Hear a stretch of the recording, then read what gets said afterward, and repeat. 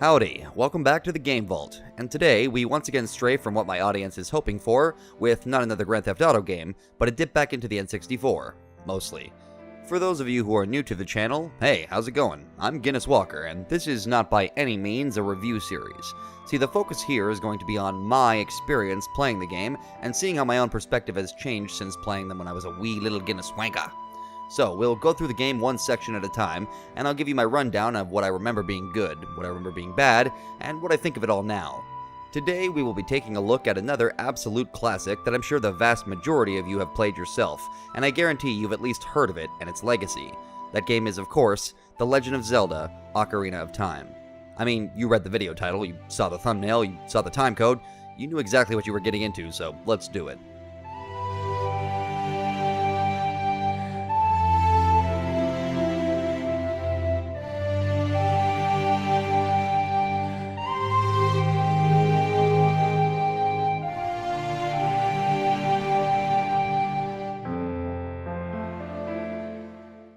This video is brought to you by my wonderful patrons over on Patreon. By supporting the channel for less than $2 US a month, you can get early access to videos, the ability to download episodes, and nearly 100 original music tracks. A very special thank you to my executive producer tier patrons, Ezra Hambrick, Mason Collin, Diecastinator, Aussie, Miles Garrett, and Chuck K45. If you want to support the channel, one of the best ways you can do it is by joining my Patreon, and by supporting those who support me. All patrons at all tiers receive access to all of the perks listed on screen for only $2 Canadian a month, or less than $2 American a month. But for those extra generous few who decide to pledge at the executive producer level, you can also promote your own content. Today's episode is sponsored in part by my executive producers Ezra Hambrick, Mason Collin, Chuck K45, and Diecastinator. You can check out Ezra's YouTube channel, ScottGames99, where they play games like Red Dead Redemption 2, MLB The Show 22, Vice City Definitive Edition, and more. Mason Cullen's podcast channel, We're About Everything, where they discuss, well, everything from zombie apocalypses to game remasters and more. Chuck K45's channel, who's working on setting up a channel all about buying farm equipment, fixing it up, and starting a new farm from scratch. And Diecastinator's channel, where they examine, review, and discuss all things diecast, from the history of the hobby to rare models and much more, with new videos basically every day, in addition to buying, selling, and trading the diecast cards. All links in the description, and a big thank you to all of my new patrons who've joined since my last video. Your support is quite literally helping me keep the lights on, so from the bottom of my little black heart, thank you all so much. Support the show by showing them some love, and without further ado, enjoy today's episode. Before we get started though, I've got a bit of background as usual, and maybe a bit more than normal for this game in particular. See, like perhaps many of you, Zelda Ocarina of Time was my first introduction to The Legend of Zelda, and probably like the third game I ever played period, and pretty much from the word go, I was hooked. For a very long time, if you had asked me what my favorite game of all time was, I would have instantly said Ocarina of Time, and even to this day, I have probably played it to completion more times than possibly any other game, even if I don't necessarily consider it my all-time favorite, but instead just one of my favorites. This is the game that introduced me to the idea of a video game being more than just a fun activity to kill time with, but a piece of art that dramatically affects your perspectives, tells you an amazing story, and makes you feel a part of a world. Not that Mario 64 didn't do that for plenty of people, I'm sure. Well, not the story part, but you know what I mean. However, for me, it wasn't the old rotund plumber that stole my heart and made me fall in love with video games as an entertainment medium. It was the OG fairy boy himself, Link. I mean, I named my freaking cat after him. Now, as I mentioned in the first episode on Mario 64, that was my first game, or the first one I ever owned. And strangely enough, it was the only N64 game I ever actually owned. So, back when Blockbuster was a thing... Oh right, I've done this bit before. Well, basically, I used to rent games far more often than buy them, since I wouldn't have any of my own money to spend until birthdays or when I finally got a job. That meant for a lot of the time when I was a kid, it would be far easier to convince my parents to rent a new game than to outright buy one. And in a lot of ways, this was better, since it meant I got to play a lot of games that I probably otherwise wouldn't have, because I was just trying them out to see if I liked them, instead of getting something I ended up disliking, and then waiting until the next time I could try again. So anyway, I never in my life owned an N64 copy of Ocarina of Time, or Majora's Mask for that matter. We'll get to you, don't worry, sweetums. But I did have a super cool babysitter, I guess you could say, who let me borrow his copy of Ocarina of Time and Majora for weeks or months at a time, so I got plenty of opportunities to play it on the original hardware. What I didn't do back then, though, was actually beat either game. Well, sort of. I never successfully completed Ocarina or Majora on N64, and quite frankly, I would spend most of my time lost and having no idea what to do next, and I still fell in love with them, so I think that's saying something. Eventually, and I don't remember exactly how the timeline worked out on this, but I would start asking my dad to print out ridiculously long copies of game walkthroughs from GameFAQs or GameSpot, and I'm talking like 100 full-page guides or longer. In fact, while scripting this, I just went and checked, and I still remember the guy whose guides I used to read when I was like 6, and they're still the highest rated guides of their kind on GameFAQs. So let me just say, I salute you, Kirby021591. You are a certified BAMF. Point is, I didn't really play them legitimately when I was a kid, as I was a dirty cheater when it came to Zelda, and a lot of stuff, but I did eventually beat them using the guides, not on the N64, but on the GameCube of all places. See, I didn't have a lot of games for N64, like I said, in fact I only had one, but I did get a lot more games for the GameCube when I got that one in 2001, on top of the usual shtick of renting new ones every other week or so. When I got the GameCube, it came with the Legend of Zelda Collector's Edition disc, which featured a full emulation of Ocarina of Time, Majora's Mask, Zelda 1 and 2, a 20-minute demo of the upcoming Wind Waker, and 2 cool little movies that I probably watched more times than I could possibly count on loop. Thanks to this magical little disc that I've since learned was actually kind of rare, maybe, I went from being a fan of Ocarina and Majora to being downright in love with the whole Legend of Zelda franchise, and eager to play every game I could get my hands on, which I still technically haven't done, but we'll get to that eventually. So it was here that I would have first played and beat Ocarina, and therefore I thought it would be best to play these versions on my Dolphin emulator rather than emulating the original N64 versions. Okay, actually the truth is that emulation isn't like it used to be, or I have gotten considerably dumber since I was a kid, because in all my fiddlings, I couldn't get a decent looking and consistent enough for my tastes experience out of any of the N64 versions of Ocarina I tried, and it wasn't until much later, when I was writing the script for this episode, and I'd already recorded all my footage, that I found the Ares emulator, as I had been using Project 64 my entire life, well, it seemed to run a little bit better. Okay, actually, Ares seemed to run a million times smoother on my machine for whatever reason. The Collector's Edition, on the other hand, ran pretty smoothly right out of the box, as it were. It didn't run perfectly, mostly just occasional sound hiccups that were enough to annoy me, but it did run better than any of the attempts I'd made on the N64 emulators, so it was good enough. I also eventually played the 3DS remake on the Citra emulator to compare my experiences, but for most of this video, I'll be focusing on the N64 version with footage from the Collector's Edition, unless we're discussing the 3DS remake. Alright, I could probably ramble with more background for this game for another 7 hours, but seeing how long this video already is, let's finally get started and boot up what was considered for a long time, and for many still is, the greatest video game ever made.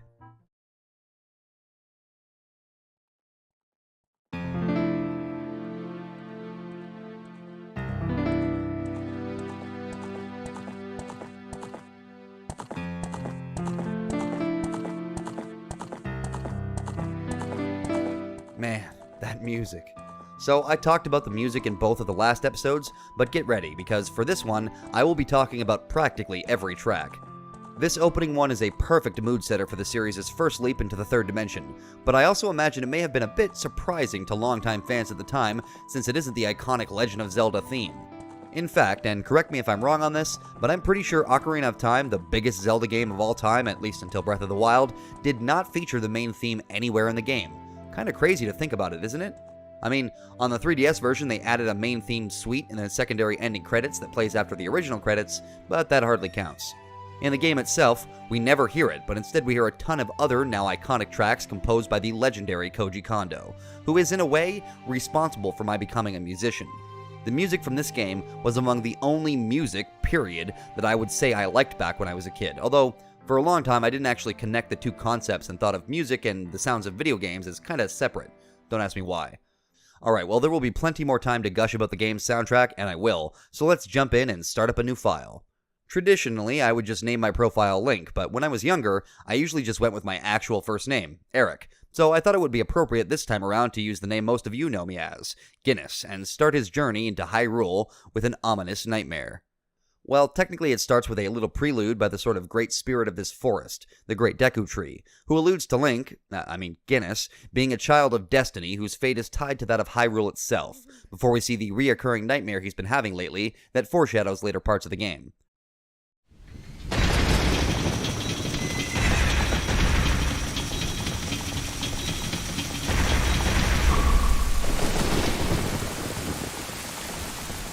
This scene used to legitimately scare me when I first played. Not like piss your pants crying, but like, holy shit, who the hell is that guy?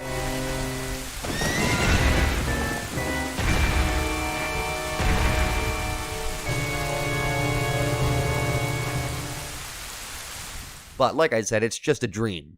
Right now we live peacefully in the secluded Kokiri Forest on the eastern side of Hyrule, along with the other Kokiri children.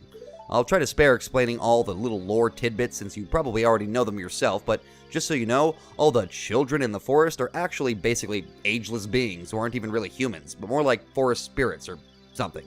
I don't know. Now, most of the other Kokiri here have a little flying fairy around them, and that does presumably something for them, but old Link Walker here doesn't have a fairy, and never has, which has left him kind of unpopular amongst the other Kokiri brats. I can relate. But today is our lucky day, because the Great Deku Tree has sent us our very own fairy to guide us in our new adventure, and gameplay-wise, she actually helps to contextualize some of the controls and introduce new players to how controlling Link worked in this new fangled 3D environment. Sure, Mario 64 had been out for 2 years, and 3D games were now all too common, but they were still fairly new, and more importantly, new to Zelda, so our fairy companion here, Navi, served as a, well, navigator, get it? In initial development, and kept that role as the game hit store shelves, but with a new story role as well. Now, the whole fairies in the Zelda world thing didn't start here, but the trope of Link having some sort of companion for his journey did, with pretty much all subsequent 3D Zelda titles having one, up until, once again, Breath of the Wild. So we're set free and allowed to wander around Kokiri Forest, with our goal being to get past everyone's favorite pain in the ass, Mido, or Mido? By first acquiring a sword and shield to defend myself. Real quick, but why the hell is he blocking us? I mean, presumably the Kokiri talk with the Great Deku Tree all the time, right? But now all of a sudden we should be fully equipped despite the fact that nobody else is? What malarkey? Freaking punk? Anyway. This area is of course the game's tutorial, basically, so we learn how to find and accumulate some rupees for spending to buy a Deku Shield, and crawl into this secluded little area over here to find the Kokiri Sword, which I guess just sits in this chest in case anybody ever needs it?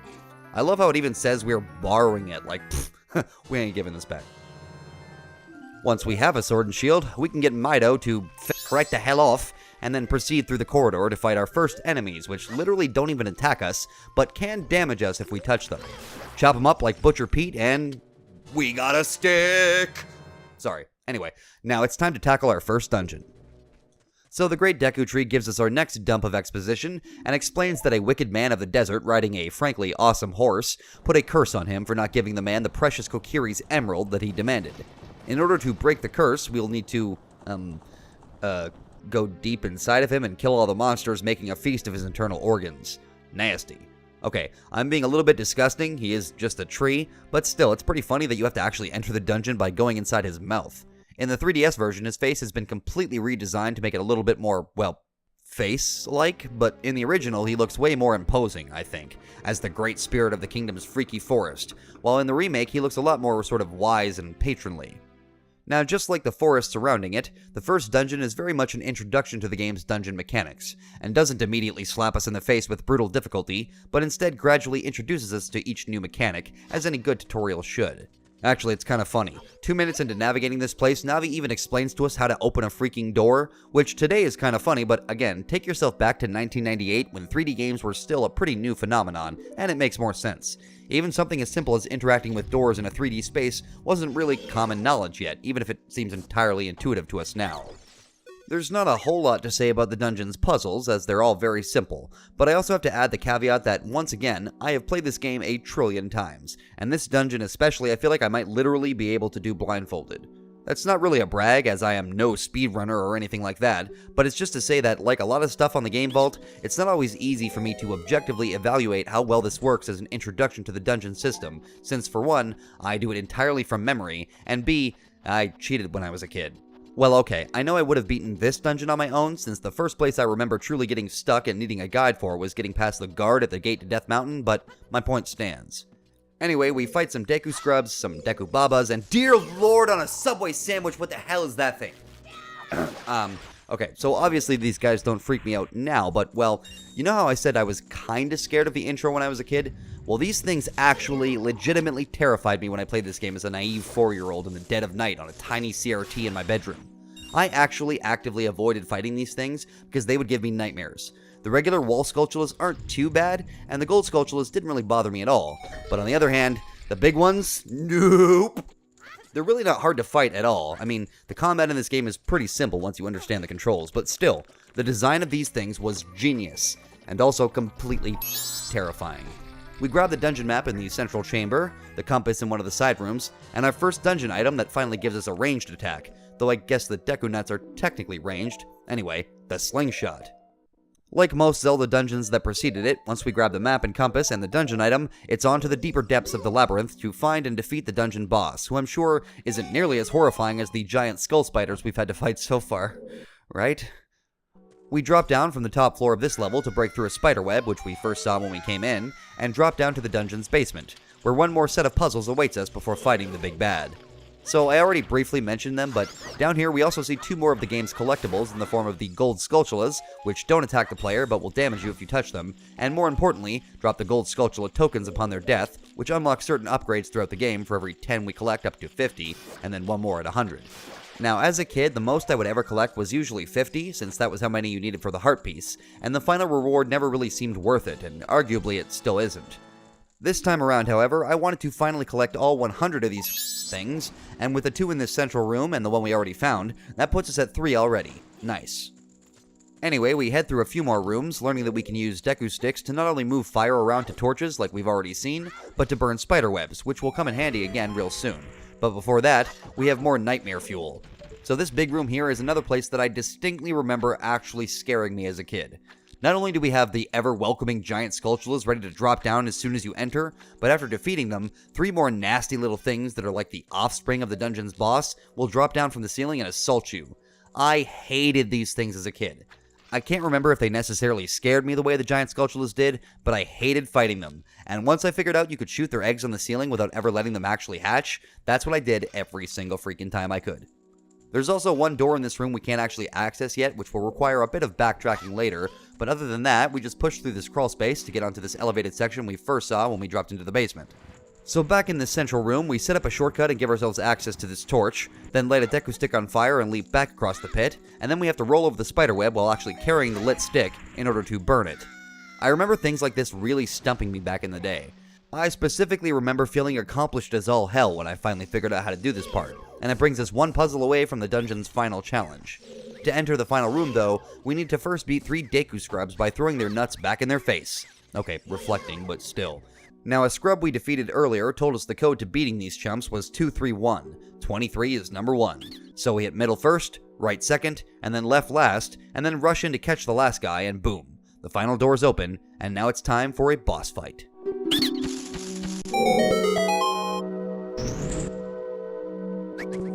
So we walk in, determined to defeat this final threat, and... oh, shit, got dark. Man, I can't see any... where the hell is the boss? What the fuck?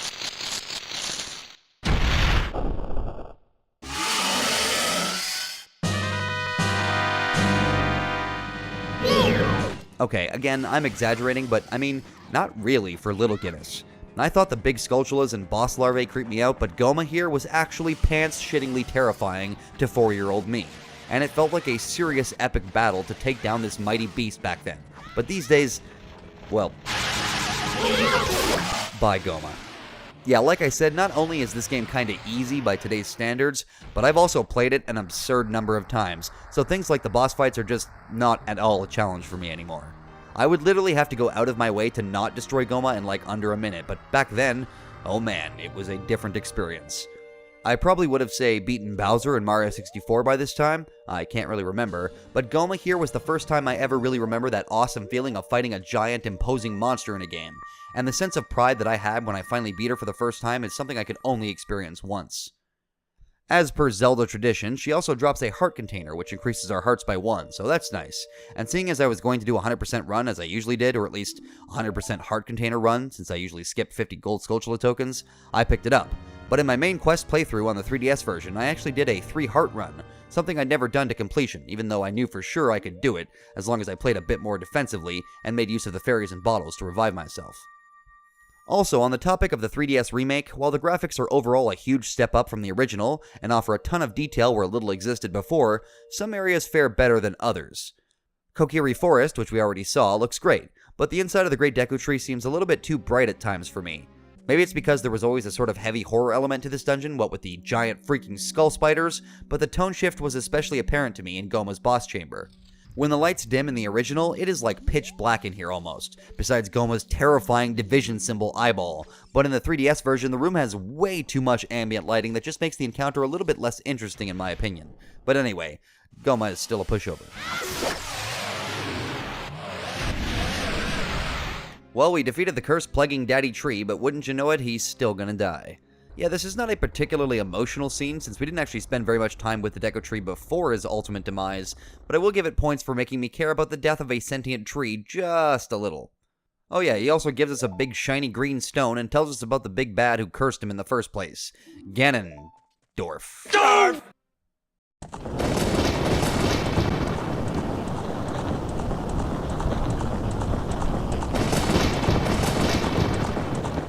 So following the trend established in A Link to the Past, we have to collect 3 special items, in this case, spiritual stones, before we can unlock the more expansive second half of the game and its subsequent dungeons. Oh, also, by this point, I had applied some HD texture packs and a widescreen mod to get the game looking a little bit better on my modern 4K TV, so from here on out, the footage should look a lot nicer, though not every texture seemed to update for some reason. Anyway, with the Kokiri Emerald tucked safely, somewhere on our person, since I don't think the tunic has any pockets, we head off into Hyrule Field and leave the relative safety of the forest behind us for now, as we venture off to find and meet Princess Zelda herself, as instructed by the Great Deku Tree. Well, it's off we go on to our next adventure. Crap. Hey, Saria. So Saria here is actually our only friend in Kokiri Forest, since everyone else treats us like crap because we don't have a fairy, and this scene is supposed to be kind of touching, and it kind of is, but it just always ends up making me laugh, because Link's inability to act with anything other than his entire body makes it kind of seem like he hated the Kokiri, even if that's pretty clearly not what they were going for. So she stops us on our way out and asks us to come back one day and not to forget about them, also giving us a memento in the form of a fairy ocarina, which Link regards with the awe, wonder, and confusion of a 7-year-old who has just discovered that musical instruments exist. Then comes the part that always makes me laugh. Saria gives Link the ocarina, and then Link is like, oh crap, is this some kind of engagement or something? Screw that, I can't be tied down, baby. Freedom!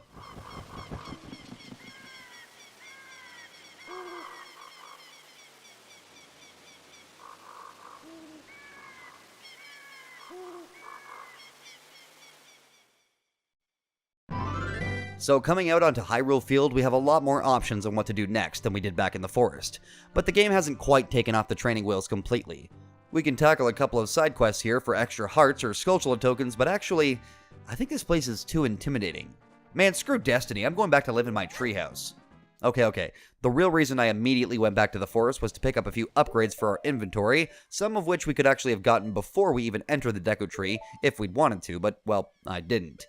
We're also going to pick up a few heart pieces along the way, which, if for some reason you're this deep into an Ocarina of Time video and you don't know, are pickups that allow us to further extend our heart meter for every 4 that we collect across the overworld and occasionally in dungeons.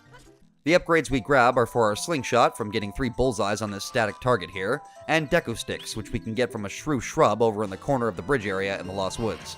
We also grab our first heart piece by playing an Ocarina minigame with some of the Skull Kids by the slingshot target area, but dear God, I hate this minigame. It's just a simple memory game like that minigame in one of the N64 Mario parties, but in order to get the heart piece, you have to make it through a full 8-note melody, and this always takes me way longer than it should. This is doubly embarrassing since I'm an actual musician, but these guys don't give a crap about rhythm. All they care about is playing the right notes, so thank God, because that would have made this even worse. Well, now that we're a bit more prepared, it's finally time to go see Hyrule Field uninterrupted, and enjoy our newfound freedom. God damn it! What the hell is that? Why, it's our good friend Kaipora Gaibora, or definitely not Rauru, as I like to call him, but nah, spoilers. Kinda, maybe. Basically, this guy is our extended tutorial and will offer advice, hints, and occasionally even assistance throughout our journey in the first half of the game. What makes this guy infamous and sort of a meme among Zelda fans is that, well, in the original title you couldn't speed up the dialogue boxes, so every time you ran into this guy, you would have to sit and read his long and occasionally meandering speeches, and to add insult to injury, he will always ask you at the very end if you want to hear him say what he just said again, since, well, he's a tutorial. And cheekily, he'll even change up what order the answers are in, so you can't just be ready to jump to no, you have to look to see if it's on the top or the bottom, otherwise he'll just repeat himself and end up trapped in a time loop. After telling Hoot to shoot, we're finally free to explore Hyrule Field, and man, before I rag on this place a bit, let me just say that as an introduction to the expansiveness a 3D world brought to games like Zelda back in the late 90s, it was an epic experience back in the day roaming around this seemingly huge place and finding secrets, fighting baddies, and learning the layout of Hyrule, but nowadays, this place is pretty damn empty. I mean, just compare Hyrule Field to Termina Field from the next game Majora's Mask, and I think you'd see what I mean. Termina Field is much smaller and compact, but also loaded with plenty to actually do, while Hyrule Field is comparatively massive and kind of empty, at least proportionally. See, there are heart pieces and Skulltulas to find here as usual, but there's just so much empty space, and upon each subsequent revisit of this place, I start to do things like backwalk to speed up the amount of time I have to spend traversing the damn thing. It does help that the Hyrule Field theme is a pretty kick-ass one, starting with a peaceful morning prelude and building to the triumphant adventure track for exploring the rolling hills, even dipping into a suspenseful and more intense section for those moments when you're being assaulted by two peahats at once and you just wish you could find a grotto to escape to, but, well, wait, what the hell is a peahat anyway? These are another Zelda enemy that used to kind of terrify me as a kid. Not because of their appearance, like with the big Skulltulas, because their presence is a giant spinning saw blade in the sky.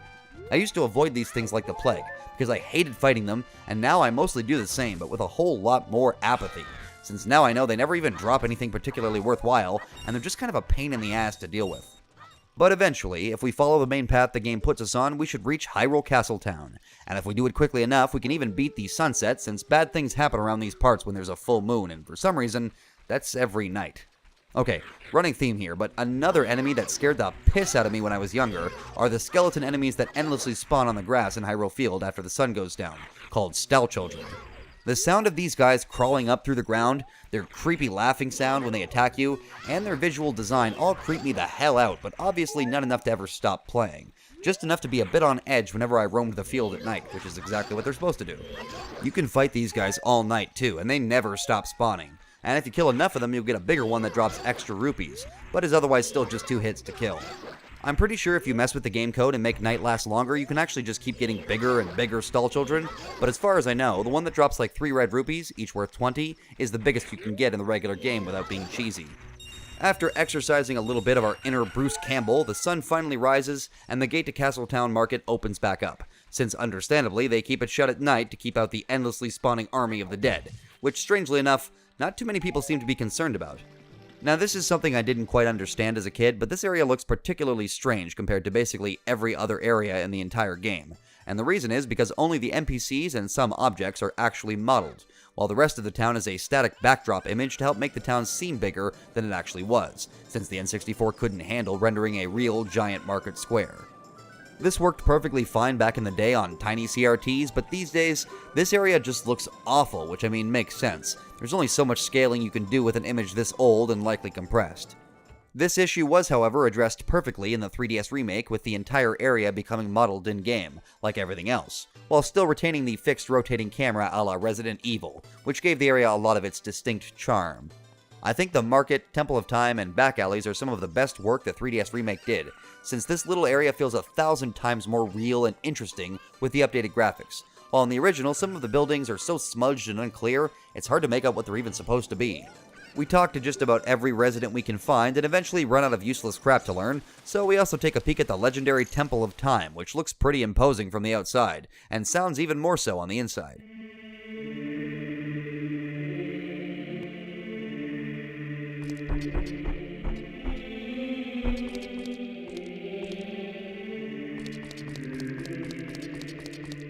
The Temple of Time theme, which is really just the Song of Time extended, is one of my favorite pieces in the game, and maybe even the entire franchise.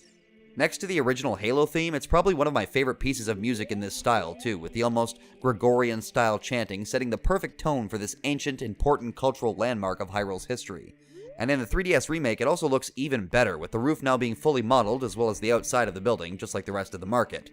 There's not actually anything we can do here right now though, since we only have one spiritual stone, so it's back to the market to make our way towards Hyrule Castle and try to get an audience with the eponymous princess if we can.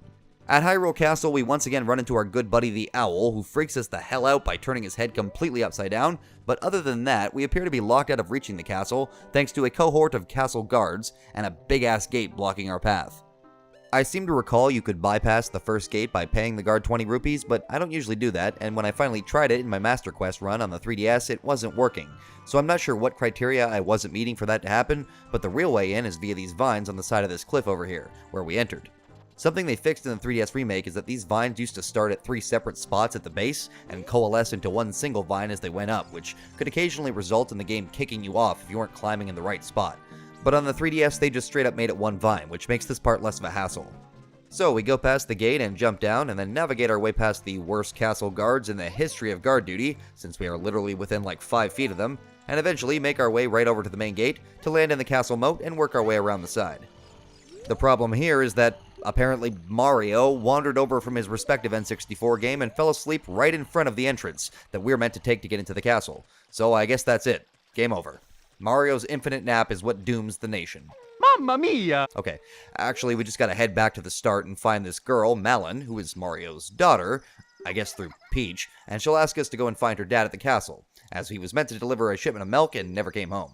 That's funny, usually it's they're going to get milk, not bring it somewhere else.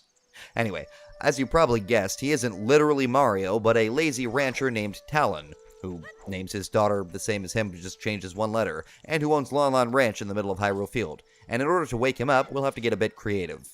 See, the game gives us an egg from Malon, and there's a good chance that this will happen at night, since you likely arrived at the castle at the start of the day, worked your way to Talon to find that you can't proceed, and then worked your way back to run into his daughter, who is singing out the Lon Lon Ranch theme to help draw your attention, before you run back to the market and become confused as to what to do next. So once you have the egg, then most likely you'll make your way back to Talon as the sun rises, and when it does, the egg will hatch into a cuckoo, and the game wants us to figure out that we have to wake the sleeping man, and we'll have to use the cuckoo to crow right into his ear. With Talon out of the way, we can now do a simple little block puzzle, yay, and then jump into the water drainage pipe to reach the castle courtyard for one more pseudo-stealth section before reaching the princess. Side note, I love the music that plays here. It's real simple and it's just a short loop, but it just sets the tone perfectly, with a bunch of dumbass guards lazily walking in circles while a 7-year-old sneaks behind them to reach the target they're supposed to be guarding.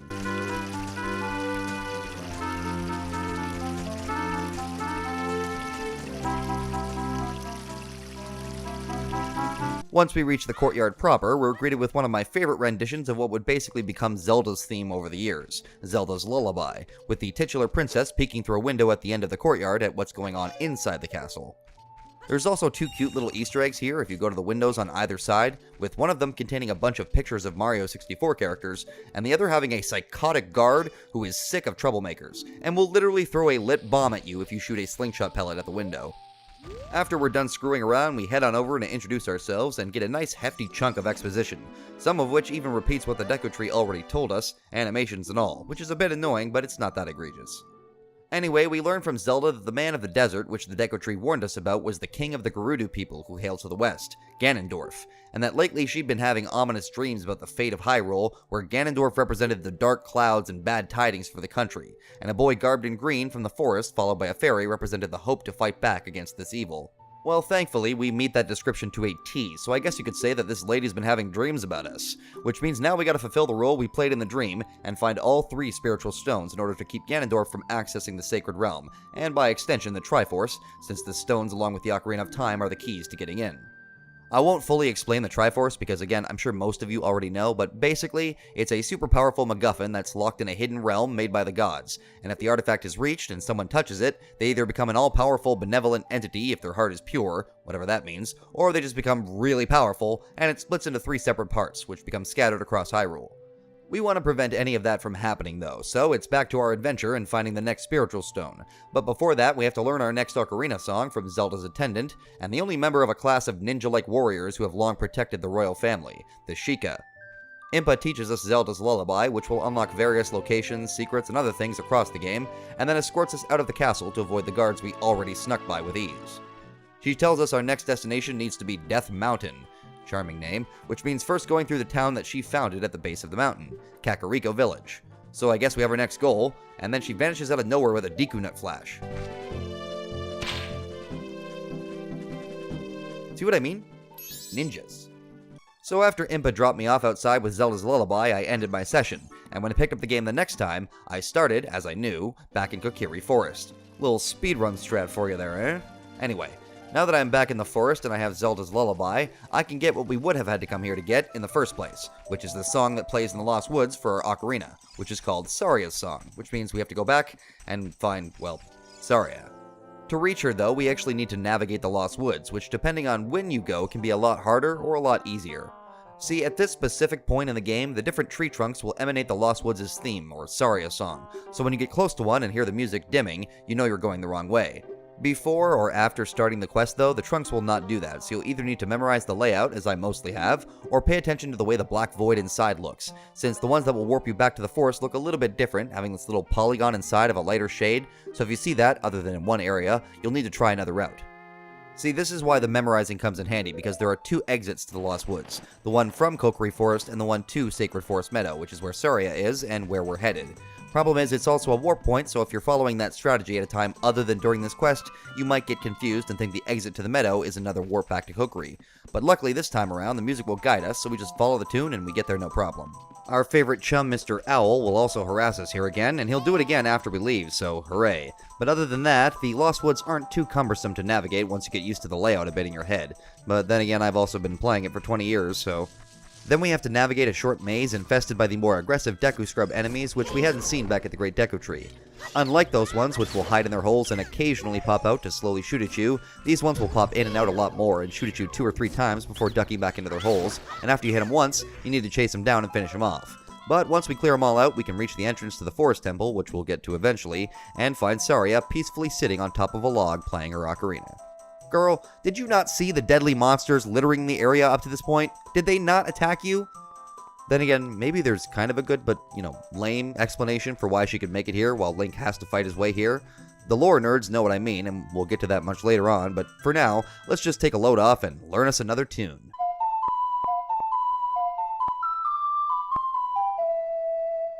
So now that we have Saria's song, we can... Well, I mean, really, when you know the game in and out, Saria's song is only useful for very, very specific instances, like for the quest we're going to go do in a bit, but other than that, it's kind of useless. See, what it does is act as a secondary, or tertiary, I guess, if you count Mr. Owl, tutorial system, or rather a hint system. If you're stuck at some point in the game, you can try playing Saria's song wherever you are, which allows you to speak to her through the forest spirits or whatever, and she'll offer you vague advice on what you should be doing next.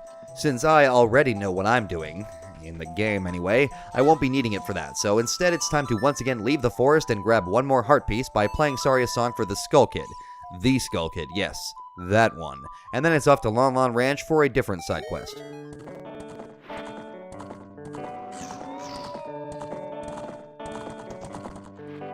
I could have skipped right to the main section of the game, but I tend to try and do everything I can do between dungeons, and I always try to do Lon Lon Ranch early, since if you forget to do it as a kid, there can be some rather annoying consequences later on. Or rather, it can make progression later on a bit slower. So we arrive at Mario's ranch and find him once again asleep on the job in his house amongst a gaggle of cuckoos, nice and professional. And here we can play a pretty easy minigame where we have to find 3 specific special cuckoos from among the normal ones, and receive our first empty bottle. Whoopee. Actually, while this might be a bit of a troll if you're completely new to Zelda, to anyone who's played a Zelda game before, you'll know that empty bottles are among the best items you can get in the game, since they allow you to put anything in them from fairies for extra lives, to blue fire, red, green, and blue potions, and bottle bugs, so they're far from useless. With our first bottle, there's still 2 more things that we can do here. The first one is going to see Malon, Mario's daughter, who we met earlier, and who Mario has already tried to arrange for us to marry, and we'll find that she's still singing her heart out around her favorite horse, Epona. Now, when I was a kid, I'd always confused the heck out of me exactly how you trigger this, but I've since figured it out that you simply need to talk to her 3 separate times in succession, and then pull out the ocarina in order to trigger the scene where she teaches our next melody, Epona's song, which is almost completely useless right now, but it will be very handy later on down the line. Okay, I shouldn't say completely useless, since it does allow you to get a full bottle of milk from any cows that you can find in the world, and surprisingly, you can find them in random holes across the country. No idea how that happened. So this song can help you get the life refills if you need them, but for now, we won't be needing it. Now, the only other thing to grab here is a heart piece inside of the grain tower, or whatever, over here, and a couple of gold skulltulas, and then it's off to actually do what Impa told us to do, and head towards Death Mountain via Kakariko Village. But not before f***ing around for a while we're there. Alright, we gotta talk about the music again.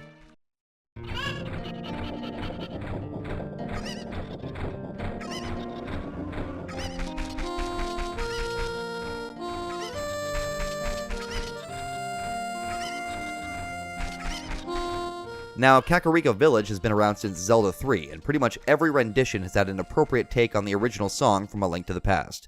This one perfectly fits the nestled little village at the foot of the mountains vibe. I know I keep saying that, but it's true, and is done using mostly an arpeggiated classical guitar, and what I think is supposed to be a harmonica, along with an ocarina. It's all N64 MIDI quality sound, so I'm not 100%, but this version is probably my favorite of the classic Kakariko themes across the whole of the series. One of the best things that this music puts you in the mood to do, and the first thing we'll be doing, is round up a bunch of chickens. Huh, well alright then. And honestly, since we'll be constantly holding these damn things above our heads and causing them to freak the fuck out, the music kinda gets drowned out a bit anyway.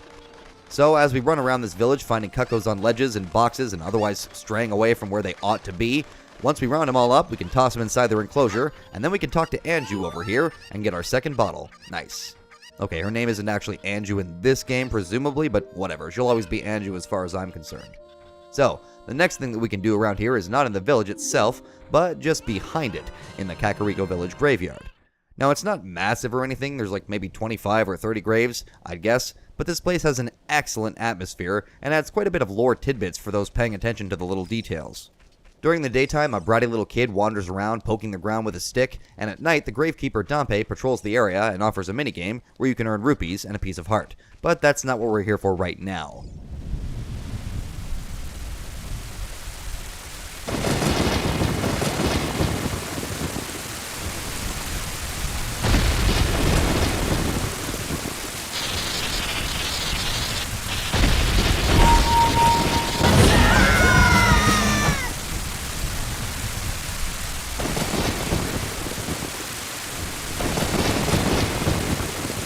That's right, we're here to grave rob.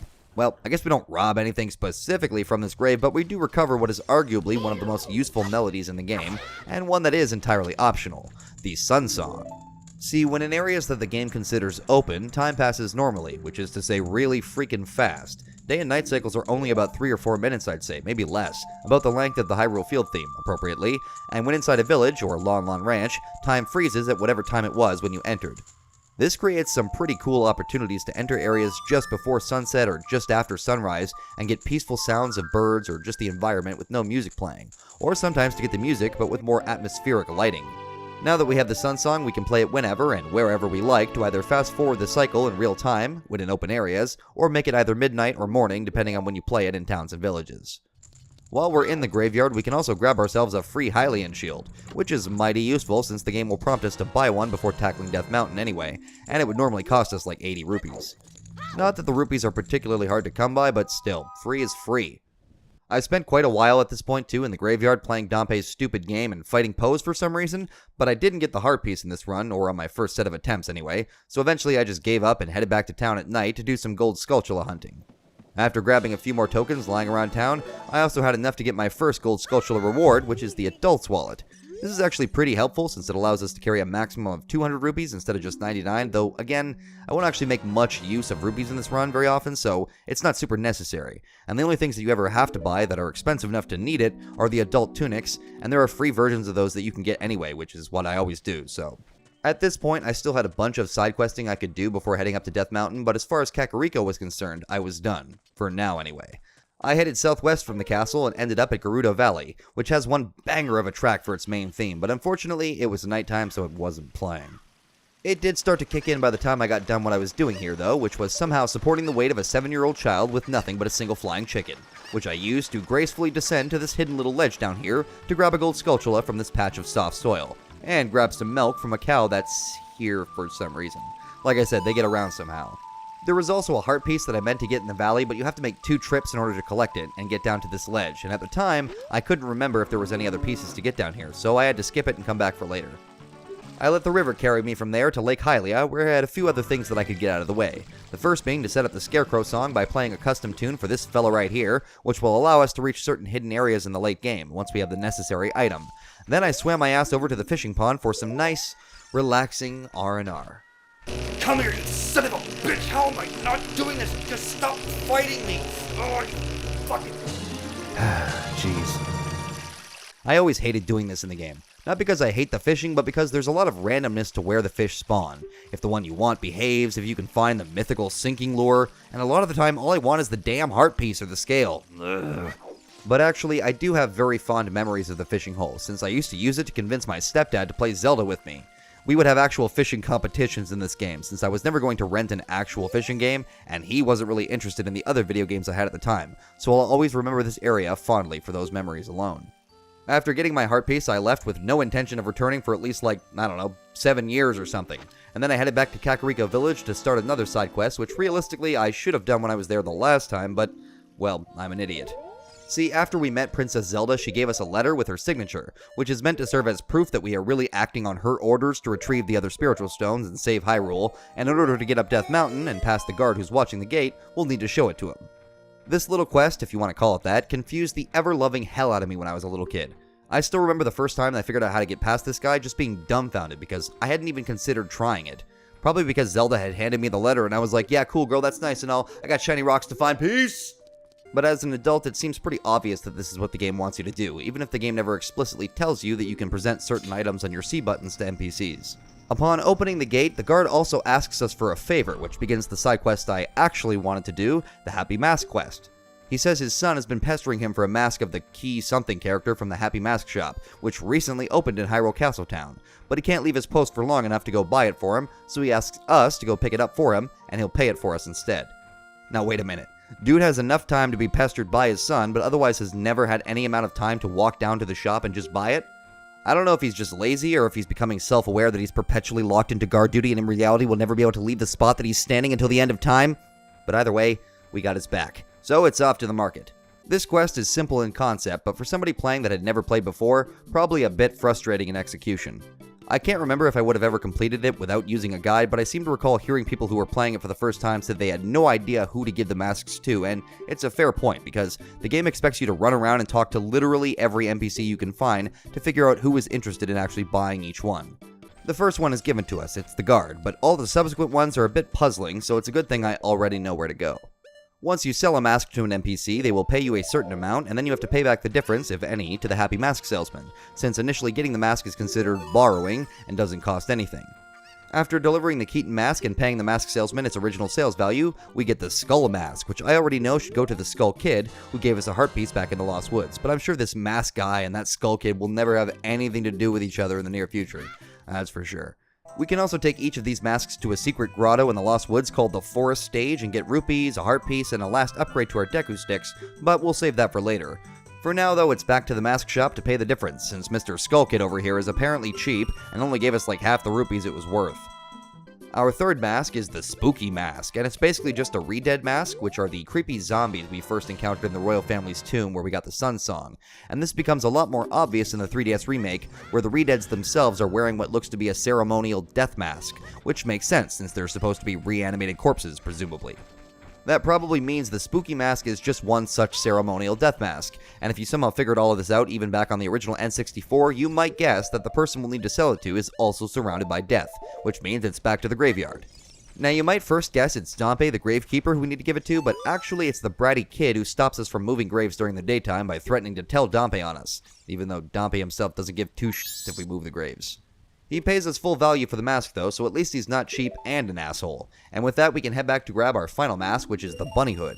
Now don't get too excited. If you played Majora's Mask, you know the Bunny Hood makes you run faster in that game, but it unfortunately doesn't do that in this game. Not for us anyway. We will, however, see what is probably what gave them the idea for that feature in Majora's Mask when we do sell it, but unfortunately, we can't actually complete this quest yet. I guess I forgot this when I started it, but you can't actually find the final guy you need to sell the Bunny Hood to until after you defeat the boss of the third dungeon, so for now, we'll have to call it quits and finally head back to doing the main story by trudging our way up to Death Mountain, now that the gate is open. So, off we go. So here we gotta follow the trail past some of the more annoying enemies in the game, Tektites, and we come across a giant boulder blocking what looks like the entrance to some big cave. And beyond that, we see some smaller boulders also blocking our path straight up to the mountain, which means the only place we can really go here is into the home of the region's inhabitants, Goron City. Right, so actually, this area introduces us to the first of the non-human races in Hyrule, unless you count the Kokiri, but I mean, they still look human, so... The Gorons are probably my favorite of the major races in the Zelda series, and it was here that they got their start, as far as I know.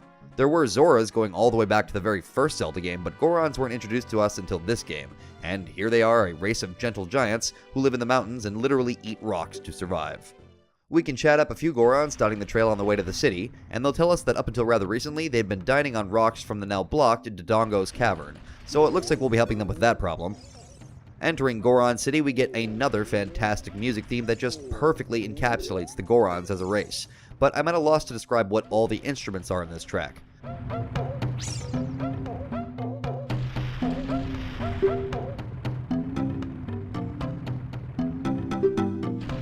The main melody seems to be provided by some large wooden percussion instrument, not quite a xylophone sound, but close, and behind it you can hear what I only describe as like tribal sounds, though I'm not sure what sample or instrument is actually being used or replicated here. I just know that I always think of that sound as like the Gorons chanting for whatever reason. Goron City is also a really cool area, a cave city nestled into the base of a volcano with a layered structure descending towards the main chamber. It also has this weird giant spinning pot that rotates around the lowest level, so naturally, we have to go mess with it. At the lowest level, we run into a few blocked doors, one of which has a fancy rug covered with weird symbols, but if we talk to the Goron nearby, he'll give us the hint that the boss Goron behind the door is waiting for a messenger of the royal family, so in order to unlock it, we need to play Zelda's Lullaby. And here we meet one of my favorite characters in the game, Darunia, the chief of the Gorons. He's a bit pissed off right now, though, because of the blocked Dodongo's cavern, and if we talk to him first, we'll learn that it was actually Ganondorf who blocked the cave, and that he tried to bribe the Gorons into giving him their spiritual stone in exchange for him unblocking it. Well, a grumpy, frustrated rockman is no good to us, so we gotta cheer him up. How do we do that? Why, with some kick-ass music, of course.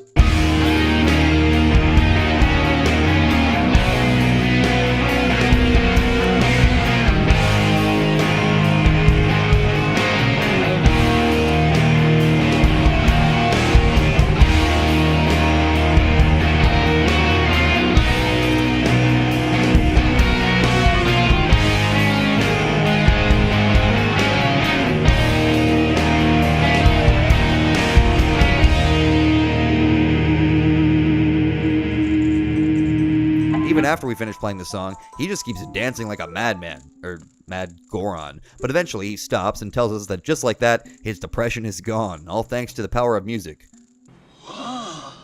We tell him that we want the spiritual stone of fire, the Goron's ruby, and he basically says, yeah right, fat chance, but if you were to open up Dodongo's cavern and clear out all the monsters that we've been seeing gather in there, I might consider it. So we have our next dungeon then. He also gives us a Goron power bracelet, which allows us to pick up the weird bomb flowers that we've been seeing around the city, but he insists he isn't giving the bracelet to us because we cured his depression, just because. Before we hit Dodongo's cavern, though, accessing Darunia's room gives us the ability to light some torches around the city, which gets the giant spinning pot in the lower level spinning like a Goron dreidel. Now, I think the game intends for you to do this with normal bombs once you have the ability to carry those, but it can be done with the nearby bomb flower, which is always what I do. What can be done, you ask? Damn it. Damn it! Haha! There we go. It's actually a spinner game where whatever face on the pot is facing the screen when it stops spinning determines your prize, but I got the good prize on the first try, at least in my first run, the piece of heart. Every other face just gets you rupees or refills on items like bombs, which we can't even carry yet, so it's off to Dodongo's cavern for our second dungeon. In order to start the dungeon, though, first we need to get inside, which means using our newfound upper body strength, courtesy of the Goron bracelet, to throw a bomb flower off of this ledge in just the right way to open up the path.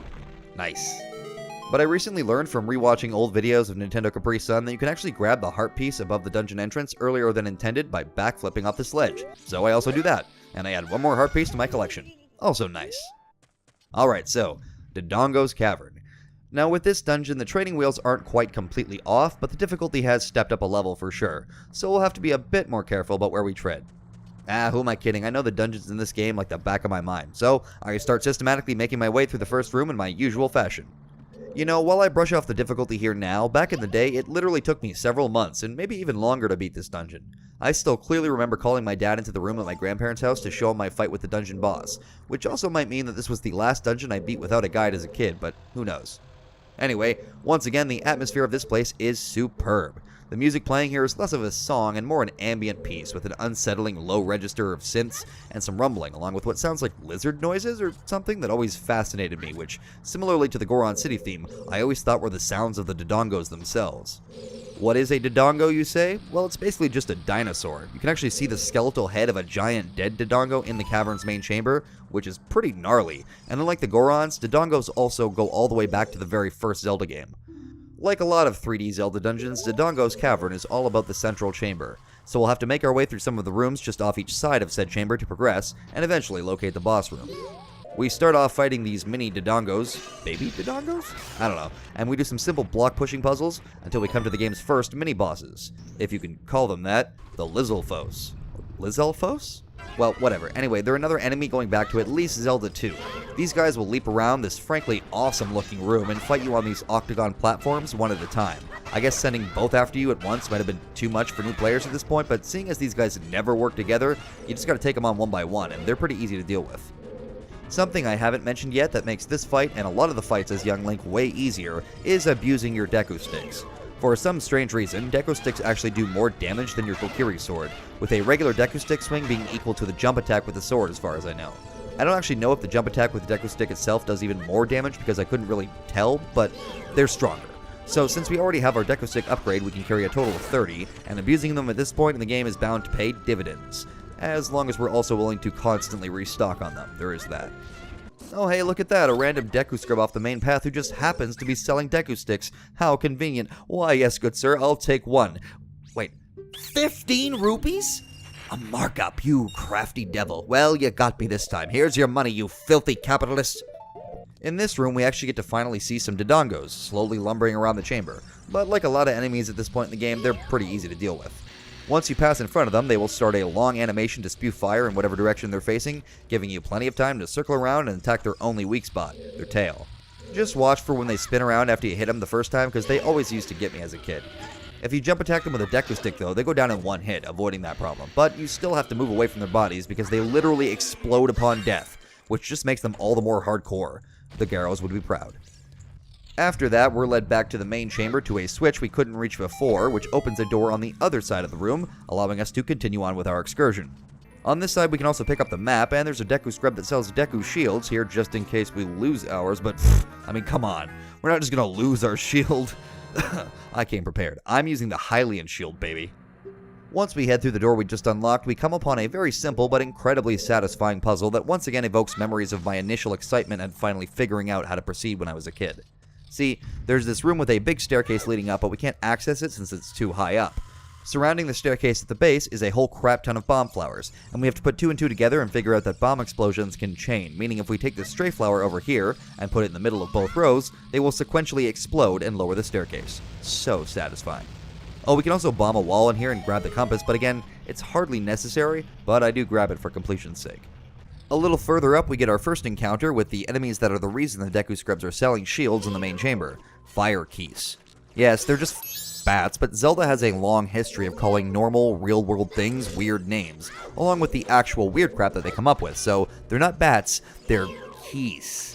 Luckily though, like I said before, we've already equipped the Hylian shield, which can't be burned on contact by these dumbass bats, Keese. So all we gotta do here is push one of these statues to get access to the ladder, so we can push this button. Boop! You know, maybe this is just me, but as a kid, I guess I either didn't fully understand the way the compass worked, or I would frequently wind up in this room without having grabbed the compass, because even though the game faces you towards the door you need to go through after the cutscene, when the cutscene to open the door plays, I would always get disoriented, and I'd have to pick which door to go through at random, and sometimes have to walk back and fight the Fire Keese all over again. I'm sure this was dumb kid but I still think of this every time I do this room.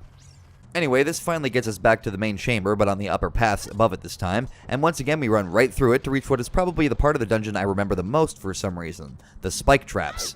See, this room is full of narrow corridors with spike traps that will move back and forth regularly, and to avoid them you just have to pay attention, but I guess I was somehow even more impatient as a kid than I am now, because these things used to always get at least a few hits on me. Here we also either need to make a really good bomb throw to land it on this ledge in front of the bombable door, or figure out that we can throw a bomb just before it explodes to destroy the wall before the bomb falls all the way to the ground. Once we do that, we make our way through some more basic eye switch puzzles and a few more baby Dodongos for another fight against 2 Lizalfos, this time with the stakes turned up a bit.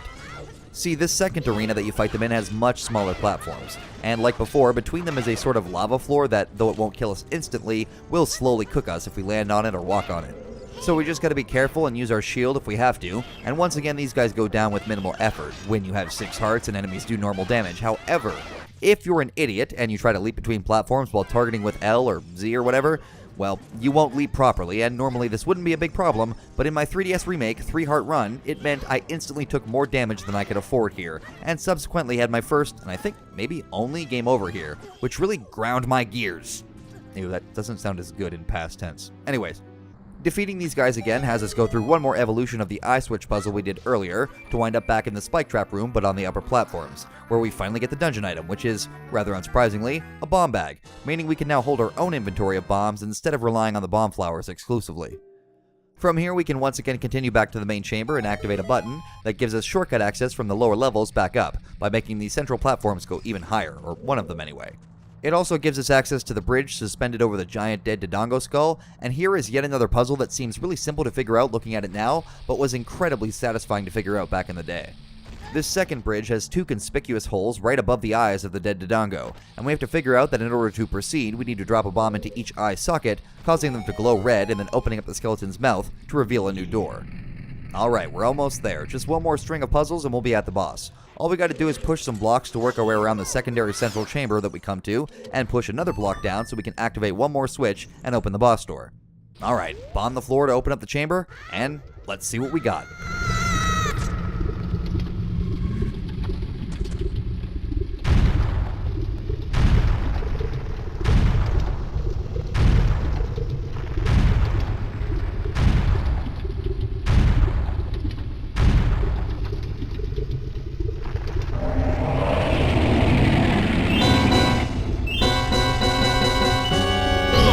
Okay, so again, this guy is an absolute pushover, just like Goma, but I will never forget beating him for the first time, so he's got some extra nostalgic value for me. Unlike Goma, he also never actually, literally scared me, and it was more like an epic battle against this giant freaking dinosaur rather than the video game equivalent of slapping yourself all over to get the bloody spiders off. We toss a bomb into his mouth before he can breathe fire, jump, attack him with a freaking tree branch, and let him roll around a bit before he crashes. Rinse, repeat, dead. He also has a gnarly death animation where he rolls into the fire and slowly dies before the lava solidifies from all of his added mass. Awesome. Grab our next heart container, and it's back into the blue void.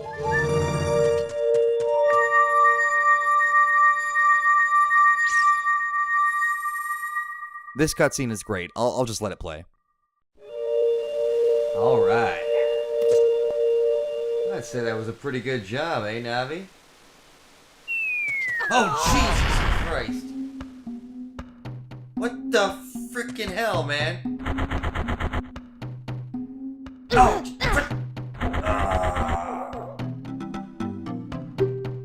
I think you broke my back. Darunia, I think you shattered my spine. You are literally made of stone.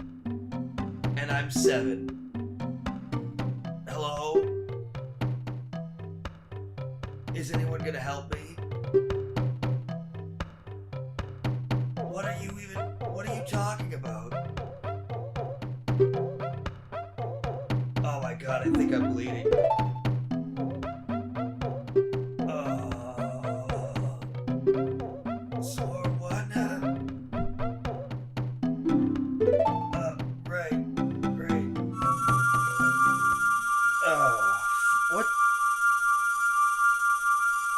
What are you doing? Are you summoning a...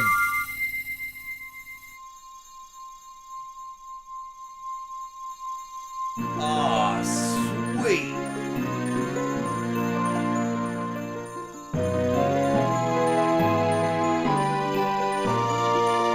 Zelda's gonna love me.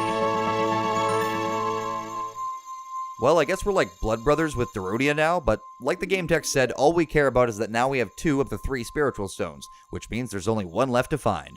It's off to Zora's domain. After some obligatory side questing, of course. Whoa! Whoa! Hey, what is this? Some kind of an ambush? Hey, look, I just did what you... No! Oh, Jesus Christ. Alright, I'm leaving. So to start off, since we have bombs now, we can do a few more things in the overworld before we head towards the 3rd dungeon. There's a heart piece that we can grab along with another Skulltula here in Death Mountain, but a more important and necessary thing that we need to do now is use our bombs to open up the path to the top of Death Mountain.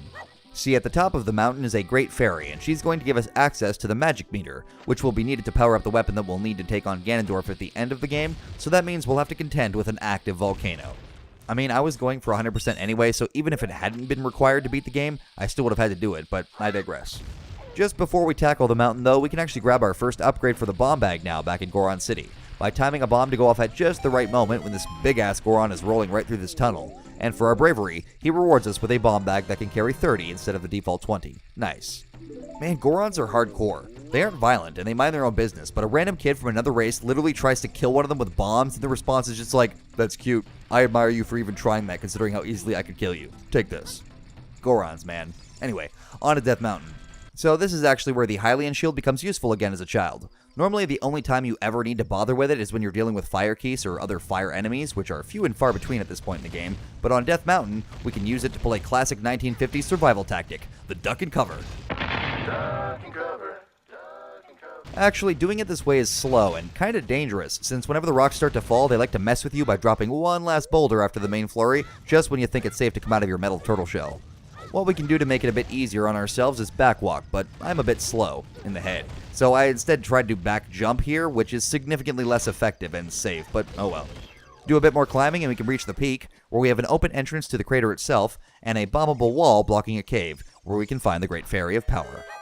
So I'm sure this has been said a million times, or I don't know, maybe it hasn't, but the Great Fairy in these games is, well, clearly supposed to be basically a busty naked woman. And I think the only way they originally got away with her being this exposed in the original game is because back then the graphics left enough to the imagination to leave room for reasonable doubt. But in the 3DS remake, this problem no longer exists, and she instead now looks how it's implied she was always supposed to. And damn, I can't believe the Great Fairy alone didn't push the prudes and rating sports to slap this sucker with a T rating. Anyway, the Great Fairy grants us magic, which is great and all, but at this point in the game there are only really two things we can do with magic, and they happen to be two of the three possible spells that other Great Fairies around the world can give us. Only one is actually needed to beat the game though, and it won't be needed until much later, so at this point for a normal playthrough, magic would certainly seem kinda pointless. If you actually pay attention to the things characters say though, the Great Fairy will point you in the direction of Hyrule Castle for a spell, but she doesn't tell you exactly where, which I guess confused a lot of people, since in the 3DS remake she basically tells you exactly where to find the next Great Fairy, which I feel like was entirely unnecessary, but then again, I did cheat when I was a kid, so I actually can't say how intuitive it is to find this place on your own, but it doesn't seem that hard. Then again, the spell we got here is mandatory without using glitches to complete, so I don't know, maybe it was a good change, who the hell knows. Anyway, we can get a ride from our good buddy Mr. Owl here, and he'll get us down the mountain a lot faster without having to deal with all the volcanic eruption crap again, which is nice. He also drops us off on top of a building in Kakariko, which gives us access to a heart piece now, and another Skulltula later on, but we can't get both right now, so I grab the heart piece and head out to grab our second bomb bag upgrade in Castletown by doing my favorite minigame ever. Bomb Shoe Bowling. Okay, so, Bomb Shoe Bowling. I hate this minigame.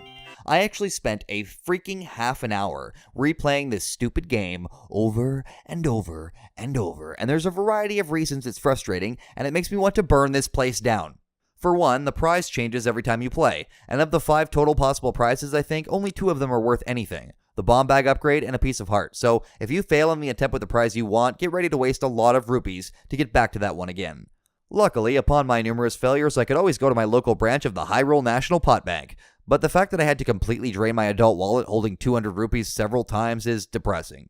The second thing that makes this game annoying is the second target of the 3 that you need to hit to get the prize. Sometimes it's on the top, making it just a matter of timing your bomb shoe to not hit a spike trap or a cucko on its way there, but sometimes it's on the side, and I can't for the life of me figure out the exact spot I need to be standing to get a good angle on the hole when this happens. So many times I would clear the first round with 1 bomb shoe, leaving me 9 tries to get the other 2, and I would lose 6 or 7 or all 9 to the second target. The third thing that makes this minigame annoying is the randomness of the damn chickens or cuckos or whatever. The spike trap is easy to predict, but the cuckos are wild animals that just wander around aimlessly, threatening to stop your bomb shoe dead in its tracks. You'd think that an explosion would cover the sides of this little bowling lane with feathers and chicken guts like an unregulated slaughterhouse, but no. They just shrug off the freaking explosions and stop moving for a few seconds before they go back to normal. In the third round, there's even a beefcake cucko who is like stuck in a little rut in the center, preventing him from wandering too far left or right, and thus giving you only the narrowest opportunity to take the center path, which is just the icing on the cake. Eventually, finally, I get both prizes, my 40 bomb capacity upgrade and another heart piece. But after that, I took a bit of a break playing, and at some point I was watching NintendoCapriSun's Randomizer 2022 run again, and he just so happened to be doing bomb shoe bowling in the episode I was watching. Basically, you hold the bomb shoe, just don't let it go, let it explode, and it'll put you in the perfect spot to just send one right into the hole.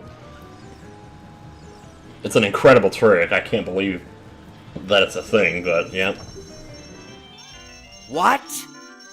Yeah, I don't know everything about this game, and I certainly have not and do not keep up with all the speedrunning strats or sequence-breaking craziness that people have done with this game, so I had no idea this glitch was possible on the N64 versions, but I was also playing the Collector's Edition, so I'm not sure if that would have been, fixed or something. It doesn't work in the 3DS version, though, because trust me, I tried.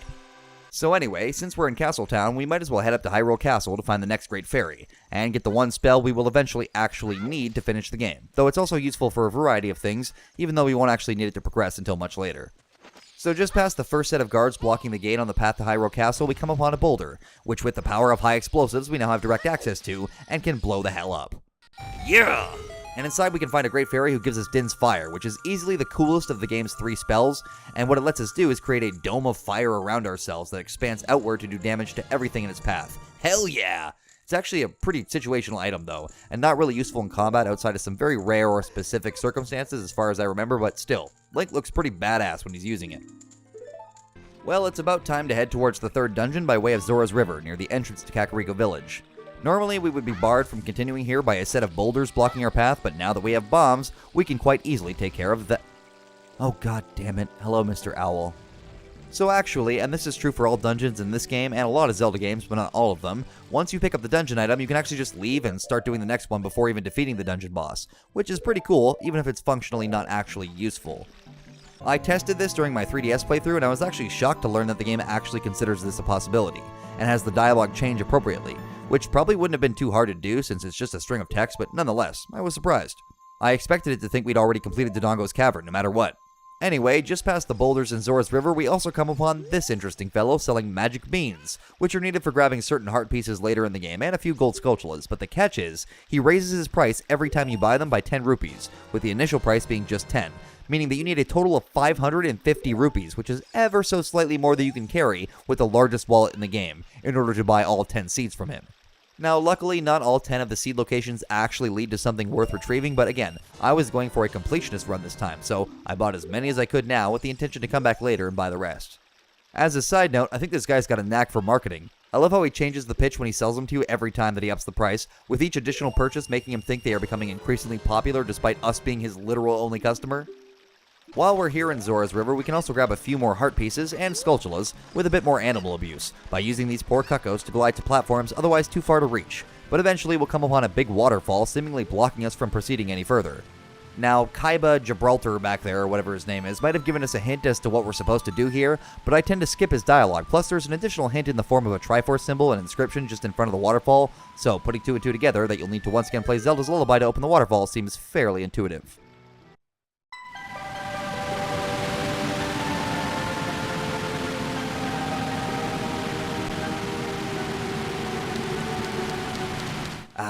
Zora's Domain. One of the coolest areas in the game, and trust me, it'll get much cooler later on. But for now, we can meet some of the area's inhabitants, and the second of the 3 or 4 big races, depending on what you count as separate race. The Zoras. Now, like I said before, Zoras are OGs, and they've been around since Zelda 1, but in that game, and most of the games before Ocarina of Time, they were almost always hostile. There were a couple of non-hostile Zoras in Link to the Past, but as far as I know, that was it before this game.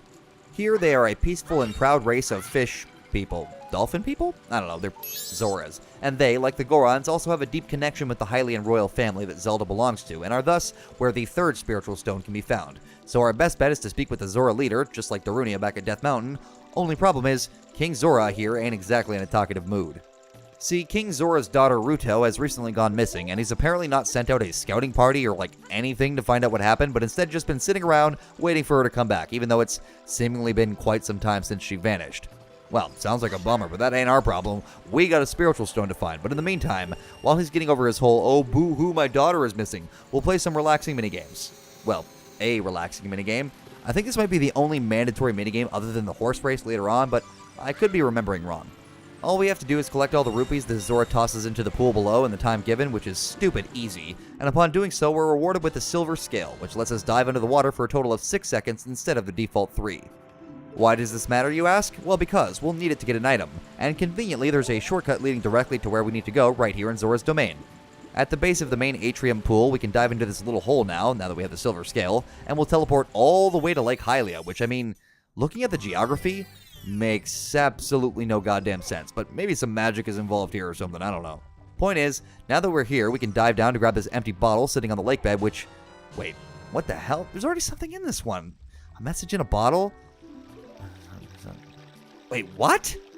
Okay, I have a lot of questions. One, how did she have paper to write with inside the fish if she was eaten, unless she, brought it with her and somehow didn't lose it in the chaos of, being freaking eaten? And two, how did this bottle get outside of the giant fish if she's still inside? What possible circumstances allow the bottle to find its way not just outside of the fish, but literally across the entire country, small as it is, and at the bottom of a lake? And three, you know what, I'm going to stop the logistics behind this because it makes my brain hurt. So let's just take the bottle back to King Zora and see if we can't kick his ass into gear with this news. Well, it turns out we can. It's just that King Zora in high gear just looks like this.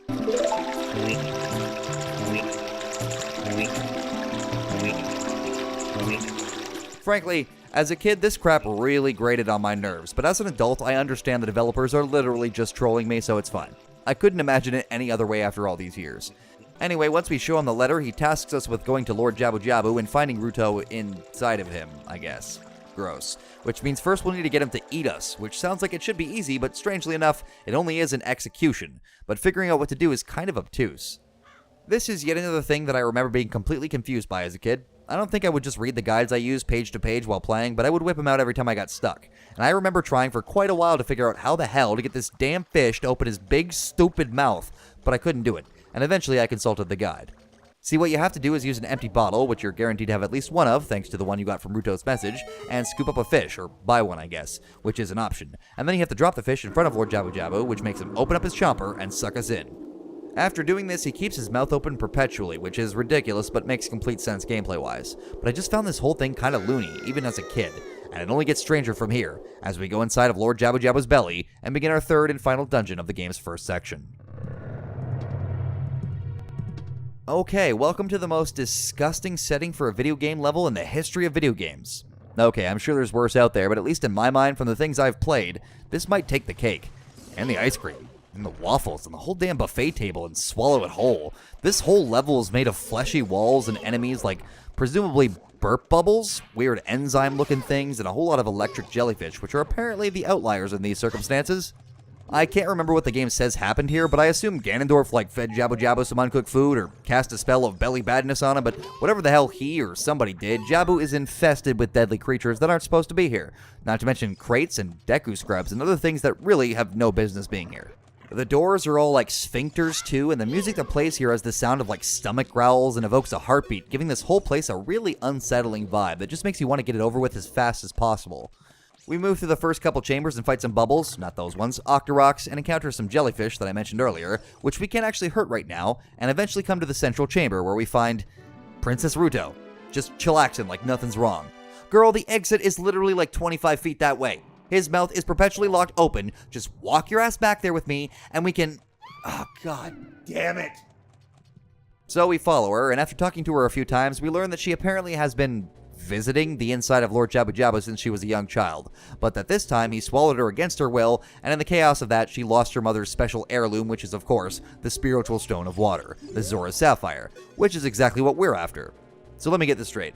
She lost the sapphire, but somehow didn't lose the paper she apparently had to write a letter and managed to get the bottle outside, but not herself.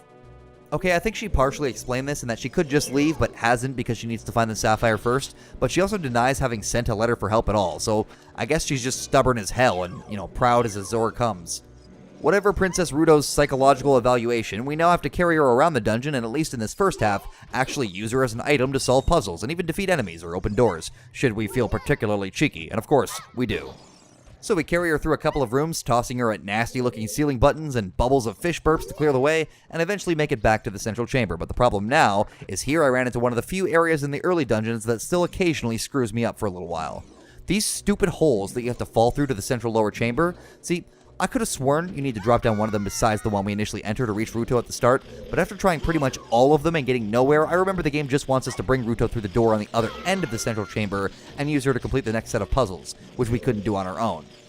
So here we have 3 branching paths, and we need to move back and forth between a few different chambers using Ruto's heavy ass to hold down buttons until we get our hands on the dungeon item inside one of these absolutely disgusting rooms. We got a boomerang inside of a giant fish for some reason. Now, the boomerang functions much like it has since the original Legend of Zelda, by allowing you to drag items that are far away to you, but in this game it also acts as a sort of replacement for the slingshot as your new primary ranged weapon. I say sort of because you still need the slingshot for shooting targets, but it also has less of a reload time since the boomerang has to fly, hit its target, and come back to you before you can throw it again, while the slingshot could just be fired until you run out of bullets or seeds or whatever. So now that we have the boomerang, we can fight these horrifying tendrils or something. I don't know, man, this whole place is disgusting, but these things are especially nasty. We hit the first one 3 times with our boomerang, and it thankfully dies, and unlocks the next set of puzzles, and another big tendril room with the culmination of this area being the straight path on the 3-pronged fork, which leads to the big green boss tendril, I guess. See, when you kill these things, it removes other tendrils in the dungeon that are blocking paths that have the same color.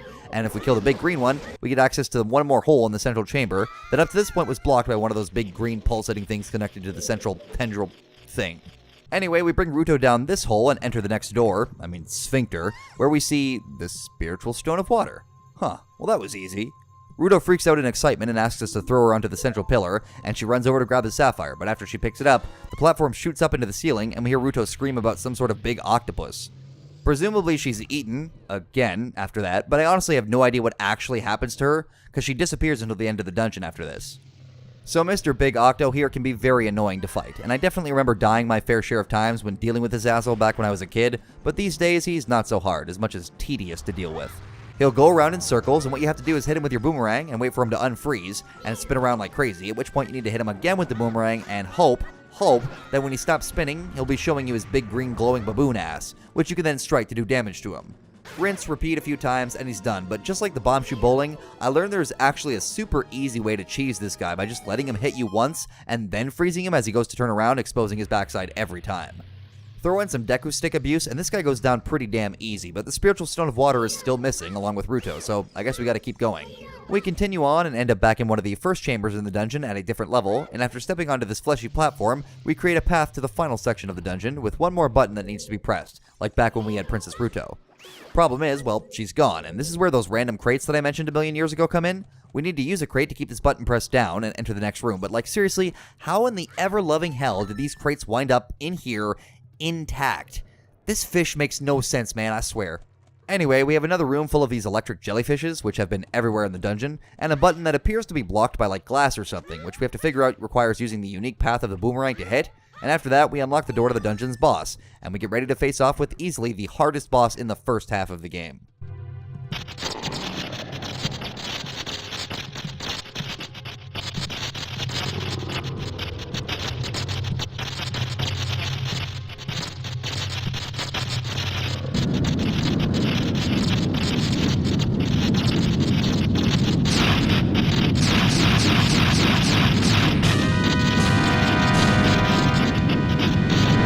So Baronade here used to kick my ass up and down the block. It's this weird parasitic thing that spins around this giant room with jumbo versions of the electric jellyfish we've been fighting so far attached to it, and its main attacks are thus shooting unblockable beams of electricity at you, which can do quite a bit of damage. What we have to focus on here is using our dungeon item, the boomerang, in typical Zelda dungeon fashion to stun him, and then go in for some hits while he's frozen, but this guy moves fast, and hitting him isn't always as easy as it seems. I mean, it could be that I'm exaggerating his difficulty a bit, since I really don't have too much trouble with him nowadays, but I'm also remembering how much trouble he used to give me, and even now, he still at least keeps me on my toes during the fight, which is something I cannot say for Goma or King Dodongo, so points to Baronade. Anyway, we slice and dice this meat like Butcher Pete, and eventually it dies in a gruesome, tumorous, and frankly awesome fashion, leaving behind yet another heart container, and Princess Ruto. Seriously, how the hell did she get here? And that look on her face. Jeez.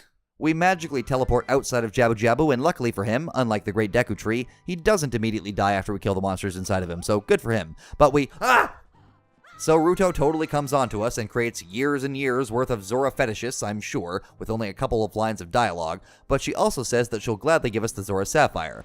The catch is that to the Zora, it actually serves as an engagement ring, meaning in her eyes, Giving it to us means we're going to marry her one day. Right. Well, once again, the text box here reminds us that Link has literally no idea what the hell she's on about, but what matters now is that we have all 3 spiritual stones, and we can thus return to Zelda, stop Ganondorf, and save Hyrule. Huh, that wasn't all that bad, now was it? So before we head back to Zelda and tell her we have all 3 spiritual stones, we have a few more side quests that we can tackle once again, now that we have access to a new item, the boomerang, which will let us mostly grab Skulltula tokens that we couldn't reach before. In addition, I took this opportunity to go ahead and plant all the magic beans that I had purchased at some of the soft soil patches spread across Hyrule, since it'll be helpful for later on, and there's a Skulltula that we can get all the way back at the Great Deku Tree that requires both bombs and the boomerang, which is honestly kind of annoying. I mean, it's mostly annoying because I thought I could get this one with just the bombs and actually try to get it back after I finished Dodongo's Cavern, only to realize I would need to come back again later, but at least I got it now. You son of a bitch. A few more Skulltulas and some more magic beans later, and it's time to tackle the last phase of the Happy Mask Salesman quest, which we couldn't complete before, by taking the bunny hood and running around Hyrule Field until we come upon the Postman. I mean, the Running Man, who for some reason also reminds me of the Flying Man. I guess the common thread here is that he is the man. But he's also quite the Speedy Gonzales, so we have to either catch up to him during the day, or wait for night to fall, at which point he will plop his ass down and relax until morning, giving us the perfect opportunity to sell him something, as any good salesman would. Now, by this point, I had already collected at least 10 Skulltulas, which meant I had unlocked the second wallet upgrade, the Adult's Wallet, which allows us to carry a total of 200 rupees. Why does this matter? Well, because the Running Man really wants our bunny hood, and when we try to sell it to him, he will pay us an insane amount of money that will fill our wallet no matter what size it is. So it's actually best to do this after getting the third wallet upgrade, which I did eventually do in my 3DS run. More importantly, selling the bunny hood allows us to return to the Happy Mask Salesman one more time and get the final mask, which doesn't actually need to be resold, the Mask of Truth. The Mask of Truth allows us to speak to those weird gossip stones spread around the world, and they will tell you cool little lore tidbits, as well as give you hints on how to find secret heart pieces and Skulltulas around Hyrule, so it's very handy to have. I won't really need it since I remember where the majority of things are anyway, but it's fun to have, and I definitely still to this day have not activated every gossip stone, meaning I still learn some interesting things now and then from these very strange Sheikah relics. Grab a bunch more Skulltulas and plant a few more magic beans, then it's finally time to head towards Hyrule Castle to find Zelda and stop Ganondorf once and for all.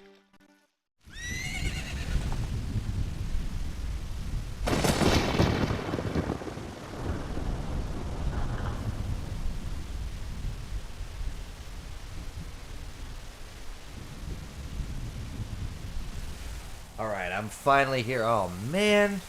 Right as the rain starts? You gotta be kidding me. Wait a minute. Why does this all feel so vaguely familiar? Oh, hey. Hey, a horse. Oh, shit, it's Zelda. Whoa, dude.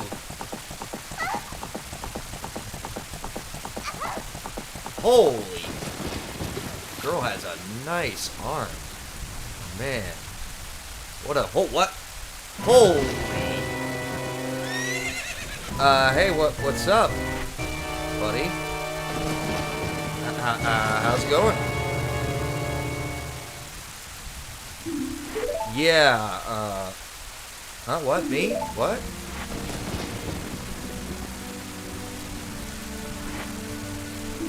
Man, I ain't involved. You know what? No, screw this. Maybe I do, you know what? Maybe I freaking do, alright? You want a piece?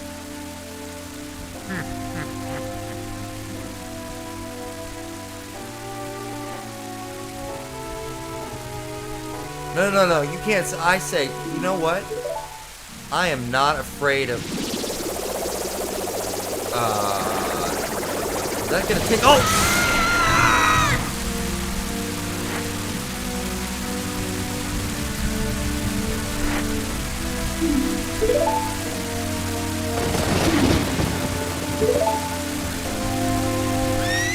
Right, so the astute among you will know that I actually hadn't gotten the Mask of Truth yet, since this cutscene plays on your next trip to Castletown after collecting the third spiritual stone, but things won't truly hit the fan until after we go to the Temple of Time.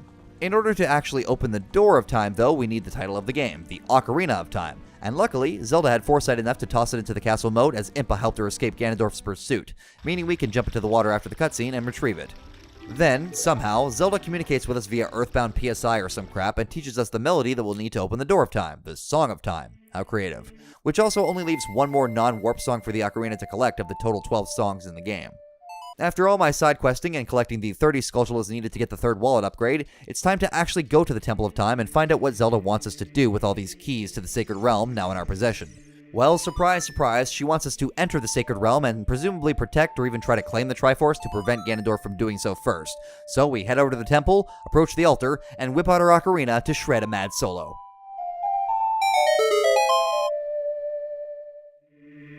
Well, did I do it? Was that okay, Mommy? Oh. I think this is a good sign.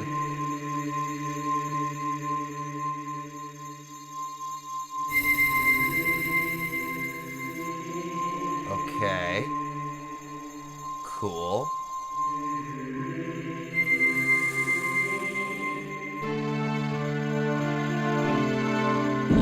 That's right. Open sesame. Here I come, Destiny.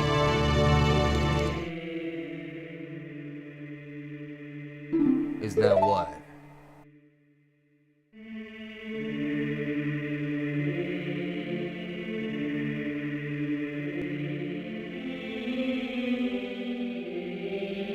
Now, I bet this moment was extra epic for fans of A Link to the Past with the return of the legendary Blade of Evil's Bane, the Master Sword, but for me, it was epic in another way. I didn't play A Link to the Past until years later, and didn't even realize the Master Sword was in that game until I saw the little retrospective movie that comes on the collector's disc, which shows Link drawing it in the Lost Woods. Regardless, this moment is pretty damn epic, and the atmospheric Temple of Time theme builds anticipation as we approach the Arthurian analog of the Zelda universe and step up to pull it from its pedestal.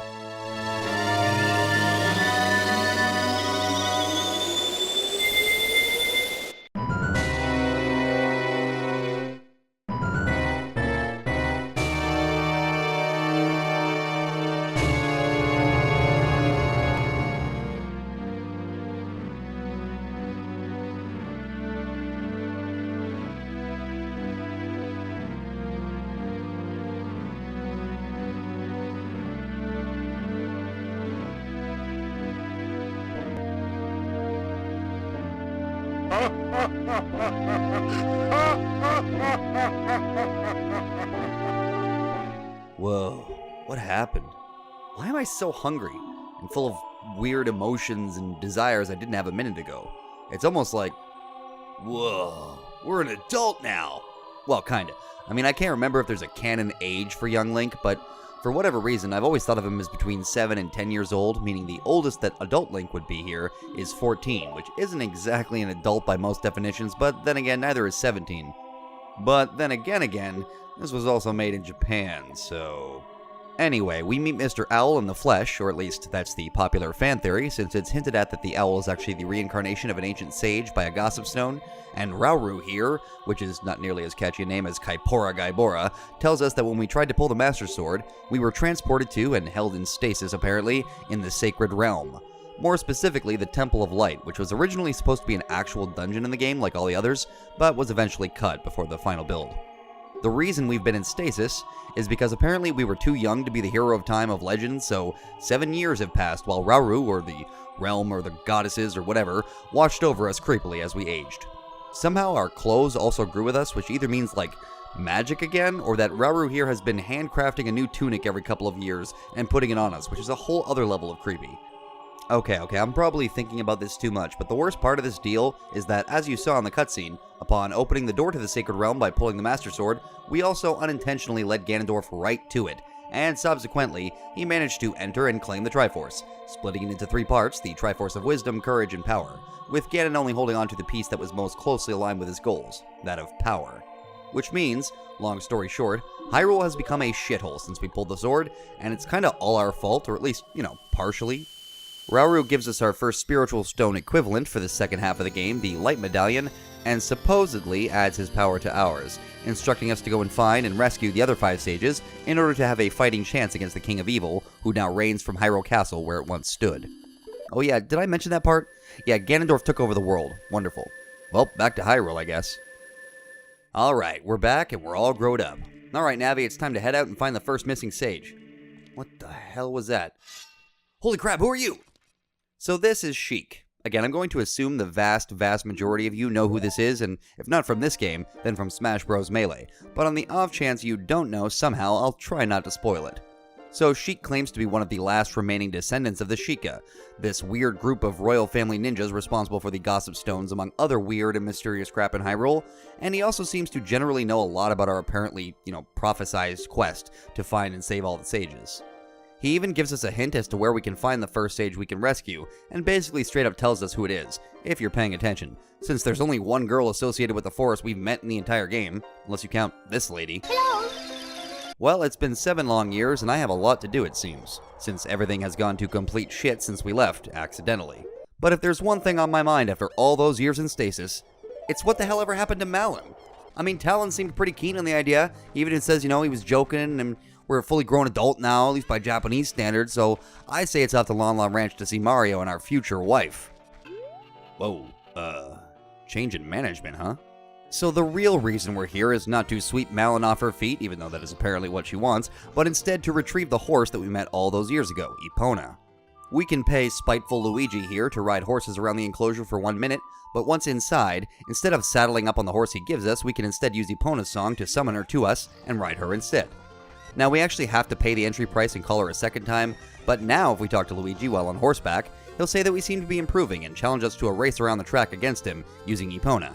For 50 rupees. So it's time to teach Luigi a lesson about animal welfare. Or something. Yeah!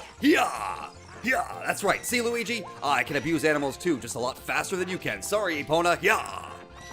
So after beating him in the first race, he freaks the hell out and challenges us to a second race, saying that if we win this one, he'll let us keep the horse for ourselves. So it's one more trip around the... Whoa. Slow down there, Jethro. Yeah!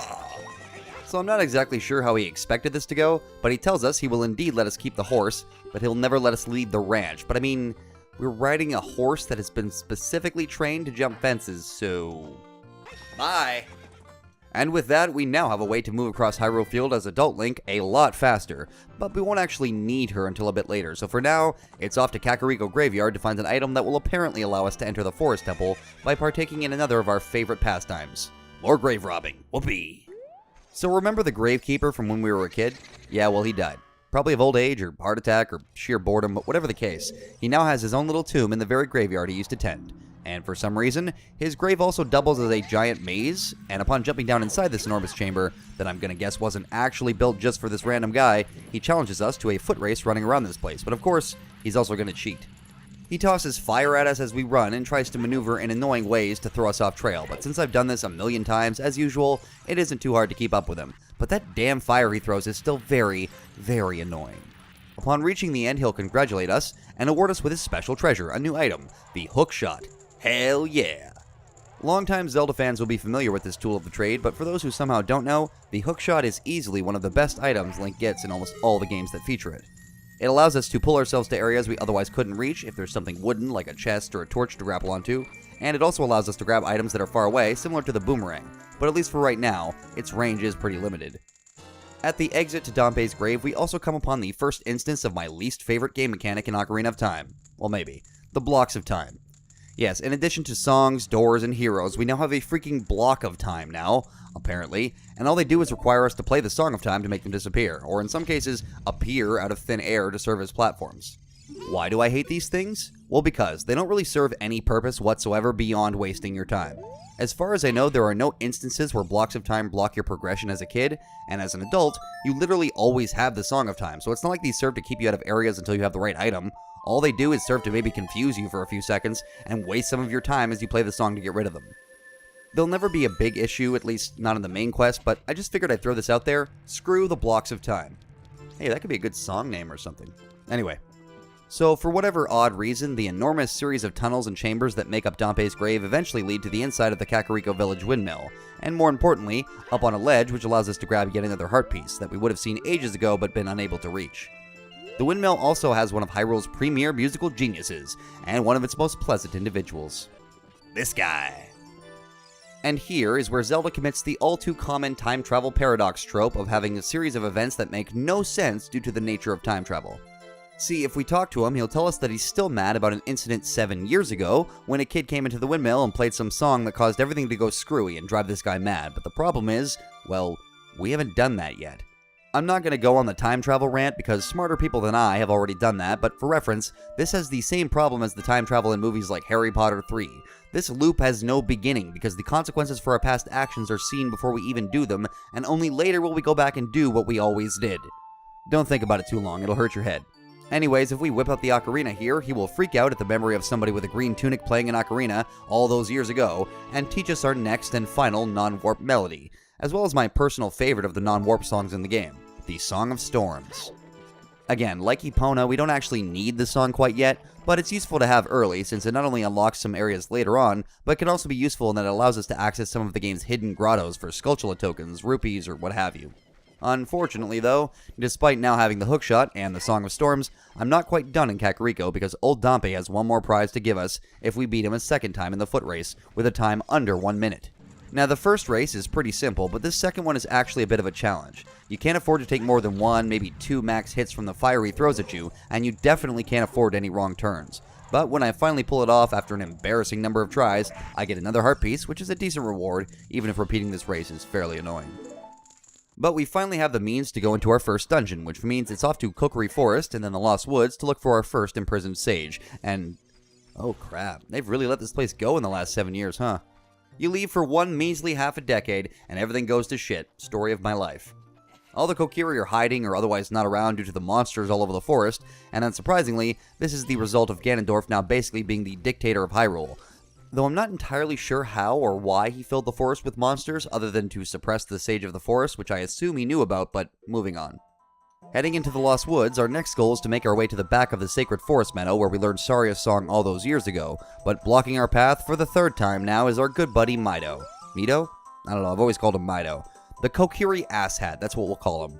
Also, quick aside, while scripting this episode, I've been finally doing something I meant to do years ago, and that is reading the official OOT manga that was published not long after the game's release, and features deeper characterization for Link among other characters like Mido here. I bring it up because I stumbled onto a reading of the entire manga in English with voice actors, sound effects, and colorization for some panels, and I was shocked to see how few views it had, so if you're a big OOT fan, and you haven't read the manga, or you just feel like revisiting it in a fun way, go check out the Ocarina of Time manga dub on YouTube by LOZ Dub Hub, and show them some love. For its flaws, this series was clearly made with a whole lot of love, and they deserve way more credit for the work that went into adapting this audio-visual drama. Well done. So to prove to Mido that we ain't some rando looking to defile the forest with our evil adult ways, we play Saria's song, and he notes that Saria only taught the song to her close friends, which must mean we know her, and he subsequently allows us to pass. He also comments that we remind him of him being me, and you can just taste the bitterness and jealousy.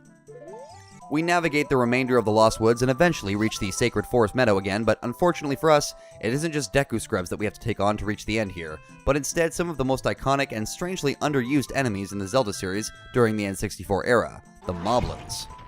See, if you don't know, Moblins were from all the way back in the first Zelda on NES, and were supposed to be sort of like Ganon's Koopa Troopas. The same species, I guess, of like big pig warriors that serve the King of Evil unflinchingly.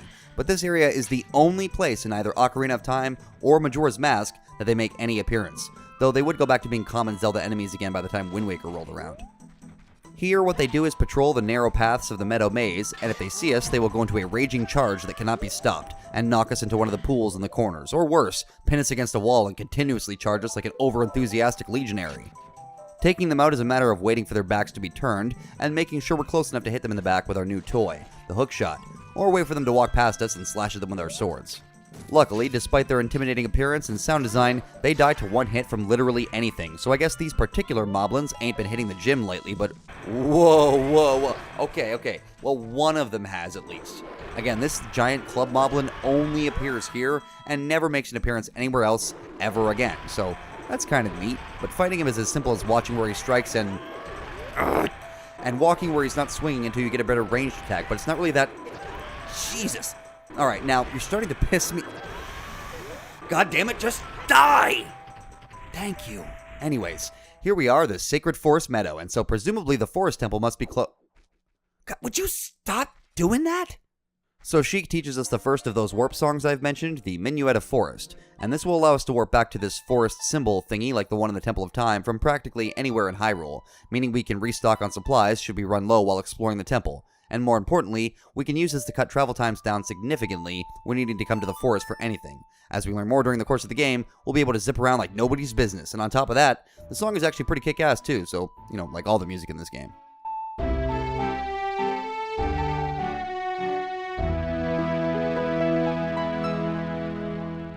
We use the hookshot to grapple onto a tree overhanging the entrance to the Forest Temple, and finally wander inside for our first real dungeon, and one of my personal favorites in the series.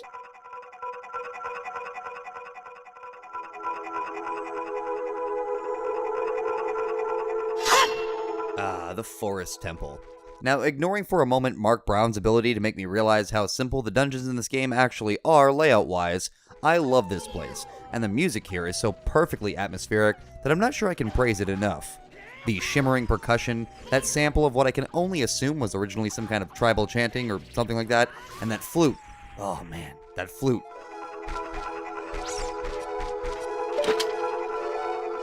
Anyway, the whole theme of this place is sort of a haunted house that's been covered in moss and forgotten by time and the elements, and the design of the temple itself is that of an enormous mansion that's been taken over by ghosts and ghouls who inhabit it.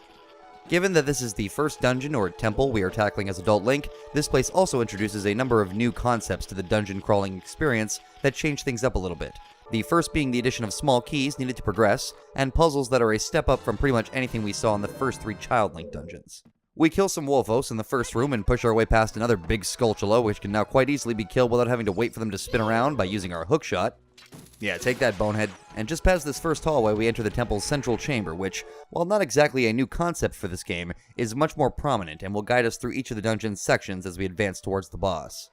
Inside this central chamber, we see another of the dungeon's main gimmicks, the Poe sisters. See, up to this point, we have occasionally fought ghosts, which in the Zelda games are called Poes, but here in the Forest Temple, 4 special Poes have taken up residence and are looking to prevent us from accomplishing our goal of freeing the Forest Sage. And in pursuit of that goal, they remove the 4 torchlights powering the central elevator leading down to the boss chamber, and scatter themselves throughout the dungeon, meaning we'll have to find all 4 if we want to save Saria. I mean, spoiler, save that mysterious girl from the forest whom we know, which is still a mystery to us. Ooh. So the problem we're going to run into most often when tackling these adult dungeons is finding a locked door that we don't have a key for, and needing to circle back in order to find it and continue progression. Which means instead of heading directly to the west, which is where we need to go, we'll first head to the room on the north side of the central chamber, and get into our first fight with one of Ocarina of Time's more dangerous enemy types, the Stalfos Knight. 2 of them, actually. Luckily, these guys don't exactly practice excellent teamwork, so we can take on one of them at a time while the other one screws around waiting for his turn. And after defeating both, we're rewarded with another small key. But we're still not done yet. After grabbing that key and a Skulltula on the wall just outside the room, we head to one of the 2 courtyards accessed from the doors in the central chamber's northeast and northwest corners, both of which are initially blocked, but one of which we already have the tools to open. See, remember that block of time mechanic that we first encountered in Dampe's grave?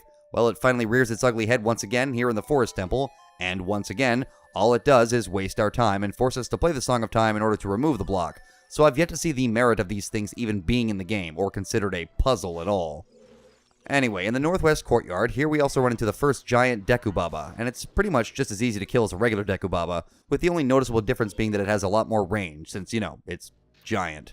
From here, we can shimmy our way up past some regular-ass Skulltulas, and find our first big chest of the dungeon containing the ever-useless dungeon map. Yay. Also, quick note, but this room, the dungeon map room, always confuses me, and it makes me second guess which door I came in. But I'm pretty sure this is just because I'm an idiot, and thankfully, neither of these doors will auto-lock on me after opening them, so when I inevitably choose the wrong one, I can just turn around and head right back. Anyway, this brings us to the other courtyard in the northeast of the mansion, which was blocked by an eye switch we can't hit yet, and after pressing another button, we lower some water in this well that doubles as a hallway connecting the 2 courtyards, allowing us to climb down and grab one more small key, which we'll need in a minute. Also, there's a chest in here that you can just barely use to reach this ledge with another gold Skulltula on it, but I swear, I used to think this was impossible, and I was kind of blown away when I managed to get it in the first few tries that I made. I'm pretty sure the way you're supposed to get up here is by playing the Scarecrow song, but despite having it, and playing it nearby, old Claude, or whatever the hell his name was, didn't feel like showing up, so it's a good thing I managed to get up here using the hookshot on the chest, or it would have meant coming all the way back later on with the Longshot. Oops, spoiler.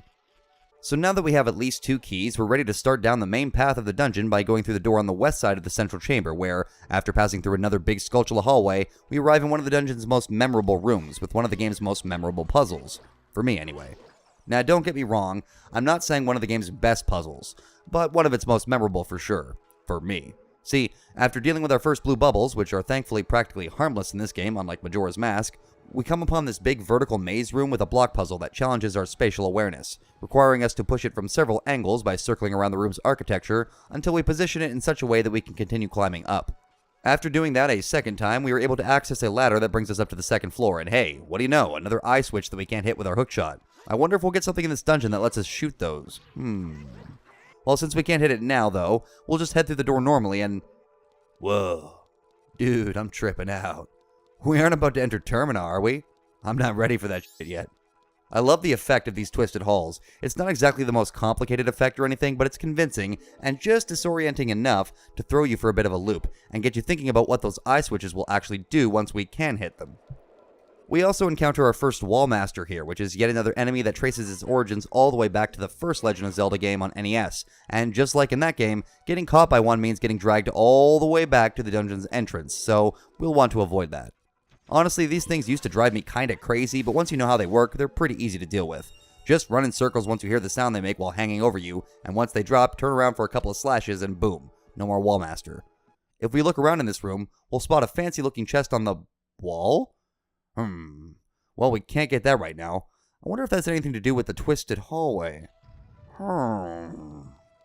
Continuing on, we reach the first ghost hallway, or whatever you want to call it. Right now, though, we can't do anything about the Poe sister in here who appears in the wall paintings. But at the end of the path lies a central room with yet another Stelphos fight, and a bit of a twist. See, first we have to defeat one of them on their own without falling through the hole in the middle of the room, but once he falls, the platform above the hole descends, completing the floor and revealing two more Stelphos that we have to dispatch. The twist is, we have to defeat them both quickly, since defeating one just makes them crumple into a pile of bones, and if we take too long dealing with the second one, the first one will come back to life. Death. Anyway, defeating these bozos gives us one of the most useful and important items in the game, and another classic Zelda staple, the bow and arrow, with an initial quiver size of 30 that, like a lot of the other items with max carry counts, can eventually be upgraded once we leave the temple. With the bow in hand, we can go back and deal with the Poe sister, which requires us to position ourselves just so in order to shoot the paintings without her spotting us. And once we take out all three paintings in the hallway, the ghost appears and we have to fight them in a sort of mini boss fight. Or whatever. They're basically just slightly stronger Poes that aren't too hard to deal with, especially if you already know the key to fighting the Poes the easy way. Don't use L targeting, or Z targeting. With the red ghost from the first hallway done, we can head back to the mini-boss room and go through the other door to find a matching opposite hallway, and the second Poe sister, the blue one. They do actually all have names which you can learn by speaking to Navi while targeting them during combat, but the only one whose name I remember is Meg, and I'm pretty sure that's the purple one. As far as I'm concerned, they're just Inky, Blinky, Pinky, and Clyde, and in this case, Clyde is Meg. With two of the four ghosts defeated, we can continue down this main path and come upon the second mirrored room connected to those twisting hallways. But if we try to keep going, we'll eventually run into another locked door that we unfortunately don't have the key for yet, so it's time for a bit of backtracking, my favorite. Remember that eye switch above the first twisted hallway? Well, now we can finally shoot it, and doing so will untwist the hallway and open up some new paths, as well as gain access to the big fancy-looking chest we saw earlier, which contains a bunch of video essays critiquing the Zelda series' dungeon design. I mean the boss key. Yeah, unlike the first three dungeons, we need a special, specific key in order to get into the boss room, and oftentimes they are a bit out of the way and placed in ways that force you to remember where you've been and where you haven't, so grabbing this as soon as we can is a good move. By falling through the floor in here, which is an option now with the room untwisted, we wind up back in one of the courtyard rooms up on a walkway, and in one of the side rooms along here we encounter another new enemy, sort of, the Floor Master. Yeah, see, the Wall Masters will try to drag us back to the dungeon's entrance, but the Floor Masters will just straight up try to give us the squeeze, and when defeated we'll split up into three smaller copies that we need to eliminate quickly, or risk the full-size monster coming back. We kick a hand's ass, and another chest drops down with yet another small key, which is exactly what we were looking for, but unfortunately, this once again means some major backtracking since the door we need to use it on is all the way at the end of the twisted hallway path, which means going through all those rooms once more, and then finally winding up back at the second twisted hallway. So first we, retwist the hallways in order to access the door we need, and then we take out our first green bubble, and come upon a puzzle that honestly broke my brain for a bit when I was a kid, and also taught me physics. Or something. See, the switch we'll need to hit in here is covered in a sheet of ice, and in order to hit it we need to shoot an arrow through the torch in the middle of the room, which sets it on fire, allowing it to melt the ice and hit the eye switch. The hard part here is that you have to shoot from a series of platforms that rotate around the central torch, which means you'll also need to account for momentum, sort of, when firing this shot. Luckily, the hit detection on the ice switch is very generous, so as long as your arrow hits the ice, it'll activate the switch, which twists the green bubble hallway and gives us access to a few more rooms as we make our way towards the end of the dungeon. Specifically, this puts us into one of the weirdest one-off puzzle rooms in the game, the falling ceiling room. See, above us here is a giant checkerboard ceiling with certain tiles missing, meaning in order to get to the other end of the room, we'll need to pay attention to which squares are safe, and watch out for the big Skulltula's waiting to ambush us in order to hit a switch and open the door to escape. I used to die so much in this room, and while not actually all that difficult, it forces you to study the layout of the room and pay attention to your surroundings in this 3D space in order to survive. Back in the day, this room used to feel like the real final boss, but these days, I don't usually have that much trouble with... Not that much, but still some. Anyway, this leads us to the third Poe sister, who can only be fought after first completing a really dumb block puzzle. But once again, this is something I remember actually being frustrating as a kid, even if as an adult it's mostly just tedious. All you have to do is push 4 blocks together to make the Poe sister appear, but there's a 5th red herring block, and it's that block that used to screw with my head a little bit and caused me to actually fail to complete the puzzle in the allotted time. Like I said, these days it's mostly just annoying since for one, I know about the red herring, and 2, it's literally only 4 pieces and no rotating is required. We kick the Poe's ass and get the 3rd of the 4 central chamber torches lit, and conveniently, this room leads us directly back to the central chamber where, also conveniently, the final Poe sister is waiting for another showdown, though this one is a tad different. Unlike the other Poe sisters, the purple one here, Clyde or Meg or whatever, will fight us by splitting itself into 4, and then we have to shoot the real one in order to actually damage it. But this is as simple as paying attention to which of them spins in a circle after they appear around you. Target that one, shoot, rinse, repeat, and we finally get all 4 torches lit, revealing the central elevator, which will take us down to the temple's boss chamber. Well, actually, we have one more puzzle to do before we can fight the boss, and while it's really simple conceptually, it's another one that I remember kind of hurting my brain when I was a kid. See, we're in this lower central chamber, but the boss door is blocked by a gate, and what we have to do is literally spin the walls of the room itself around in order to gain access to a series of switches, which will eventually let us open the path to the boss door. There's also a gold Skulltula in here that we have to grab, so best to do that now and I'll have to come back for it later. See, the thing about this room is if you aren't paying attention to the compass and what direction you were facing when you started pushing the pillar that rotates the room's walls around, you can very easily get turned around and accidentally start turning the room in the opposite direction, reversing your progress towards the next button, so just use the compass and try to avoid that. Don't be like me. Well, once we finally hit the last button, the path to the boss door is opened, and we can head on through with our handy-dandy boss key to confront the temple's big bad, which I'm sure will be something very easy to deal with, since this is the first dungeon of the adult half of the game, and oh my god, it's Ganondorf. Jesus Christ, we have to fight him already?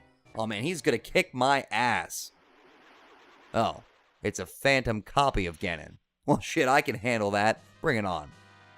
This fight is relatively easy, for me anyway, and is composed of 2 main phases. First, this asshole will ride his ghost horse into one of the paintings on the wall, and then several fake versions will begin riding out towards you, and similarly to the final Poe fight, you need to find the real one and shoot him before he emerges, or risk being hit by his lightning attack, which at this point in the game, with how many hearts we have, is actually pretty deadly. Now, for literal decades, I had no idea how to identify the real one in the first phase, and I would just try my luck until I got it right, dodging the lightning when I got it wrong. But finally, 20-something years later, I think I actually understand how it works now. It's actually based on sound, I think. Now, in this main playthrough on the Collector's Edition, I still didn't know how it worked, but by the time I tried to fight him in the 3DS remake, I started to notice that only the real one makes sound, and when using headphones, it becomes way easier to find the real McCoy and hit him before he can use his lightning attack. Maybe it wasn't sound in the original release and this was something added by the 3DS version, but if there is a visual way to identify the fakes, I still don't see it, so maybe I'm just stupid. I mean, I am, but maybe this is just another example of my stupidity, you know? Anyway, once we hit him a few times as he's riding his horsey, we enter the second phase, which involves a deadly game of tennis, wherein we have to hit his energy attacks back at him with our sword until he finally misses his return and gives us an opportunity to wail on him. You know, I said use our sword, but we can actually use some much more effective tennis equipment for this epic showdown, an empty bottle. Yeah, take that. Yeah, Link is the tennis master. 15 love, motherfucker. Well, he dies, or is defeated or whatever, but actually it isn't us that truly eliminates Phantom Ganon, but instead it's, well, non-Phantom Ganon. He literally banishes this ghost of himself to a gap between dimensions, whatever that means, and its scream of agony as it dies is actually a little bit disturbing. But I also think this moment serves to show just how little Ganondorf thinks of literally everyone who isn't him, including a phantom version of himself, specifically designed to prevent Link from saving the sage. Alright, speaking of sages, After we pick up another heart container for this boss, we step into the familiar blue halo thingy and wind up back at the Chamber of Sages, only to be greeted by Shop Girl. Okay, just kidding. It's Saria, obviously. I mean, there was literally not a single other female Kokiri whose name we actually knew, so I don't know why Sheik basically straight up told us who it was before we came here, but the game still kind of treats it like a twist, or at least it feels like it's trying to, which is a tad odd. Anyway, Saria awakens as the Sage of the Forest Temple, reminisces about her lives back in the Kokiri Forest, and then gives us the Forest Medallion, supposedly adding her power to ours, and with that, it's 1 dungeon down, 4.5 to go. Wait, and a half. Well, you'll see. Now, normally our next stop would be to continue the path we took as a kid and head towards the Gorons to get the Fire Medallion, but I felt like doing some sequence breaking instead, so next up, we'll be heading to the... Huh? What the hell is that? Oh, jeez! Right in the mouth, man! Right in the mouth! So yeah, remember when the Deku Tree died? Well, luckily for him, he was a freaking tree, which means like SpongeBob. You reproduce by budding! And now that the forest has been saved from the further curses placed on it by Ganondorf, the new Deku Tree sapling can bloom. Apparently, this is literally supposed to be the Wind Waker Deku Tree when he was a little baby sprout, but I don't know, the Zelda timeline stuff, while occasionally fun, is kinda ridiculous, and I tend to take even what's in the Hyrule Historia with a pinch of salt. The Deku Sprout also reveals to us that we are not in fact a Kokiri, but a Hylian, who was brought to the forest when we were just a wee lad by our dying mother during the Hylian Civil War or whatever. That explains why only we actually aged 7 years, while the rest of our Kokiri buddies still look exactly the same, which to me just raises the question, how old are these other Kokiri? Hundreds? Thousands of years old? If so, this is starting to get into some deep Bionicle lore bullshit of having childish beings who apparently lived through millennia without changing at all. I don't know. Oh, and eventually, they look like this. I guess. Or maybe they actually look like this and the children's form was just a temporary thing? Once again, we're getting into the messy stuff, so let's just move on and continue adventuring. So normally our next destination would be along the same lines as our path as a child. Forest dungeon, then fire dungeon, then water dungeon, followed by 2 more new, elements. Spirit and Shadow. However, as I've mentioned before, we can sequence break quite a bit in this game by leaving dungeons before completing them, or just doing things unconventionally. And that's not even getting into the ridiculous shortcuts you can pull off if you're fine with using glitches. So instead of heading towards Death Mountain and the Fire Temple next, instead, I'm going to head back to the Temple of Time to learn another new song from our new best buddy, good old masculine Sheik. Now, this cutscene can only be triggered after you've beaten the Forest Temple, but you don't actually need to do this until after the 3rd dungeon. However, we also learn the next warp song here, the Prelude of Light, which helps us warp back right to the Temple of Time, and this one is mighty useful. It's not all that special to me, and while I like it, same as I like every piece of music in this game, it's not exactly a standout tune as far as Zelda songs go. More importantly, coming back here now means Sheik moves the hell out of the way and gives us access to the Master Sword pedestal again, which allows us to go back in time without needing to go 88 miles per hour. Whoa, this is heavy. Now, again, I know this has been said before, specifically I think this is one of the things that Egoraptor brings up in the sequelitis, but the time travel mechanic is super underutilized in this game, especially when compared to its effective equivalent from other games like the Dark World from Link to the Past and later Link Between Worlds. If the way you traveled back was just a little bit faster and didn't require a warp and a full cutscene every time, maybe they could have gotten more clever with it, but I guess proper time travel mechanics just wasn't in the stars for 3D Zelda quite yet. Not yet, Majora. Wait your damn turn.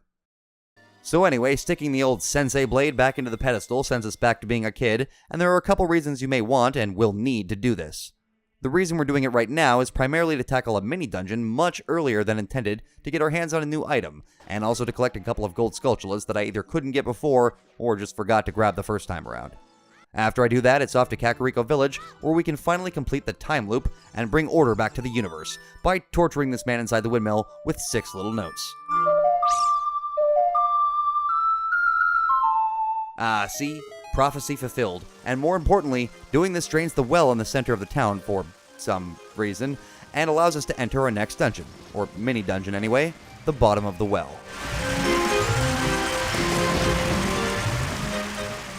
So like I said, we aren't actually supposed to do this yet, but if you've never played Ocarina of Time before, it might start to get a bit confusing, so I'll try to explain as best I can as we go, and eventually, it'll all make sense. Just trust me. So the bottom of the well is aesthetically one of the coolest places in the entire game, along with its corresponding full-size dungeon, the Shadow Temple, which we'll get to later. The lore of this place is that, along with the aforementioned Shadow Temple, it was some kind of torture chamber built by the Sheikah, used for, well, torturing the enemies of the Hyrule royal family. Not much is known explicitly, but the implications that some of these areas bring with them, especially if you're playing the original release with all the blood still present, are pretty gnarly. I mean, I could be wrong here, but I'm pretty sure this thing is literally for quartering people. You know, like ripping off their arms and legs at the same time, which, now that I think about it, isn't all that accurate, since, I mean, the torso, right? I mean, shouldn't it be called, like, fifthing or pentagoning? What the hell am I talking about? Back to the dungeon. So this place, while it looks really cool and has a pretty good balance of challenging puzzles without being overly linear, is also a goddamn nightmare. I mean, literally, but also metaphorically. See, the main idea of this place is that there are a ton of invisible enemies, items, false walls, and false floors. But the floors here are the real problem, because unless you play this all the time and remember where every single false floor is, you are going to fall through many times, and be forced to deal with the re-deads down here who desperately want hugs, whether you do or not. Now, at some point you do have to come down here, since I'm pretty sure one of the many keys you need is down here, but I ended up in this pit more times than I can count, and this happens effectively every time I play the game, no matter how many times I play it. You'd think after my 20th playthrough, I would be able to remember where I can and can't go, but it's not even always that simple. Take, for example, this room. This fucking room. I hate it. I hate it so much. So you walk in and everything looks pretty standard. We got a BMOS in the center, some flaming keys flying around, and a small chest at the end of the room. Nothing too complicated, but oh no. Oh no. If you come in here before getting the dungeon item, which will allow us to see false floors and whatnot, then you better remember the layout. Otherwise you are going to fall, and fall, and fall, and fall, and fall, and fall, and fall. What was I saying? Right. So this room made me question my life choices. Why am I here? What even is my life? Shouldn't I be doing something actually productive with my time? I wonder if a fall from this height could kill me. Whoa, I think I spaced out a bit there. So basically, fuck this room. Oh, and want to know what's in the chest? A Deku shield to replace the one that I lost to the goddamn fire bats. God damn it. Oh, but consolation prize. There's a door on the other side of the room too, so I'm sure that this will lead to the dungeon item or something that's worth all the time and effort that I went through. All of that for one Skulltula token? So I screw around some more, find a few keys, find a few keys, hate on some likes, and extinguish a few bubbles, and finally, eventually, we reach the sort of boss of this area, which is... Oh my god, it's an Elder God! We're all dead. It's all over. Jesus Christ! Oh, okay, so yeah, this is Dead Hand, and he's absolutely horrifying to look at. I've said that some stuff in this game quote-unquote scared me as a kid, but I've mostly exaggerated, since it's not like I would have nightmares of big Skulltulas or something, but dear god. Dead Hand, I think, actually may have shown up in my nightmares once or twice, because of my goodness, this is a fantastic and terrifying design for a monster. Luckily, he isn't too hard to deal with as long as we're careful, though he certainly can be. He has a bunch of hands that spring up from the ground, and they'll try to grab and hold you so that the main body can approach you and take a big bite out of your freaking neck, but we also kind of need to get grabbed by these when he pulls his little disappearing act BS after taking some damage, so get used to their warm embrace. Press all the buttons to escape, and then send this Lovecraftian horror back to the nether realms from which it came. And with that, we finally get the dungeon item, and it's... a magnifying glass. Huh. Okay, so actually it's the Lens of Truth, which allows us to see invisible enemies, items, and other traps and whatnot like I mentioned earlier. I realized later on that this item is actually completely 100% optional. Unlike the item we'll get from the second mini-dungeon, because if you do remember where all the fake false stuff is, you can just navigate it as normal. The lens doesn't actually change anything, it just lets you see what the hell you're doing. I tested this to the extreme in my 3D 3-heart run, by actually just doing the entire Shadow Temple without it, which I actually pulled off, but it's still really useful to have. Wait a minute, if I can do the Shadow Temple without the Lens of Truth, why the hell can't I do the bottom of the well without falling into that godforsaken pit 10 million times? I don't know, I'll ask my therapist. Well, that's one mini-dungeon down and technically 3 more to go, plus the regular dungeons. If you thought I was done sequence breaking, though, you are very wrong, because the next stop on my list is the one region of the map we've thus far completely avoided, Gerudo Valley. But before we get to that, there is once again a number of side quests we can tackle now that we have the bow and arrow from the Forest Temple, as well as a few things I forgot to do as a kid before pulling out the Master Sword. As usual, there's a couple gold Skulltulas we can get, but more annoyingly, it was at this point that I decided to go have all the masks that I earned from the Happy Mask Salesman raided by a group of mask aficionados. The Dekus, of course. See, if you remember, the Forest stage where we got one of our upgrades for the Deku 6, well, we can actually get some other prizes for showing off each of the main masks to the group of Dekus down here. Unfortunately, given the fact that I'm an idiot, instead of looking up which masks got me what in order to save time, I instead decided to run back and forth several times to try each individual mask, though I did skip the extra masks that you unlock after getting the Mask of Truth, like the Zora mask, Gerudo mask, and Goron mask, since I knew those wouldn't give me anything besides maybe some rupees. As it turns out, only 2 of the 4 main masks actually give you something worth your time, and the other 2 only give you rupees too, so this ended up being kind of a giant waste of time, but hey, at least I finally got the last upgrade for my nuts. Deku nuts, that is. Something else I decided to get out of the way at this point was the treasure chest minigame in Castletown, since now that I have the Lens of Truth, I can just cheat and get the heart piece without needing to play this dreaded game legitimately, and suffer the 1 in 32 chances of winning. Oh, and I decided to play an Ocarina concert for a group of frogs in Zora's domain for another heart piece. But with most of the side questing we could do now taken care of, it's finally time to head over to the west side of the map and tackle a new area.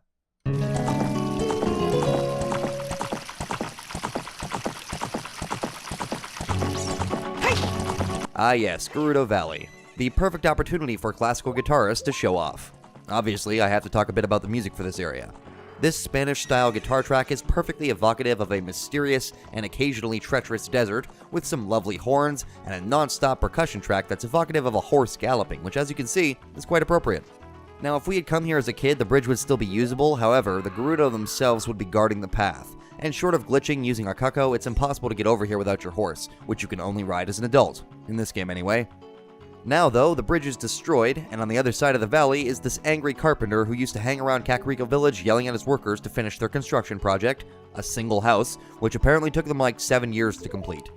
See, all of his workers ran off to try and join the Gerudo tribe, since they apparently thought they would be more fairly compensated by literal thieves than their actual boss, which I mean, I believe that.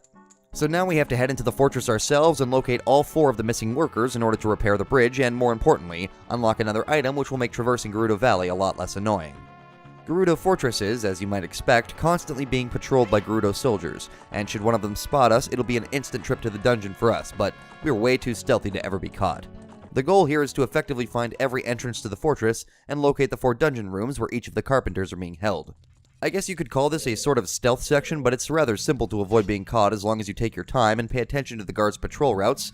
Plus, I mean, getting caught is actually kind of necessary to reach all the entrances anyway, so I would go through every single path I had to take through this place to find all the carpenters, but honestly, this place is just a giant maze that hurts my head every time I come here, despite the fact that, once again, I've probably done this a dozen times, and quite frankly, I would probably get even more confused trying to explain the layout. I mean, realistically, it's not that bad, but given that there's no dungeon map and you run the risk of accidentally being caught and sent back to the prison room at any given moment, just makes this place a bit of a slog. At least, it usually ends up being that way for me. No matter how many times I explore this place, every time I come here, I always end up missing that one final carpenter and have to run all over the place through all the rooms I've already explored, trying to find the one entrance I didn't already use. Whenever we find one of the carpenters, they'll plead with us to help them escape, and then a Gerudo soldier will drop down and try and kick our ass, but we don't actually kill them, which is kind of funny since they're some of the only other human enemies we fight in the game. In fact, when you're sneaking around the fortress, you can even shoot the guards with arrows or even using bombs or the hookshot, but they don't die. They just kind of collapse and stay down until we exit the area that they're in, at which point they'll respawn, ready to harass us the next time we load the area. Once we finally locate the 4th and final carpenter, and he joyfully runs off to return to his demeaning physical labor, we unlock another new encounter, this time with a presumed high-ranking Gerudo officer or something, who says she's been watching us gallivant around the fortress, freeing the workers, and is prepared to offer us a place in the tribe as a fellow expert thief. Huh. Well, considering the only men they have normally in the tribe are like this, I'll take that as a compliment that these fine ladies were impressed with my sleuthing enough to offer me such a position, despite my being caught like at least 4 times. So now, we have full, free, unrestricted access to the fortress without having to worry about being caught and thrown in the dungeon again. No, not that kind of dungeon, the bad kind of dungeon. Well, thanks y'all, I'm gonna take this piece of paper granting me access to the Gerudo Fortress grounds and use it to practice my horseback archery using the enormous track they have set up north of the fortress. Why, you ask? Well, to unlock a bigger quiver of arrows for our bow, and I'm sure that just like the slingshot minigame, which we'll have to repeat with the bow later in Kakariko, this minigame will be simple and can be a good chance for Link to have some fun. One eternity later. Why is this so hard? Why am I so bad at video games? I swear to God, somebody fucks with the sights on this thing when I'm not looking. Eventually. Okay, finally, I did it. I got the big quiver, and I am never coming back here again. Moving on. So continuing with my sequence-breaking path through the game's second half, my next destination after clearing Gerudo Fortress was going to be yet another of the game's mini-dungeons, the Ice Cavern. However, before that, I decided to try another mini-dungeon inside of the one we just did. Yeah, I am referring, of course, to the Gerudo Training Grounds. Now, Gerudo Training Grounds is actually a really cool location, since it's a dungeon that requires the use of most items from almost every dungeon in the game.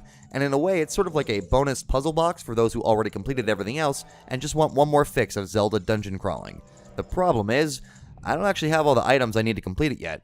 Specifically, I don't have the silver gauntlets, which allow us to move certain giant boulders and giant blocks like this one blocking our path, which means I had no other choice but to leave and come back to this one later. Oh, don't you worry, we'll be back.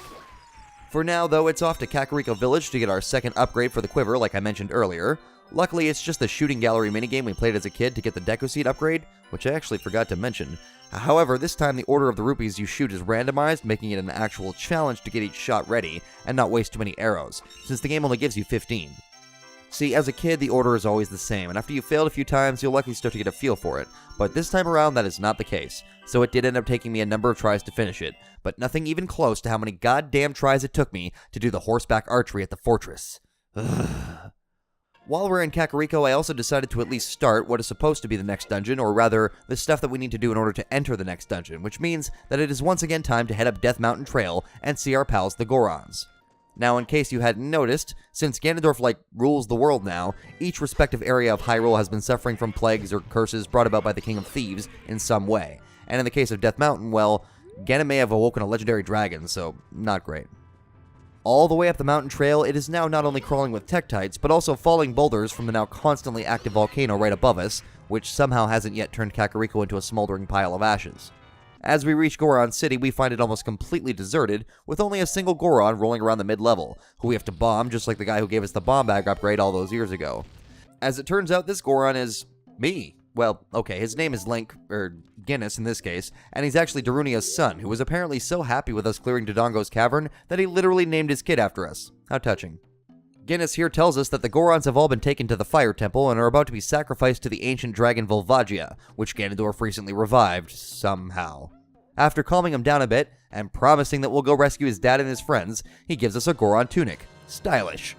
This allows us to enter areas like Death Mountain Crater, and more importantly the Fire Temple itself, without literally catching on fire, so it'll not just be useful, but essential to our quest later on. Well, don't you worry, Guinness. I'll go save your buddies. Let me just take this secret path into Runia's room and... Sucker! So while I don't plan to do the Fire Temple just yet, I did want to come here now just to get our next warp song from Sheik. And since we have the hookshot now, we can cross this pit over the boiling lava and have a nice relaxing jam session in the middle of an active volcano. Hey, wait a minute. If I need a special tunic to survive in here, how the hell can you... Oh, that's cheap. God, I wish I could do that with Deku Nuts. Well, sorry, Guinness the Goron, but now that I have the song, I'm out.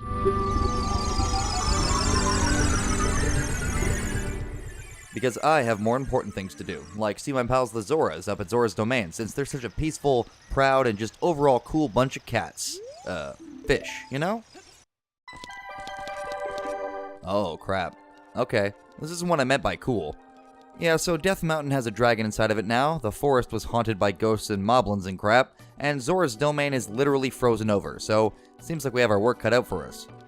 Luckily though, King Zora didn't move literally 1 inch in the last 7 years that we spent in the Sacred Realm, so when he was frozen, he wasn't blocking the path to Zora's fountain behind him, which means we can head up on to see Jabu-Jabu, who I'm sure is doing just fine with all this cold weather about.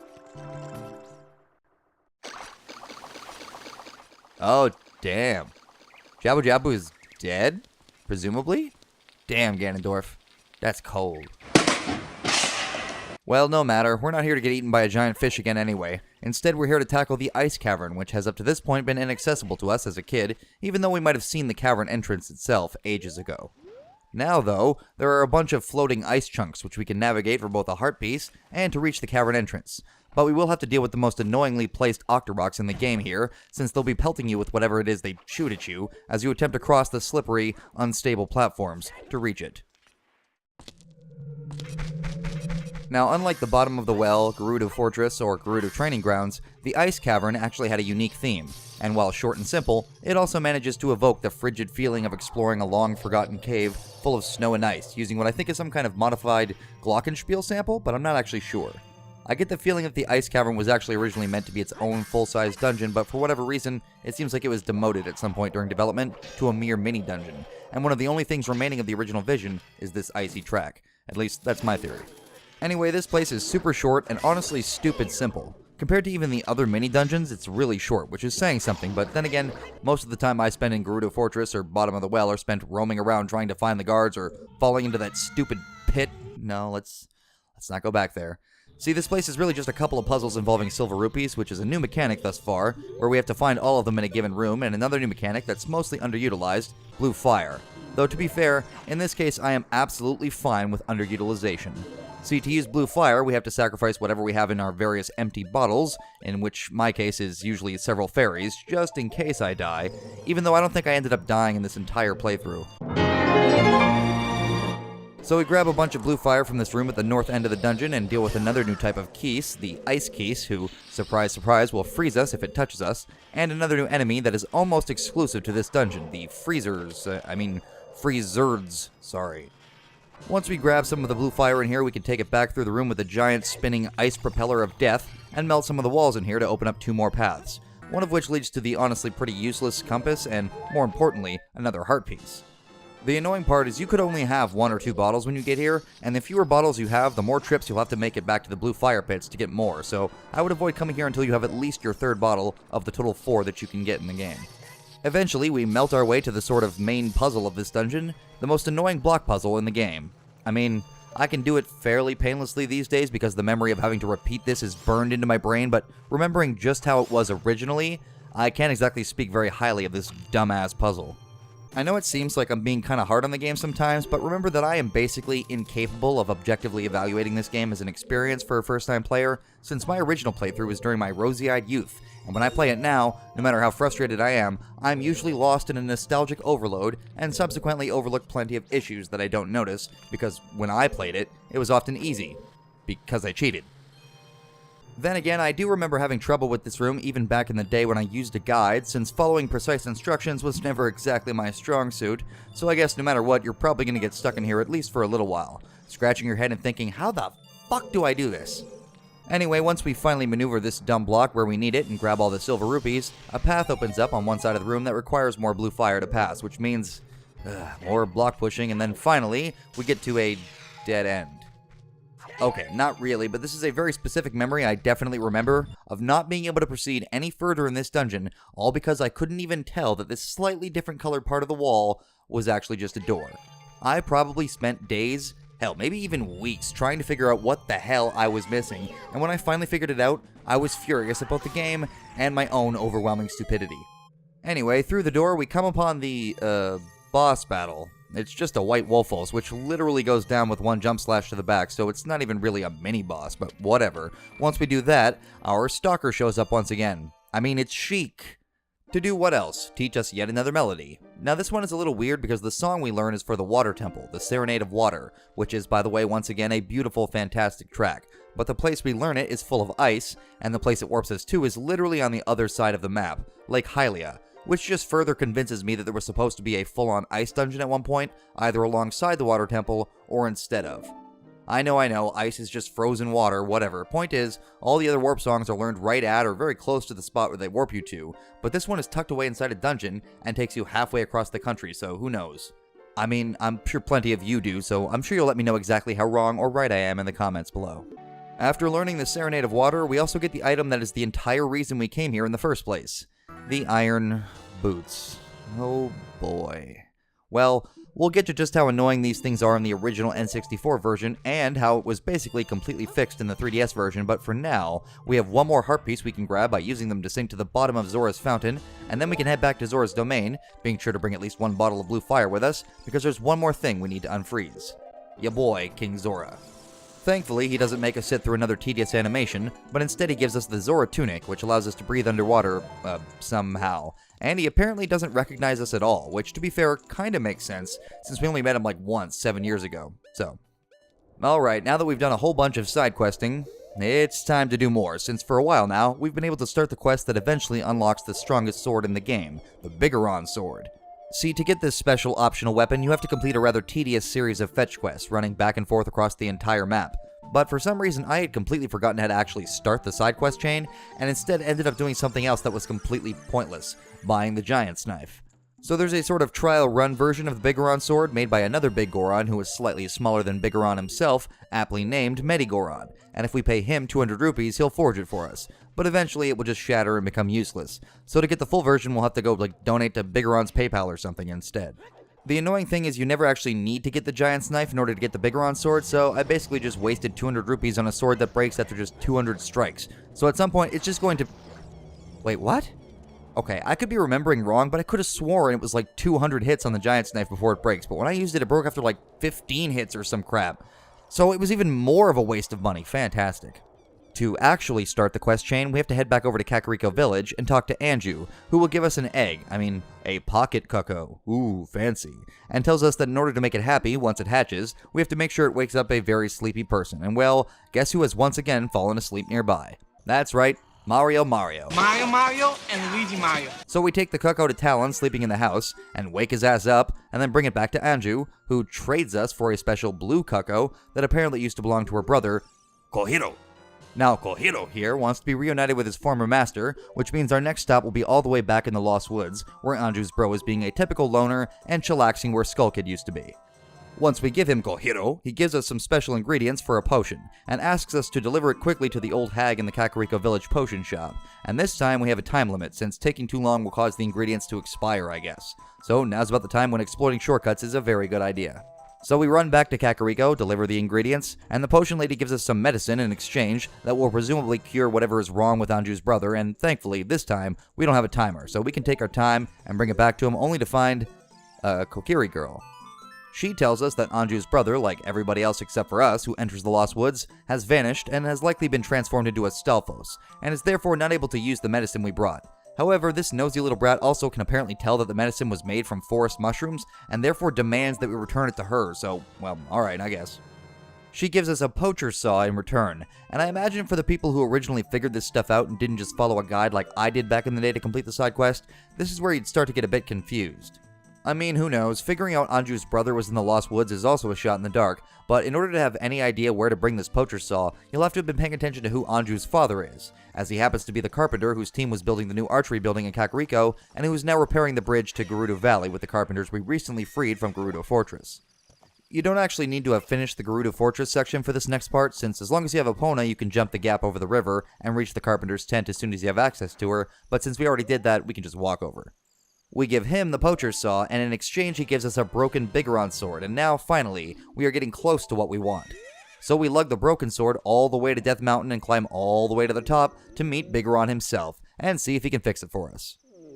But, unfortunately, the extra volcanic activity that's been happening lately, because of that dragon Ganondorf revived, has caused Biggoron to get dust in his eyes, and until he can see again, he won't be able to fix anything we bring him. He gives us his literal eye prescription, and asks us to go and get it filled by King Zora? I guess the Zora double as doctors or something? I don't know. So we run the prescription all the way over to Zora's domain, and King Zora tells us they only have the ingredients to make the eye drops, but not the eye drops themselves. Man, who the hell gave Biggoron a prescription then? Alright, so now we have to take the ingredients, which are the eyeballs of the, eyeball frog, clever name, and bring them to the scientists working at the Lake Hylia laboratory. And once again, this time we have a time limit, so using Epona will be very helpful, since the shortcut to Lake Hylia is blocked off as an adult with Zora's domain frozen over. We bring the eyeball frog to the scientist, and his first assumption was that we brought it for him to eat, and when we tell him that it's actually just to make the eye drops, he is quite disappointed to say the least. He makes them, though, in a blink of an eye, and then tells us to run back to Biggoron as quick as possible, because somehow, apparently, the eye drops expire. Okay, fine. So one more trip all the way back up Death Mountain, and we can give Biggoron his eye drops, and just a few incredibly loud drops later,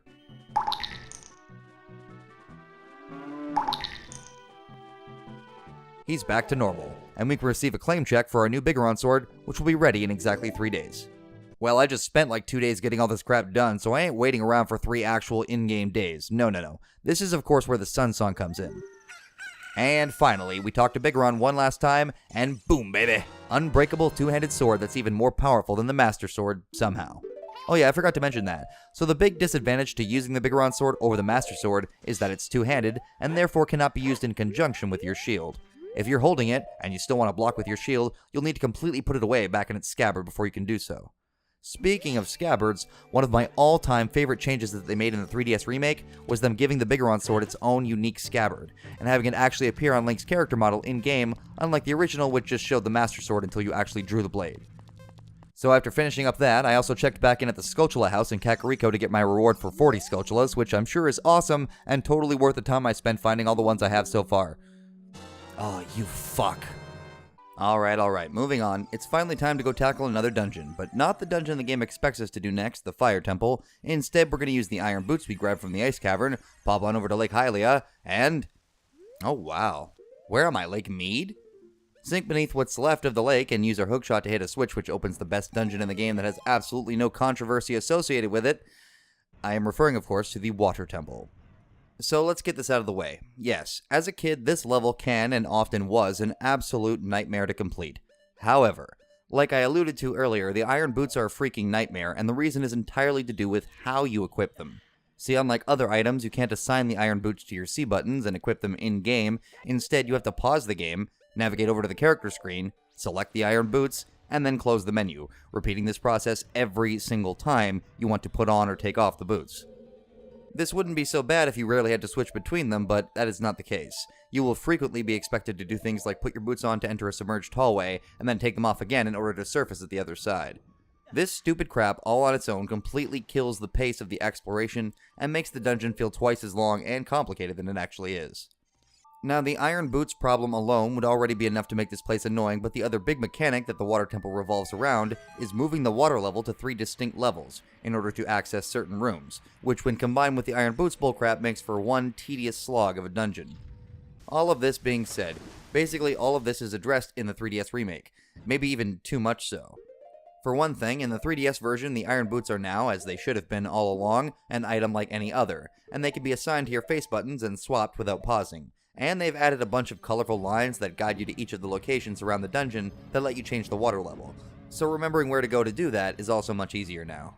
So for right now, in my original playthrough, I'll have to deal with the annoyance of the original game's mechanics, but honestly, I think if you played through this dungeon on the 3DS first, you wouldn't have nearly as negative a perception of this place as a lot of us did, and may even be baffled as to how its reputation is so infamous, since without the Iron Boots problem, the Water Temple might be the most engaging, thought-provoking, and well-designed dungeon in the whole game. It is easily the least linear, and requires clever management of resources and exploration of the map to complete, rather than just moving you from one room to the next to grab a new small key. These days, I would even go as far as to say I love the Water Temple. I know, even though I, perhaps like you, once hated it with a passion, and dreaded even entering it during a playthrough, so if that triggers your post-traumatic video game stress disorder, I do apologize. Alright, well, anyway, let's tackle this beast, which means first heading to the bottom floor of the temple's central chamber, and heading east to find... oh dear God, swim away, swim away! Yeah, it's Rudo, and she not only immediately recognizes us, which just raises the question of how come more people don't, but also definitely remembers that, at least in her eyes, we are literally going to get married one day, since she gave us the Zora's Sapphire. Well, luckily for right now, she's more concerned with helping to restore Zora's domain to normal by defeating the monsters inside the temple responsible for the curse, so that's what we're going to focus on. Oh yeah, she isn't frozen like all the other Zoras, since apparently Sheik pulled her out just in time, so if you're wondering why she's the only one still around, that's why. We follow her lead and swim all the way back up to the top of this room to find our first of 3 water level changing locations, activated by playing Zelda's Lullaby in front of these Triforce symbols. This one lowers the water all the way to the bottom floor of the central chamber, not quite draining the place completely, but just about. We grab the dungeon map while we're here, which can actually come in handy in this dungeon, unlike a lot of other ones, and then head back down to the central chamber, where we can now access a door leading inside of the central tower. But first, we've got the first of many small keys to grab. With the water at the lowest level, we can also grab a gold Skulltula over in this room, accessed using bombs, and grab another small key from this room with the current pool, requiring some clever use of the iron boots and the hookshot together. And now, finally, we're ready to enter the tower in the middle of the central chamber to find another of the Water Temple's more controversial puzzles, if you will. See, once we hookshot our way to this platform and change the water level again, this time to the mid-level, a new pathway opens up that isn't super obvious if you're playing for the first time on the N64. When the water raises here, a platform raises with it, and in the short cutscene that plays, if you're paying attention, you may notice a tunnel that was directly beneath the platform, which you can now access.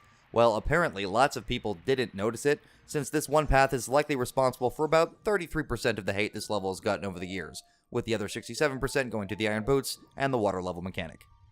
The thing is, along with the Iron Boots fix and adding colored lines to find the water level changes, in the 3DS remake, the cutscene that plays when you raise the block now makes super sure that you saw the new pathway, and makes it effectively impossible to overlook it, which I feel overcompensates just a little bit for the original design of the dungeon. Maybe they could have just made the cutscene last a little bit longer or something, but now players have effectively no excuse for missing the small key tucked away down here, which we will need to continue our path through this watery maze. With the water level in the middle, we can also access a room with a compass, so hooray. But more importantly, we can now make our way up to this third water level changing station to raise the water level back up to the top, where we can now proceed through the door to the west and find... Oh, god damn it. Okay, I know I've been defending this place because it's grown on me over the years, but this right here, this is why the dungeon can be a giant pain in the ass. Running into a locked door and having no idea what key it is that you missed that the game expects you to have by now. Now, luckily for me, I actually did remember which key I missed, as it's the one you have to both remember to go back for, and the one that requires a little bit of extra legwork to acquire. See, when we first swam to the top of the room when we first met Rudo, we saw a cracked wall on the second floor, which we couldn't do anything about at the time because of the water levels. And since this is Ocarina of Time and not Twilight Princess, we had to make a mental note to come back for it once the water levels were correct. Well, the correct water level for getting here is the center or mid-level, because then we can jump back down, float up, and reach this platform to bomb the wall, and grab one more small key. Alright, back to where I was. I meander my way back up to the top, and now that I actually have enough keys to proceed, head through the door at the far end, to deal with a room full of Tektites and switches that asks us to once again manipulate water levels to reach the door guarded by an enemy we would have already seen if we'd been doing the dungeons in order. The Hate. I mean, like. Hookshot our way over to the spike trap and enter the next room to find a dimensional rift? An entrance to the spirit realm? I don't know, but I do know that this place looks freaking awesome, so let's explore a little bit. Holy crap, it's evil me. Right, so this is possibly one of the hardest yet most enjoyable and interesting fights in the entire game. Referencing all the way back to the second Zelda game, Zelda 2, The Adventure of My Cat, we encounter Dark Link, and the fight with him usually goes one of three ways. Either 1, you try to fight him legitimately and eventually brute force him into a narrow defeat, 2, you cheese him with the Megaton Hammer for an easy victory, or C, you cheese him slightly less with the Biggoron Sword, like I did, for a relatively easy victory, or I suppose, he just kills you. The coolest thing about the fight with Dark Link is that he will copy almost all of your attacks, and will therefore almost certainly require that you reevaluate your fighting style, if only for this fight. If you fight him in a one-on-one sword fight with just the Master Sword and the shield, be prepared for a bit of a slog. But upon finally defeating Dark Link, we get access to the dungeon item, and honestly, the only reason I came here so early, the extended hookshot, otherwise known as the Longshot. And that's the dungeon. That's all, folks. Nothing more to see here. Warp out and let's continue on with our journey now that we can spider-ran our way to all kinds of places we shouldn't be yet if we'd played as intended. Well, after all that tedious and back-breaking dungeon crawling, I think it's about time Link took a little vacation. So, after promptly fleeing from the water temple with my fancy new toy, I decided to use the Scarecrow song to gain access to the fishing pond a little bit earlier, since normally you would have to wait until beating the water temple and returning the water levels in Lake Hylia to reach it. 2 hours later. And there we have it, the last scale upgrade, which allows us to dive even deeper into the water without the need of the iron boots. Why would we ever need this, given that we have the boots, and a tunic that lets us breathe underwater? Well, actually, as far as I remember, the only reason to get this is for inside the Lake Hylia laboratory, where we met the frog eyeball enthusiast earlier. If we head inside and dive to the bottom of his little experiment pool or whatever, we'll hear the familiar puzzle jingle, and then if we surface and speak to the scientist, he will reward our efforts with another heart piece. Lovely. I also took this time to do some more running around Lake Hylia and grab 2 more things. Another heart piece on top of the lab, which we can get either using the magic beans we planted earlier, or the Scarecrow song, and the fire arrows. Okay, so all in all, these are not all that amazing, and unlike Din's Fire, not even necessary to complete the game as far as I remember, but there are a few niche situations where having them is a lot better than not having them. Plus, I'm going for 100% anyway, so that's one more thing to cross off the list. Actually, now that I think about it, there might be literally one puzzle near the very end of the game that does require the fire arrows, but since I always get them and have never had to attempt the puzzle without them, I don't actually know if you need them to complete the room without glitches, so it's possible they are actually mandatory. Anyway, now we have another side quest to tackle, and the only one I had never taken my time to do, ever before, which... oh crap, I guess I never actually 100%ed this game because I literally never had the patience for this next part, but I decided to finally do it for this playthrough. What am I talking about? The Big Poe Hunt. So once you have the bow and arrow and Epona, if you ride around Hyrule Field, every now and then a big Poe will appear nearby, and you'll have a very brief window to shoot them down, but there's a few catches. For one, you have to be on Epona. These special Poes won't even spawn on foot, I don't think, and where they spawn seems to be based not just on location, but on what direction you approach them from too. On top of that, you'll need empty bottles to catch the big Poes, and since at this point in the game the most you could have is 3, like I do, it means that at least 4 separate trips are going to be necessary to bring it back to Castletown and turn them in. And that's not counting all the almost inevitable trips to find more arrows when they dodge all of your shots. So back when we were a kid, there was a bored guard who encouraged us to vandalize the Bank of Hyrule, the room full of pots. Well, if we go there now as an adult, the guard has been turned into whatever this is. Okay, actually, we have no concrete reason to believe this creepy guy is literally the guard who used to be here as far as I know, but it is my headcanon, so I'm sticking with that.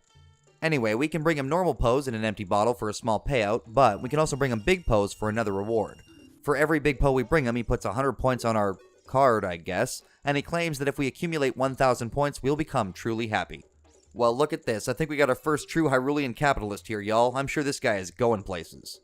So now we gotta take Epona and ride all over Hyrule Field to find these damn ghosts, and since I had never done this before completely, I only knew where a few of them spawned, and I was determined to try my best to find all 10 without looking up a single one online, so off I went with my trusty steed.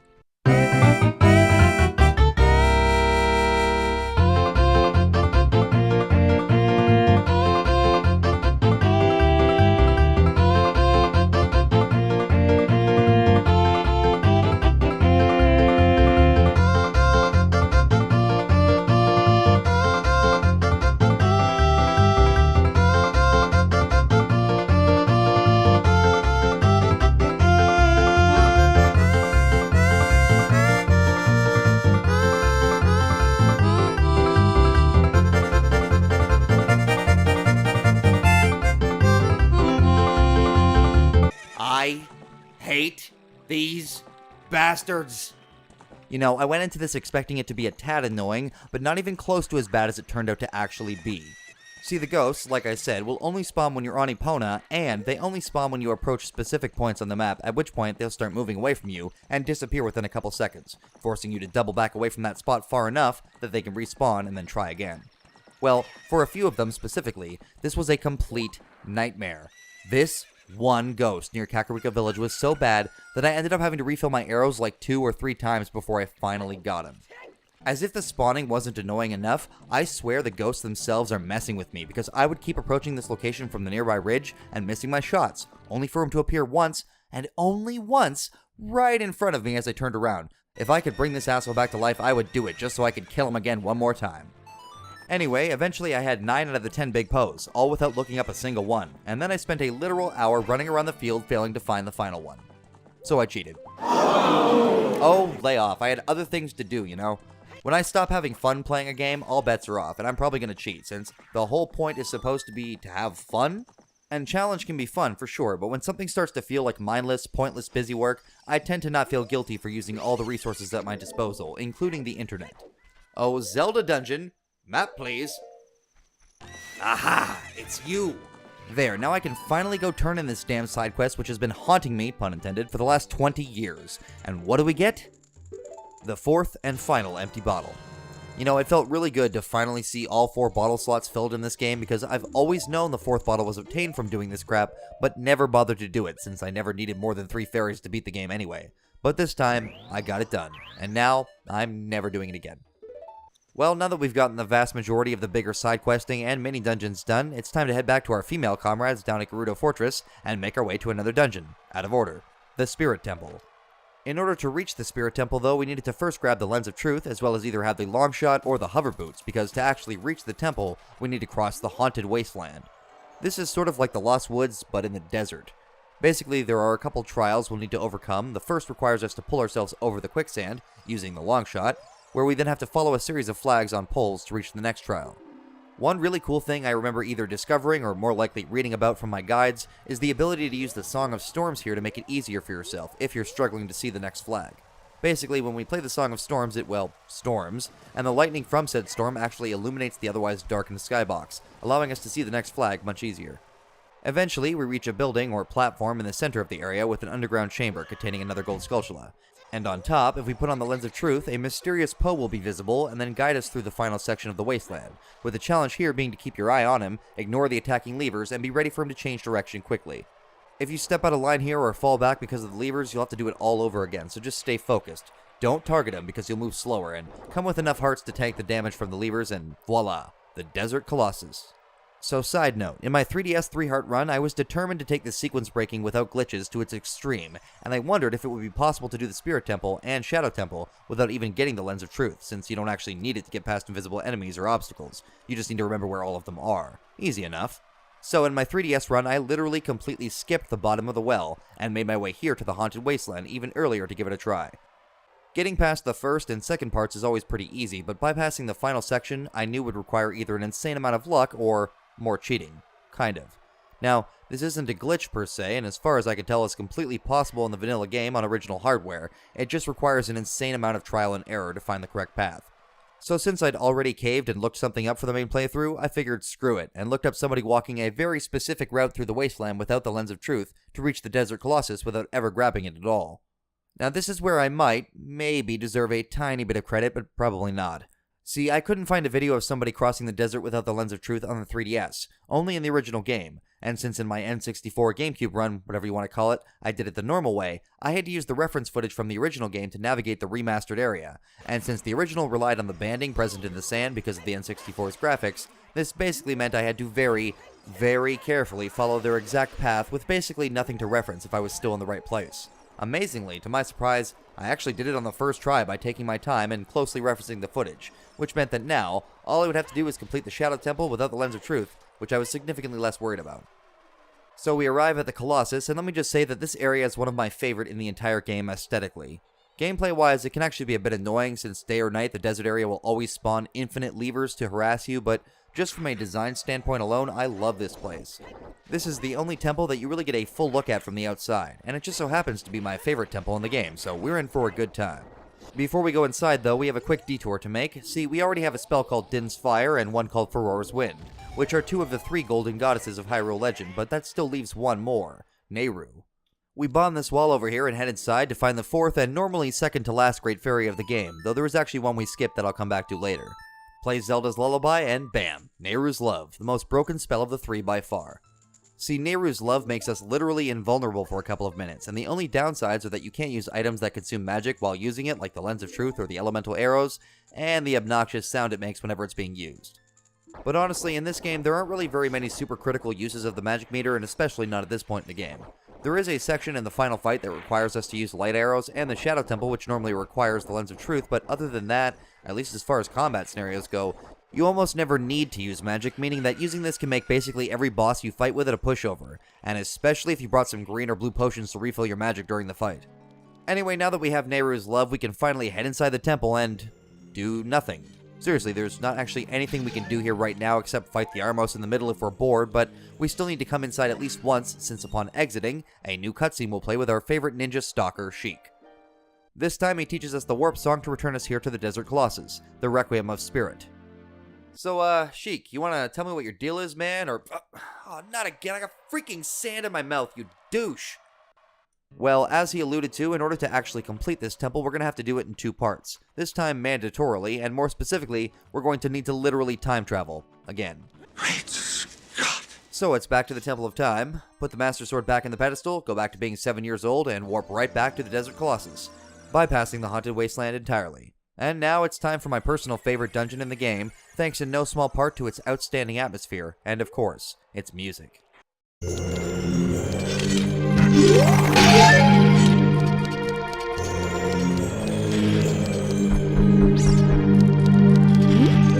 So I'm too ignorant to tell you exactly what instrument this main melody is supposed to be played on, or rather what the MIDI instrument is supposed to be emulating, but whatever it is, along with the slow, plodding percussion and a light use of synths, set this fantastic scene of an ancient temple in the middle of the desert that offers intrigue, history, and danger around every corner.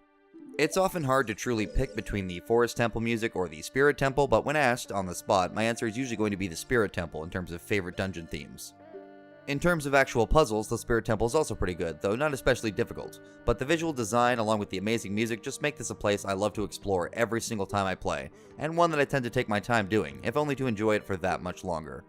Now back to why we're actually here. If we come here as a child, we'll find a Gerudo woman trying to see inside the hole on the western side of the first room, and if we talk to her and tell her we ain't got nothing better to do, she'll ask us to help her out. See, this is Naburu, a Gerudo thief who uncharacteristically is not interested in serving the great king of evil and is instead looking to undermine him by any means possible. She wants to get her hands on a treasure inside this temple, the Silver Gauntlets, but can't or isn't willing to try and squeeze through this tiny hole, which is apparently the only entrance from this side. I mean, I could be wrong here, but I feel like if she really tried, she could fit through this hole, but whatever. I'm down for a little more Gerudo thieving, so why the hell not? I mean, she does say the Silver Gauntlets won't even fit us, so we can't even steal them if we wanted to, but you know what? Link's feeling generous, and is totally willing to help out one of our fellow Gerudos, so off we go. So this temple is, overall, pretty straightforward, and that's especially true of the first section that we'll have to complete as a child. So we got a mini central room and 2 branching paths, and if we go through one of them, we find 2 unlit torches, which we can then set ablaze using Din's fire. That drops a chest on the other side of the room, but unfortunately we can't quite reach it, or the silver keys the room wants us to get, so it's back to the central room. Heading the other direction, we come upon a mirrored room with some different challenges, namely a Stalfos. Now, as far as I remember, this is the only time in the entire game that you're expected to fight a Stalfos as young Link, which is a bit more challenging since the pitiful Kokiri sword only does, I think, half the damage of the Master Sword. Then again, when you think about it, that's still pretty damn impressive, ain't it? Kick his butt and defeat the giant green bubble, then use the boomerang to hit a switch blocked by the bridge we're trying to knock down, and boom, it's on to the next room for an encounter with, I have no idea what the hell these things are actually called.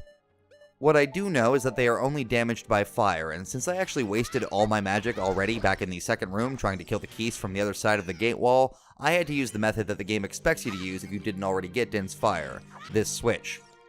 See, the other weird thing about these enemies, who to my knowledge never appear in any other Zelda game, is that they mirror your position in the room, so by walking over to this switch, he'll hover by the door, and then we can set him on fire from a safe distance. Arson. Moving along, we circle back to the second room that we visited, and we can now access the chest that we luckily already activated.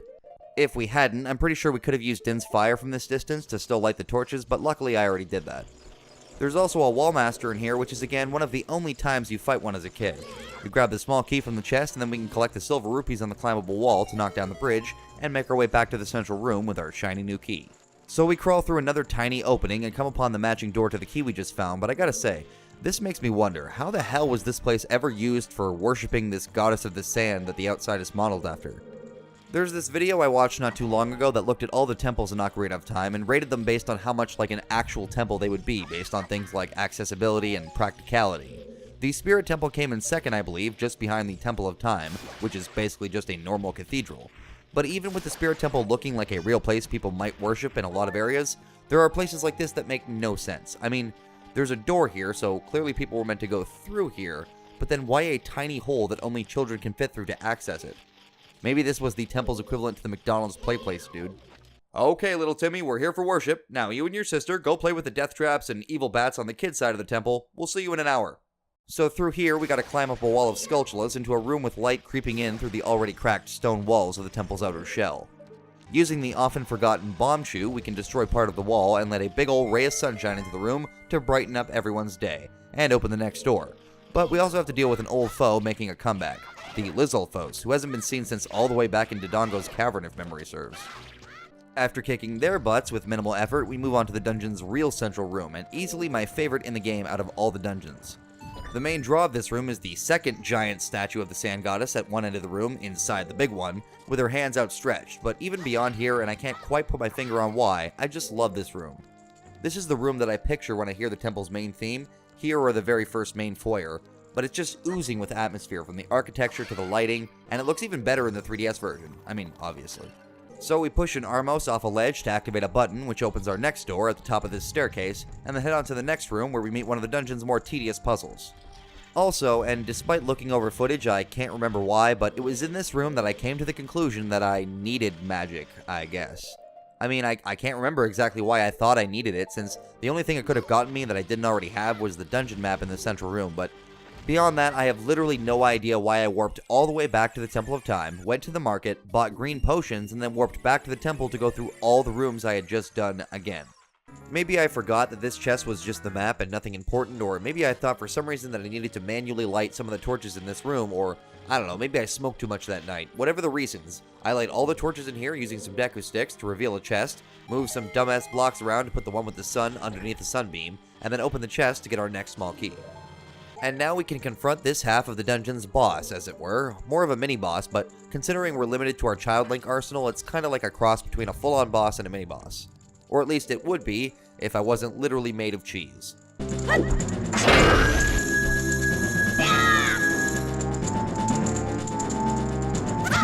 Yeah, not so tough now, are ya? Oh, no. Hit me with the axe all you want. I will just keep coming back and wailing on you with a freaking tree branch until your armor literally falls off.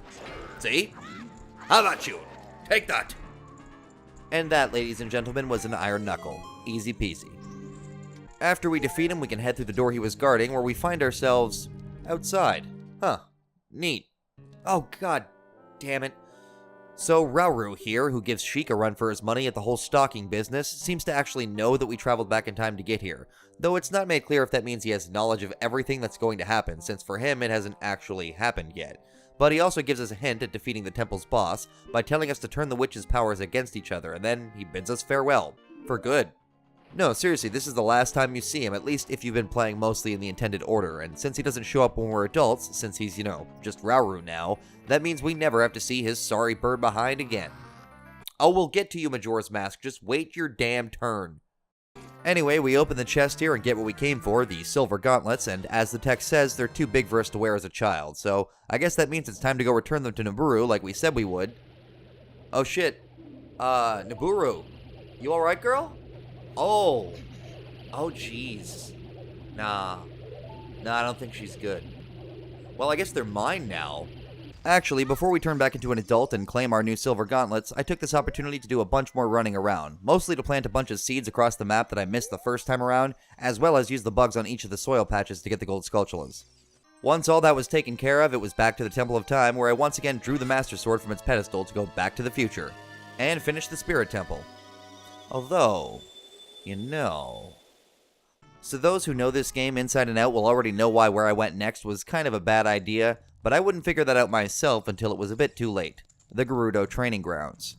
Yeah, remember this place? I mentioned it way back when we first tackled Gerudo Fortress, but at the time, I got stuck pretty damn early because I forgot you needed the silver gauntlets to push a block in this room, so once I had them, I figured what the hell, maybe I could just finish it now. That was my mistake. So the long and short of it is I got pretty far into Training Grounds beyond the Silver Gauntlets block, only to realize that I was missing basically one key that I could only get with the dungeon item obtained in the Fire Temple. Well, shit. So at that point I did a 180 and immediately went and completed the Fire Temple, and then came back to finish this, but for the sake of the section continuity, even though I already left the Water Temple halfway through, I'm going to cover the Fire Temple first, and then we'll come back and look at the Training Grounds from start to finish.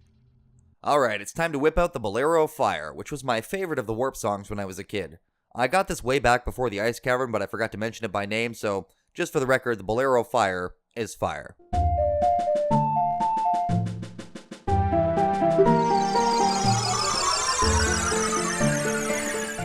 And here we are, the Fire Temple. I feel like I have the least vivid memories of this place, and I still don't really know exactly how I feel about it. Well, the atmosphere is great, with this place being a temple in the middle of an active volcano, but there isn't much to say about the actual music track that plays here. Well, okay, there kinda is. See, originally, in the 1.0 release of the game, the Fire Temple music had some chanting sections that were deemed too Islamic, along with the original Gerudo symbol because of its crescent moon design. So in all subsequent versions of Ocarina of Time, including the 3DS remake, the symbols were changed and the Fire Temple music was altered to make it more idiot-friendly. I don't know. So we enter into this big lobby chamber with weird smiling rock totems on the walls and one door we can immediately access to our left. All that's in here is a tease though, since we can see the boss key behind the metal gate, but we have no way of actually getting to it yet, so turning around we're faced with only two other doors at the top of the main staircase. One of these is locked though, so in reality, we only have one other choice, so let's go see what we got next. Oh god, no more hugs! Stay away from me! Okay, good. We're separated by a pool of lava. That makes me a little bit more comfortable. Gee, I wonder who the Sage of Fire will be. Maybe it'll be Goro Guinness. So Darunia demonstrates just how metal he is, or rock rather, and heads off to fight the fire-breathing dragon on his own and unarmed. Stupid, but pretty epic, so hats off to you, blood brother, though I'm not actually going to take my cap off. You don't want to know what's underneath it. Anyway, he asks us to free all the imprisoned Goron around the temple and tells us we gotta stop the dragon, or it will literally break out of Death Mountain and burn the whole country to the ground, so we got our work cut out for us, again. For some reason, though, He didn't bother to free the Goron literally like 10 feet to his right, when all he would have had to do is step on this button. I mean, if he got this far, he can jump, so that's not the issue. I'm betting this particular Goron insulted his wife or something like that, because he just decided to leave him here. Wait, do Gorons have wives? Are there female Gorons? How do Gorons... No, stop. This is worse than the freaking fantasy dwarves problem. Moving on. So by freeing Darunia's nemesis, we get our first key, and if I remember right, this dungeon has more keys than any other in the game, with the exception of the Gerudo training grounds. We don't exactly have to wander around and choose where to use it though, since we only have one option, the third door in the lobby room, which we couldn't open until now. Now this is kind of the central room. Well, it's like the first layer in a central room cake. There's a couple doors on each side of the room when we first enter, where we can grab a gold Skulltula and see one of the few instances of the evil attacking floor tiles returning from previous games, on top of what would normally have been our first encounter with a like-like. Shield-stealing bastards. There are also Gorons we can free in passages along each side of the central room who each give us keys and thanks us, as well as try to give us hints on how to complete puzzles or defeat enemies we'll encounter later. They also keep mentioning the Goron special crop, which I know now is of course the bomb flower, but as a kid, I don't think I knew what the word crop meant when I first played this dungeon, so this phrase just confused the heck out of me, and I just kept wondering why they wouldn't shut up about special Goron crap. Anyway, with our 2 keys, we can head through the main door of the central chamber and climb up this grate, push a block over a giant freaking geyser of molten lava that's regularly spewing out of the floor, and jump on top of said block to ride it like an elevator. Oh yeah, this seems perfectly safe. Now the door at the top here is also locked, which is why it's important to grab both of the keys we did earlier right away, since I imagine lots of people who weren't just cheating like me got all the way up here, only to be blocked and have to backtrack to find the key they missed. Well, we keep on moving and moving up as we encounter a new enemy, a fire slug, yeah. These things are lame. They barely do anything and mostly serve as a minor annoyance to deal with before proceeding, but now that I think about it, that's kind of a decent number of enemies in this game, and its sequel. Push some blocks, use a bomb to trigger a crystal switch on a delay so we can climb this grate, and head through the next door to find my least favorite room in the dungeon by far. Welcome to Layer 2 of the Central Room Cake, the Crap Layer. So this room is just a giant maze with those boulders like the one by the cookery sword back at the beginning of the game rolling all over the place on set paths. When they reach the end of their paths, they magically stop instantly and then immediately turn around to trace back to where they started. And let me tell you, it's basically impossible to get through here without getting hit at least once, if you're terrible at games like I am. I say at least once, but this is me, so most of you should know by now that I did not get hit once. Oh no, I got hit many times, and I'm proud to say every single time was entirely my fault. And I still hate this room. Along the sides and at different dead ends of the maze, we can find 2 more Gorons to free and their complementary small keys, as well as another Skulltula, and once again, after getting at least 2, we can proceed by heading through this first locked door at the opposite end from where we started. This tiny little room has another locked door directly in front of us and a barred door to our right, but more dangerously, directly below it is actually layer 1 of the central room cake, and if we aren't careful as we're walking here, it means falling all the way back down there and having to climb back up. Now this is pretty cool, and I remember thinking it made the dungeon feel more connected, like it was one big actual place in the game world, but it also really sucks to fall here, so don't be like little Guinness. Watch your step. We open the barred door by shooting the eye switch, and we can grab the dungeon map from this side room, whoopee, and then head back to use our second key on the second door, where we are right back in the room where we grabbed the map, just entering from a different door this time. The gimmick in here is that if you step onto this series of metal walkways, a literal wall of flames will start to move towards you, so you gotta move your ass. There's a door we can just barely jump to over here, but unfortunately it's locked, so heading to the more direct end of the route on the metal walkways, we come to a door we can enter, but first, I decided to faff about trying to walk along the metal grate here. I can't actually remember why I did this or what I was trying to do, but I do remember I was trying to do something. It's also worth noting you can completely skip the eye switch by just jumping down here to grab the dungeon map too, so moving right along then. Going through the unlocked door, we come back to layer 2, but on top of the maze we were navigating earlier, so I guess this is like layer 2.5 or something? Fight some more fire slugs, free some more Gorons, and then it's time to grab 2 Skulltulas I almost always forget, because I forget to do the Scarecrow song early. Getting these also shows us more of the temple's apparent symmetry, which is more obvious when you pay attention to the map, which means there should be another room like this on the opposite side of the temple. This room is also pretty cool, and also terrifying too, since once again, you can fall down the giant pit in the middle and wind up on a lower floor, where you'll need to tediously backtrack to where you started. It's not too bad here though since there's no rush, but it could become a bit of a problem in the room's doppelganger later on. Heading back down, we can use one of the keys we got from freeing Gorons on layer 2.5 to open that one locked door back in the moving wall of fire room, where we come upon yet another sort of central chamber. Okay, I know I'm kind of butchering the use of central chamber at this point, but do you see what I mean? This temple is full of larger rooms that have a bunch of smaller rooms, or paths, branching off of them that loop back in on each other. I mean, I guess some of the other dungeons do too, but especially it's noticeable here. So you know how I said that layer 2.5 was my least favorite room in the dungeon? Yeah, I think I'm changing my mind. Not only is this room a maze with rolling kokery boulders all over the place, and rotating fire-spewing totems dotted around the place, but the walls of this maze are walls of flame that you can't even see until they burn your face off and send you flying backwards. Now, lucky for me, I have navigated this torture chamber enough times to remember pretty well where I can and can't go, so I saunter down to this door and grab me the compass, then navigate my way back to the other side of the maze to find another locked door. Are you kidding me? That thing I said new players might do like 5 minutes ago, I just did it. God damn it. Well, at least I know where the key I missed is. I just had a brain fart and forgot to grab it, I guess. All the way back in layer 2.5, we can bomb this one part of the maze and climb down to another of these weirdly lit green rooms, where we can find another Goron to free, who once again has a small key in the chest next to him conveniently. Actually, this also sort of unlocks a shortcut, I guess, since this is the room where we first saw the fire slugs earlier. I just didn't notice them, I guess. Sorry, bud. So, make the trek all the way back to my new least favorite room in the dungeon and head through the door that stopped us before, and we come upon another Goron who we can't quite free yet, so we'll have to actually make a mental note of this one for now. There's also an upper section to this room with another door we can access from here, but normally you wouldn't actually do this yet. I just happened to remember that you could make a block of time appear here by playing the Song of Time, so that's what I did. Turns out this door brings us back to my least favorite room and locks as we pass it, so fantastic. You know, I really should have known that since I have the compass now too, so yeah, really have no excuse. Looping back and going through the correct door this time, we once again are back in that new central room just on the opposite side, so I guess I really should be paying attention to the map. Well, anyway, we gotta head through the door near the top left by hitting a switch and then navigating the firewall maze while dodging boulders fast enough to make it past the wall of fire it brings down before it springs back up and locks us into this new path.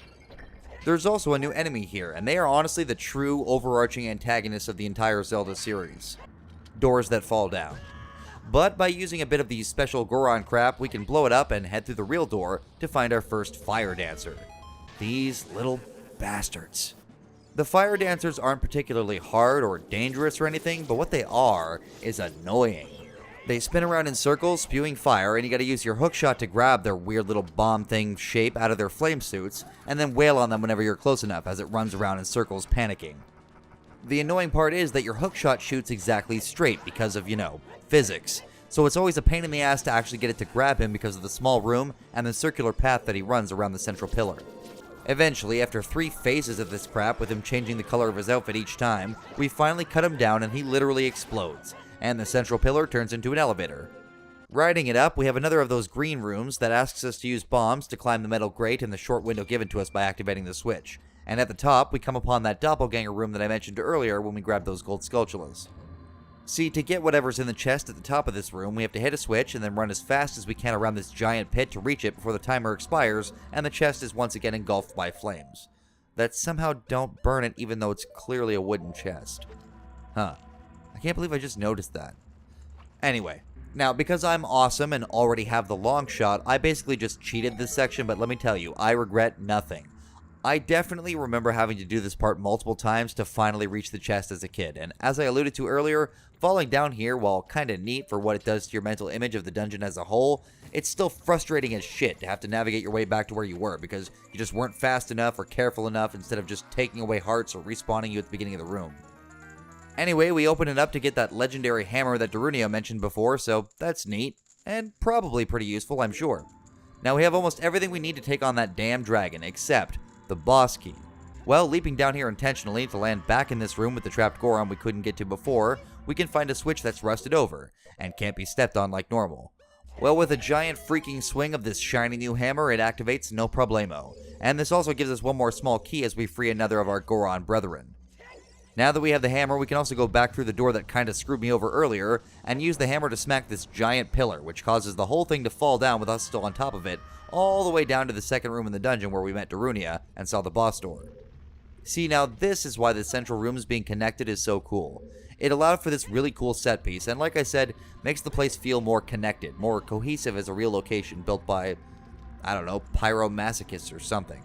Well, we can't quite take on the boss yet, but we can head back to the lobby, and remembering that the boss key was just behind a metal grate in here, deduce that there's a door on the opposite side which we can reveal by using the hammer to knock away these stone totems, in a weird but oddly satisfying animation.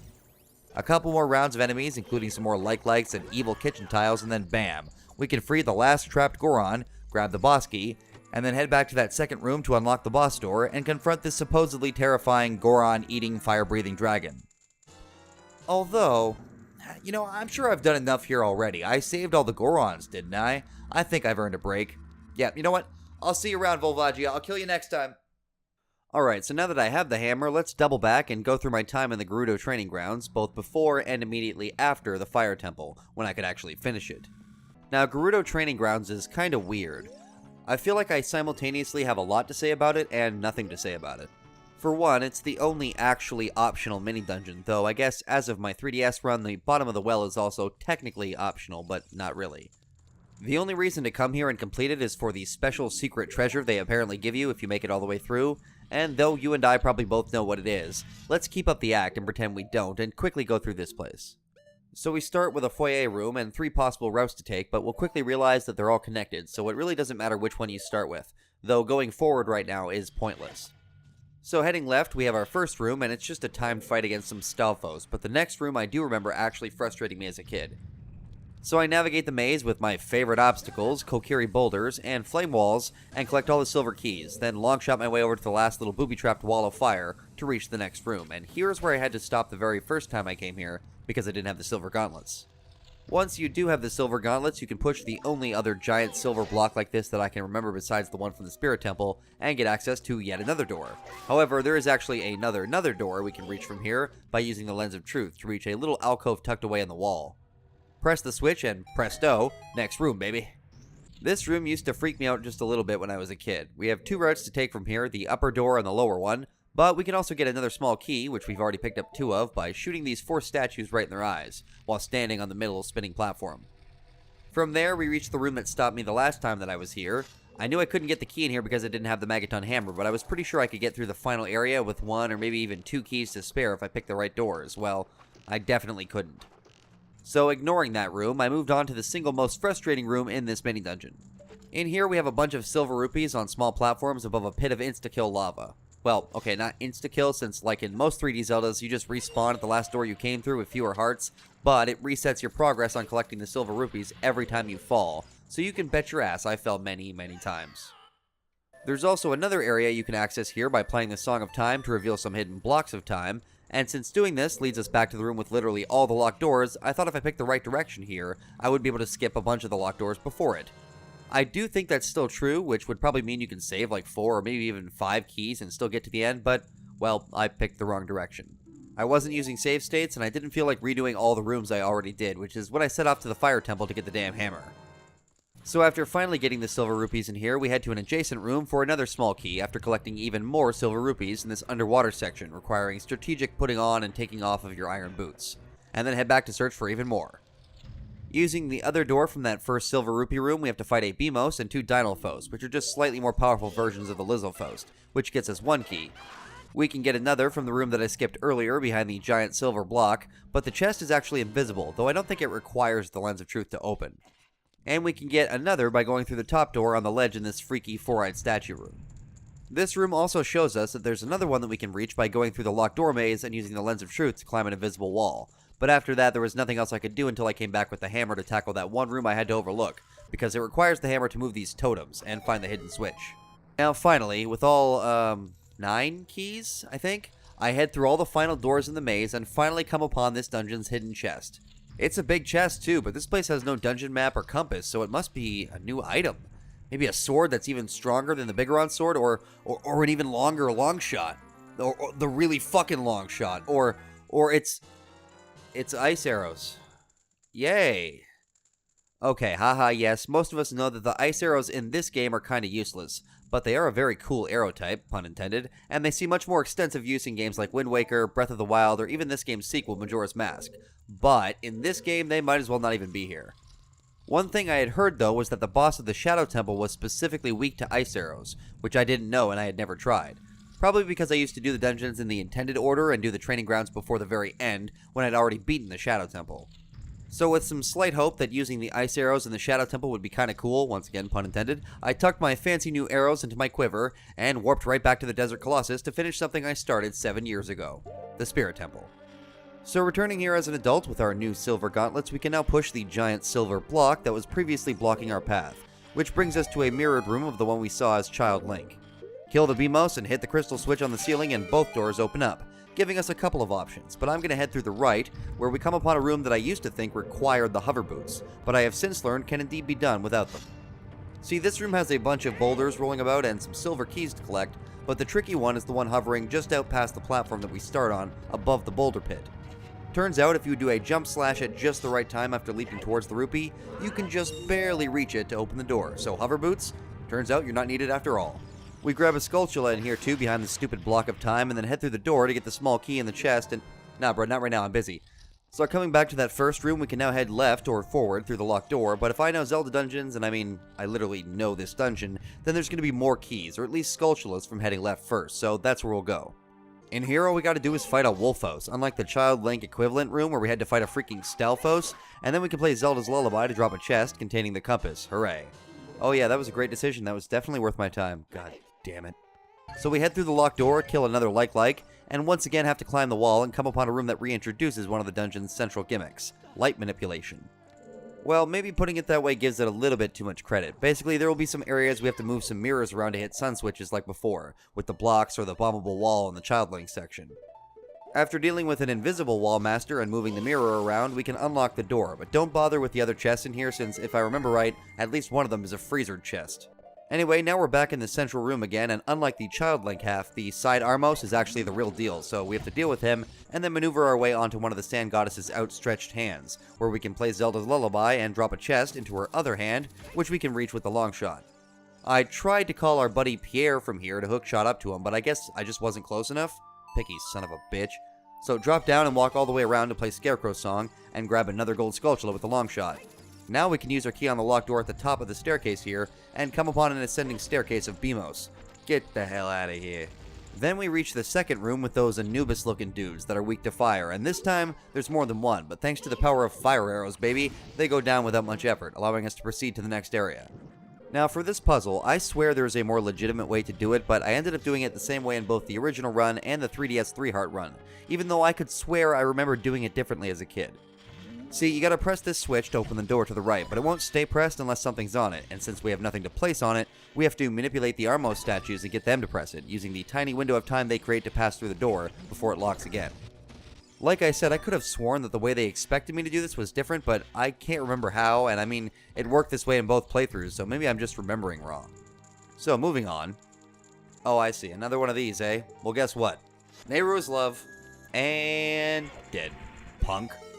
Once we get through, we can find ourselves once again outside of the temple, but thankfully, this time Rauru stays the hell in the Chamber of Sages like he ought to, so we can peacefully grab the dungeon item out of the chest without an owl interruption. And what do we have here? Whoa, awesome. I still prefer the Hylian shield a little bit overall, but damn, this thing is stylish and so shiny.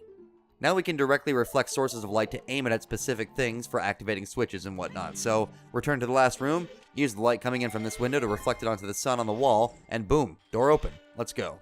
So this brings us to another chest with a small key, meaning we can return to the Anubis room and open this door, where we come upon one of my least favorite obstacles in the entire game. The bane of all impatient gamers, the moving wall. In theory, this section is really easy. And it is, but the problem is, I constantly want to move the process along and start climbing when I shouldn't, only to end up getting... yeah, that. To top it off, when you do get to the top, there's one more trap, since the Beamos are just outside of your range, and if you start moving forward too soon, as you likely would after climbing that nightmare, you'll get shot at and fall right back down to do it all over. Or you'll back up too soon and knock yourself over. Luckily, I didn't actually fall for that, despite falling like 8 times getting up the wall. Anyway, we open another door with Zelda's Lullaby for some reason, and now we have to deal with some fire slugs, oddly enough. and a bunch of the dreaded doors that fall down, in order to find a switch and lower the flames so we can get access to the boss key. Hell yeah. Boss key in hand, there's really only one puzzle left through here, so we have to deal with some very angry pottery, and then move some light around using these mirrors to redirect a beam back into the first room on this platform.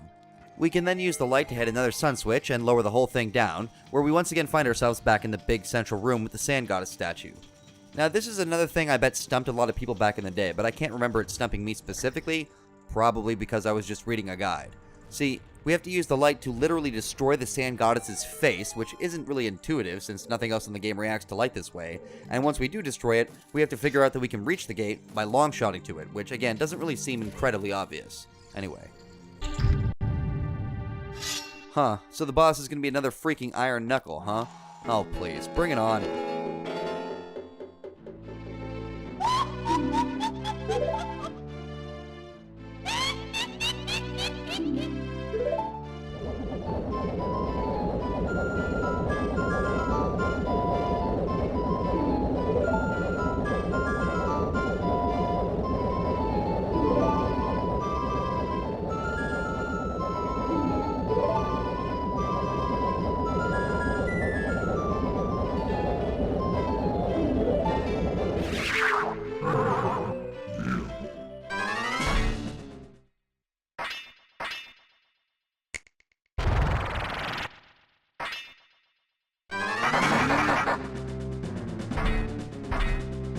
Take this, you lousy bastard.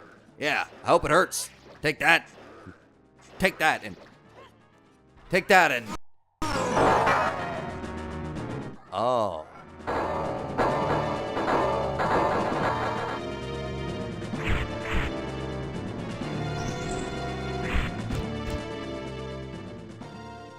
Awkward.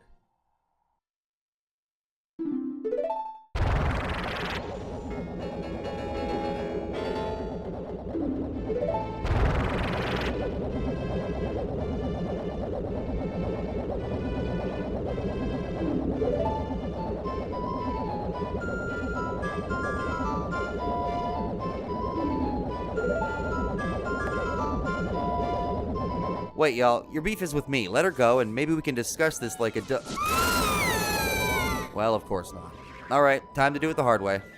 We finally arrive at the boss chamber, and you know what time it is then. That's right. It's time to literally kill Ganondorf's mother. Yeah, it's never exactly clear how that works, since apparently both Kotake and Koome, or however you say their names, are Ganondorf's mothers, so I can only assume that means they screwed somebody while in their combined form, which, I mean, makes sense since they no longer look 800 years old, but that just raises a whole bunch of other questions. So normally this fight can be kinda hard, at least I think I remember it being hard. See, in my N64 playthrough, or GameCube playthrough, I literally got as lucky as you can get when fighting them, and finished the whole fight really fast. See, both witches have their own element, fire and ice, and the idea of the boss battle is to use your mirror shield to direct the opposite witch's attack at the other one, like old Owlboy hinted at. And in this first phase, all that means is using your shield to aim at the other witch as they pass by during the first attack. But after that, the second phase starts, and that's where we see... this. Again, so many questions. So here, she will shoot either fire or ice attacks at us, and we have to absorb 3 of a kind in a row without getting the other element, in order to build up a beam attack, which we can then use to stun her, and then we can wail on her with the Biggoron Sword. In my N64 GameCube playthrough, though, I got 3 ice beams in a row. Twice, which, like, never happens. That's like 6 heads in a row. Combine that with the Biggoron Sword, and well, I literally didn't take a single hit in this whole fight. Not impressed, Miss Ganondorf. Or Mrs. Ganondorf's? They do have a great cutscene when they both literally die, though, and somehow apparently still go to heaven or whatever, though. And with that, we're back in the Chamber of Sages to meet, well, of course, Nabooru. Now, her being the Sage of Spirit isn't surprising, but what might be is what I think she implies to Link after giving us the Spirit Medallion. See, she says that she should have kept her promise to us from all those years ago, and well, her promise was to, and I quote, do something great for you. And honestly, as a kid, I kind of forgot all about this, but as an adult, I almost wonder if, given that, you know, this is Japan, is she implying that she was going to do something else for young Link? Because, man, that is just all kinds of messed up. That or I'm just dirty-minded, or both. Anyway, 1 more temple down and 2 more to go. Okay, technically 3. So now that we've finished the Spirit Temple, it's finally time to go back and finish the Water Temple too, which unfortunately means jumping through a bunch of hoops to get back to where I was. But hey, I knew the consequences of my actions when I dipped, and luckily for you, Through the power of editing, you don't have to sit through that. Watch.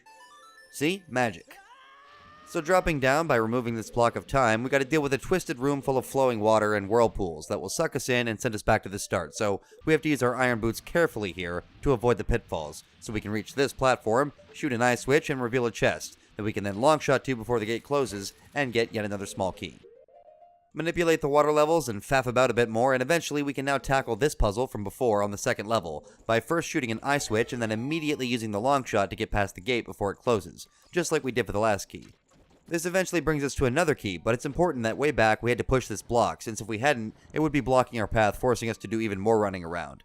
With these two keys, we can now head through the only other path we haven't taken on the bottom floor, where we were previously blocked from progressing without the long shot, to reach this first lock door. Through here, we have a very memorable but occasionally infuriating room, full of moving currents, tektites, and kokery boulders. Lovely. But I made it a bit less annoying by wasting some of my ice arrows on the tektites, since I was barely ever going to use them anyway, and eventually, we make our way to the door at the other end. In here, we have more manta ray things, and another block puzzle that requires us to push and pull the same block from 3 different angles in order to push it onto a switch, which raises the water level, and allows us to continue on. Now this actually loops us back to the tektite boulder room, but from where the boulders are being released, and if we're careful, we can use our iron boots to grab a Skulltula, and then descend down into this chamber, which eventually leads us to the boss key, finally.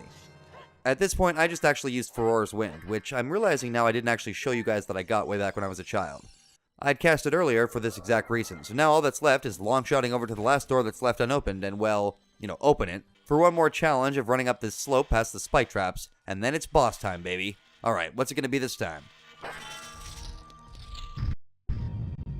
Huh? Where is it? There's nothing in here. Oh, be quiet, Navi. Obviously, that's just water. Water, you crazy? Oh, hey, how's it going?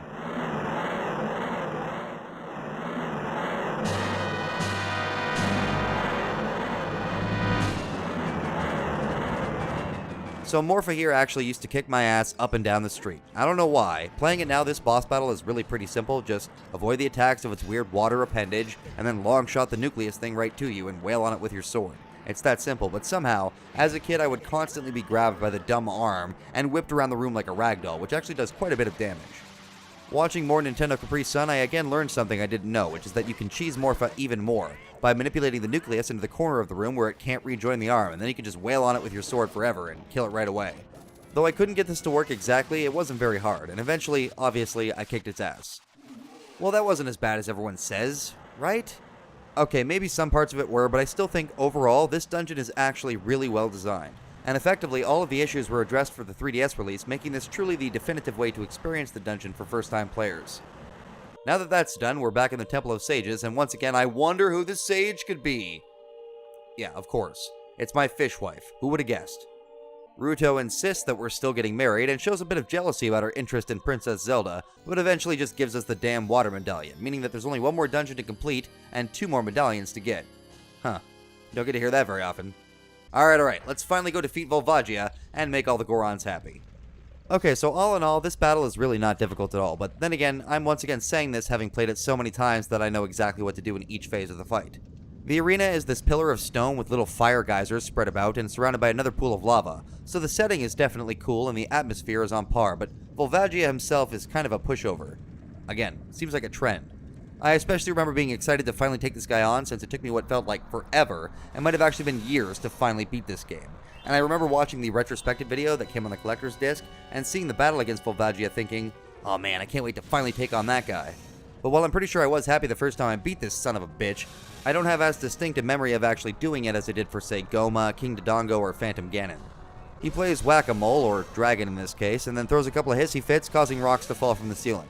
But when we stun him using the hammer when he pokes his head out of the little fire holes, we get the opportunity to wail on him with a freaking Biggoron Sword, and nobody lasts long against that, so eventually...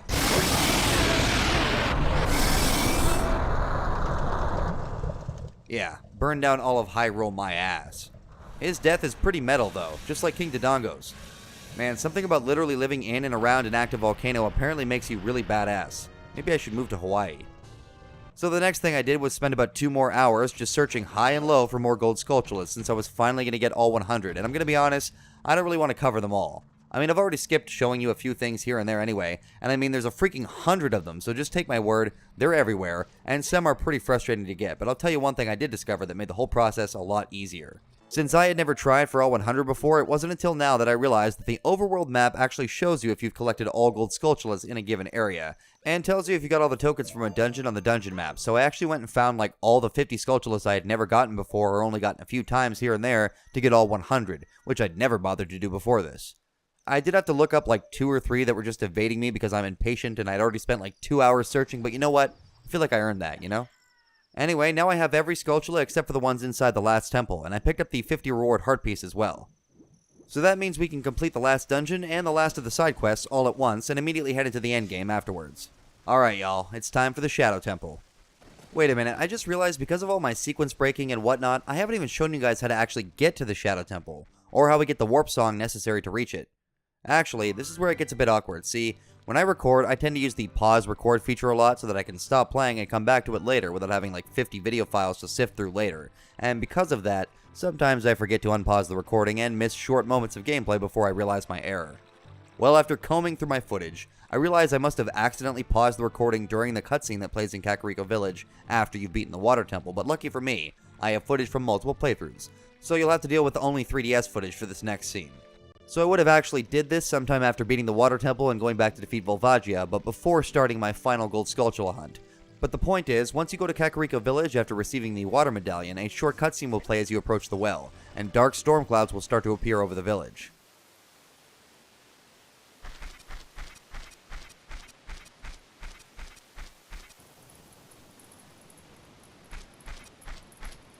Well, gee, things are looking a bit gloomy around these parts.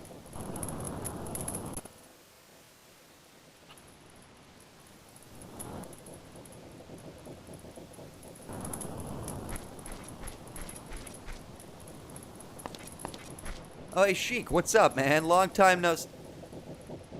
Wait, what are you talking about? Evil crap in the well?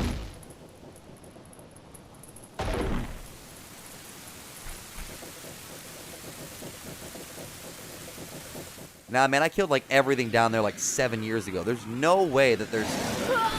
Huh. Well, crap.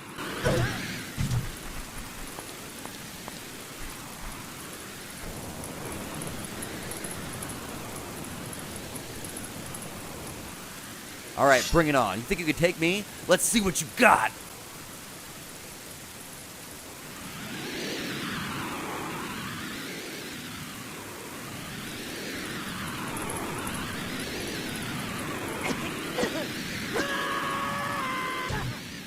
Somehow fighting shadows with a sword seems like a bad idea, in retrospect.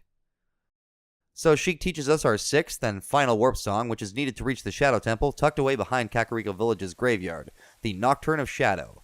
Like all Ocarina songs in the game, the Nocturne of Shadow is quite lovely, though I have to say I think it's my least favorite Ocarina tune in the game. Not that it's bad, not at all, just the worst of the best, if you will, for me, and I'm not entirely sure why. It certainly does fit the vibe it's supposed to be going for, it just doesn't stick in my head as much as some of the other game's songs. Still a banger, though. Anyway, by playing it, we can reach this little alcove tucked away above the royal family's tomb, and by walking down, we can find ourselves in this cryptic chamber with Sheikah symbols everywhere, a massive door, and a bunch of torches surrounding this ritualistic platform.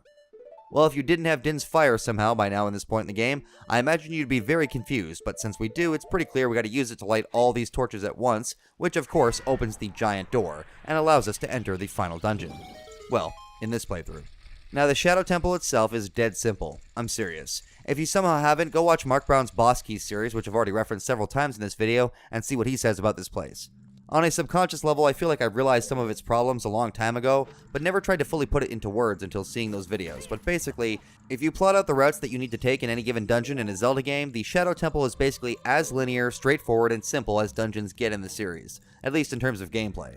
Visually, it actually might be one of the coolest looking areas in the entire game, along with its companion dungeon, the Bottom of the Well. And like the Bottom of the Well, it also shares some really interesting lore of being used by the Sheikah and the royal family for torture, interrogation, and evil rituals of all sorts of things. Which was especially metal back on the original N64 release, where there was way more actual blood to show just how hardcore the royal family could be. Like I said though, in terms of actual gameplay and the path necessary to complete the dungeon, it couldn't be more simple if you tried. Well, okay, sure it could, but the point is, the whole dungeon is basically going from one room to the next to get access to the next key that you'll need to continue along the main path with minimal backtracking or head scratching, which, depending on what you love about a Zelda dungeon, might actually be a really good thing or a really bad thing. For one thing, the Shadow Temple wastes no time in giving you the dungeon item, since we can get it from like the second or third room, depending on how you categorize these weird burial halls with invisible walls requiring the Lens of Truth. There are a couple of side rooms here, but none are actually required for completion, and only the main room at the end of this path is actually necessary, where we fight another Dead Hand. And get access to the final dungeon item, the Hover Boots. Thankfully, the Hover Boots are not needed nearly as often as the Iron Boots were in the Water Temple, so we won't be constantly needing to pause the game to take them on and off. But we still have to use them here or there to cross gaps, like in this room. The dungeon also requires rather extensive use of the Lens of Truth to see invisible walls, objects, platforms, and enemies, but as I said earlier, it isn't actually required. More like heavily recommended. See, in my 3DS playthrough, fresh off my N64 playthrough where I did have the lens, I just navigated all the traps by memory, and honestly I didn't even have that much trouble. But I will admit that I had no idea if beating the boss who can't be seen without the lens would even be possible, but we'll save that for a bit later. Back to the temple. So forgive me if this sounds like I'm rushing through here at times, but the thing about the Shadow Temple is that there isn't much to explain or figure out. We find a B-mouse and some false walls, a giant spinning blade of death like in the Ice Cavern, but this one is way more edgy, and finally we get our first small key. But given that you barely even need the compass or the map in the more complicated dungeons, it really is just kind of a straight path room to room if you aren't looking for Skulltulas or navigation items. Using our first key, eventually we come upon a wonderful surprise, invisible Big Skulltulas, which I used to hate as a kid since, well, I already hated the regular Big Skulltulas, and making them invisible just made it worse somehow. And we also find a lot of guillotines in strange obstacle course-like patterns. Yeah, I know it's not that strange, it's a Zelda dungeon, but thinking about this place in the context of it being a royal family-approved torture chamber, I just picture the prisoner of this place running through these hallways with the Sheikah behind them like, "Go ahead, you can make it!" and then snickering to their buddies as the masses get chewed up by giant metal blades, bottomless pits, and giant invisible spiders. Eventually, we come upon the closest thing this place has to a central chamber with a bunch more guillotines, invisible floors, and even a Stalfos trap. But after dealing with that bonehead, I took a quick detour in one of the only substantial side paths that the dungeon has to offer. But all it leads to is yet another gold Skulltula, surprise surprise. By heading the intended way, we come upon another silver rupee puzzle, if you can call it that, where we have to deal with some spike traps and a B-mouse without falling into the bottomless pit that surrounds us. Once we get the last one, it opens the gate to another hallway, which leads to another room that I always remember very vividly. See, in here we have to use the Lens of Truth to grab a block hidden in the wall, and then push it along this path to stop the spike traps from falling from the ceiling. The tricky part is, I guess, that you need to start pushing it and then return to the other side once you're past the first spike trap to pull the block and give yourself access to the upper section, where we can then jump on top of the traps and make our way to the only chest in here that matters, containing a small key. Oh, there's also another gold Skulltula in here. We've almost caught them all, Pikachu! Taking our key, we can then head back to the central room and this time head north, where we can see a locked door at the end of the room that we can't reach. But you see, we can reach it. The platforms leading to it are simply invisible, so put on the Lens of Truth and it's a piece of cake. Actually, this particular part was one of the ones I was most worried about when doing the dungeon without the lens on the 3DS, since the last platform moves back and forth, meaning there was a good chance I'd have to trial and error it until I made it across, but luckily I didn't fall here once, and I just kind of threw on my hover boots and prayed, and amazingly it worked out for me, which almost never happens. Very nice. Actually, this next room was one that I'd forgotten, but it was also the one that made me realize I might have made a mistake trying to do the temple without the lens, since it's full of invisible spike traps and, more importantly, invisible hookshot targets, which I wasn't sure I would even be able to use if I couldn't see them. I did end up cheating here, but it's far less egregious than normal since this time I helped myself to cheat. I just referenced the footage I had of this room from the N64 playthrough to get an idea of where the hidden targets were, and presto, I was able to collect the last of the silver rupees, no problemo. But I actually discovered something in the process that makes doing this without the lens even easier. See, at least in the 3DS version, when your hookshot reticle is over a hookshot target, it changes ever so slightly, becoming a little bit bigger from the change in depth, and as a result, you can pretty easily tell where the targets are just by paying attention to your reticle, which is pretty neat. Also, wearing the hover boots in here lets you walk over the spike pits, which doesn't make a whole lot of sense, but it's nonetheless also neat and much appreciated. So once we get all the silver rupees, we can access one of the side rooms adjacent to this one, and we have our first of two giant skull pot things to blow up. These things look pretty cool, and I feel it's a shame they weren't seen anywhere else, but there's just not a lot to figure out here. Just like the giant spinning pod back in Goron City, toss a bomb inside or a bomb flower if you're somehow completely out, and out pops our next small key, which we can then use on the locked door from the last room. Through here, we have to actually make clever use of both the iron and hover boots back and forth, to first avoid being pushed by these fans while dodging spike traps, and then cross a gap using the wind, where we're presented with a large room full of fans, an eye switch shooting fire at us, and a door at one end. You can reach a hidden alcove in the wall, which leads us to a room full of Gibdos, and another locked door, which we don't have the key for yet. Well, maybe that red herring door we just saw leads to another key that we need? Nope, it's literally in this room, just underneath some bombable debris, like back in the bottom of the well, while the visible chest only contains a bloopy. Not one of those. Opening that locked door, we come upon the giant ship of shadows, or whatever the hell it's actually called, and we can now pull this block to create a shortcut back to this room just in case we die or need to retrace our steps because we die or something. Yeah, like, that's not gonna happen. To actually make this weird boat move, we gotta play Zelda's Lullaby, which I think actually makes some sense here since this is the royal family's tomb, unlike in the Spirit Temple, which was presumably dedicated to a foreign god that the Hylians didn't even worship, which made the whole royal family song thing seem a bit out of place as a game mechanic there. Once the ship starts a-sailin', things get interesting, since we have to fight 2 more Stelphos at once, like back in the Forest Temple. These ones will keep reviving themselves if we don't kill them both quickly, but we also gotta be careful not to fall into the bottomless pit below in the process.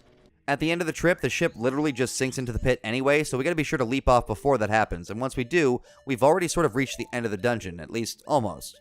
We do still need 1 more small key and the boss key though, so heading directly forward through this second gap will have to wait. But that doesn't mean we can't make a bridge for crossing it later while we're here. Hell yeah, take that, Gothic infrastructure!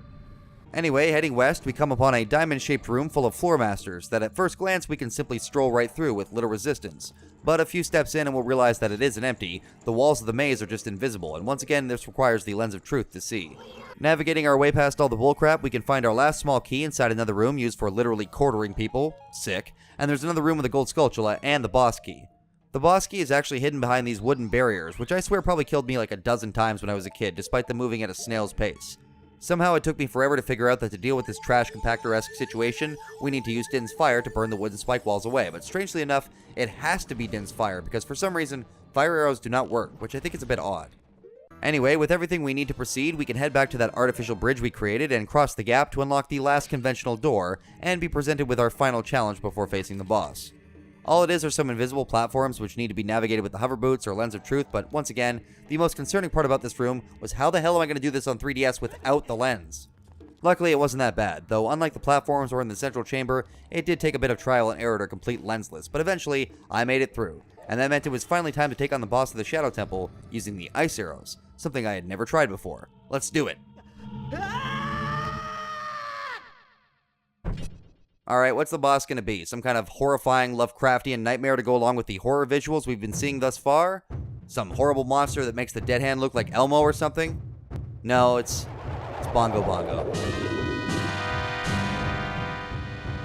I have no idea if this is just a translation thing, but why?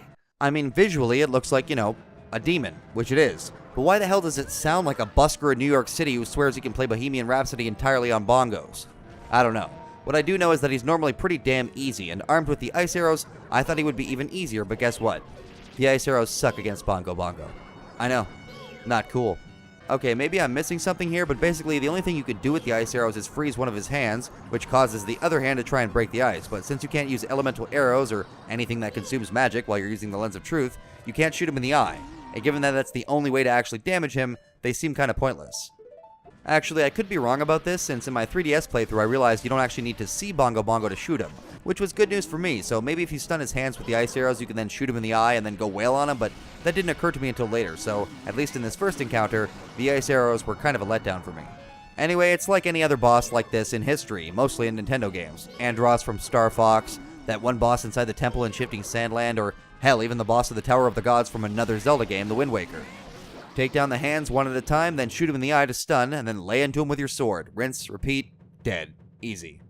And with the death of Bongo Bongo, percussion music in the demon world would never be the same. And we are once again transported to the Chamber of Sages, where for once, as a kid I actually didn't know who the sage would be. Before I knew the big reveal that's coming soon, I guessed it might be Sheik, but given that the Shadow Temple is often completed second to last, and not last, meaning there would be at least one more warp song to learn normally, that wouldn't really make any sense, and as it turns out, it's actually the only other Sheikah we've met in the game, which does make sense. Impa. Huh.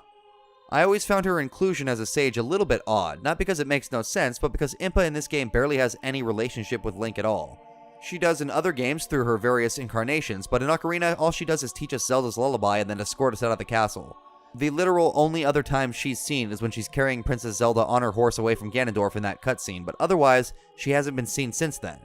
It's not like it's completely out of left field. Other people do mention her importance to Kakariko Village, which she literally founded, so it's not out of place per se. I just feel like it would have been better to have her and Link interact more than once or twice to establish what she thought of him more clearly.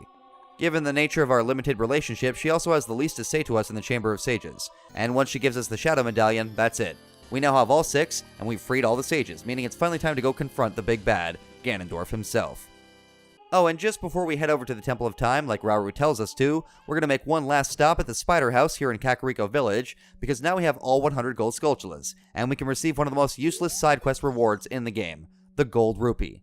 Now, I did know about the Gold Rupee before, but something I never realized until now is that the Gold Rupee actually respawns every time you enter the Spider House, which means that it isn't just a lot of rupees, but effectively infinite rupees.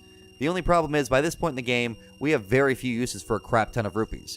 Still, it's nice to have, I guess. Alright, let's get out of here and get started on the final stretch.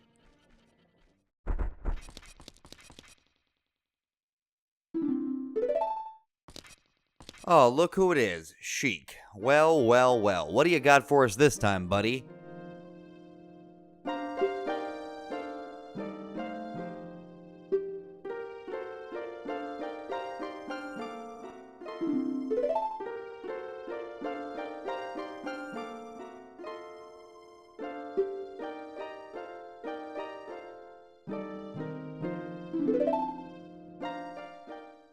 Oh, I see. More exposition.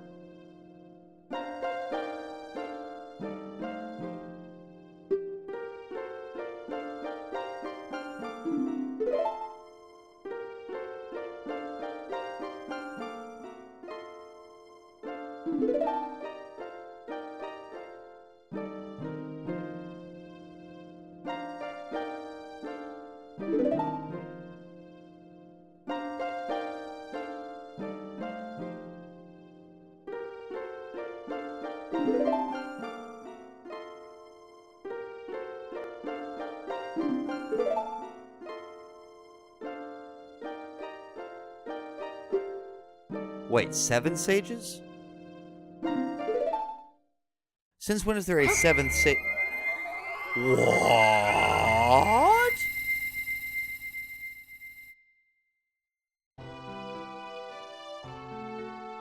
Yeah, okay. I know I've been keeping up the act since we first met Sheik, but genuinely, this surprised the hell out of me when I was a kid. As an adult, it would probably be a lot more obvious, especially if you pay attention to Sheik's very much female-sounding grunts when she throws Deku Nuts and whatnot, but the first time this reveal happened, it really was sort of shocking. I also just like that this is really the first Zelda game that I know of where Zelda herself plays a very active role in the story as Sheik. She also apparently spent some of those 7 years that we were in the Chamber of Sages learning how to be a freaking ninja, so that's cool. She gives us the final arrow type here too, which is sort of the 3D Zelda game's answer to the classic silver arrows always needed to beat Ganon. The light arrows. Sweet.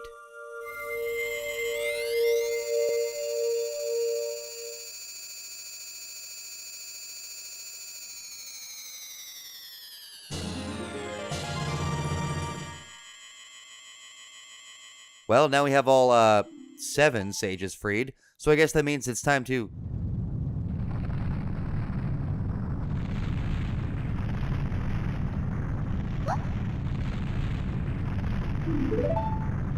Aw, crap. Let me guess. Yep, not at all surprised. Wait, if he can create magical crystal barrier things around people from a distance, why didn't he put us in one too? I have no idea. Plot convenience, I guess. But now we can finally make our way towards Hyrule Castle, or where Hyrule Castle used to be, to confront the King of Thieves once and for all.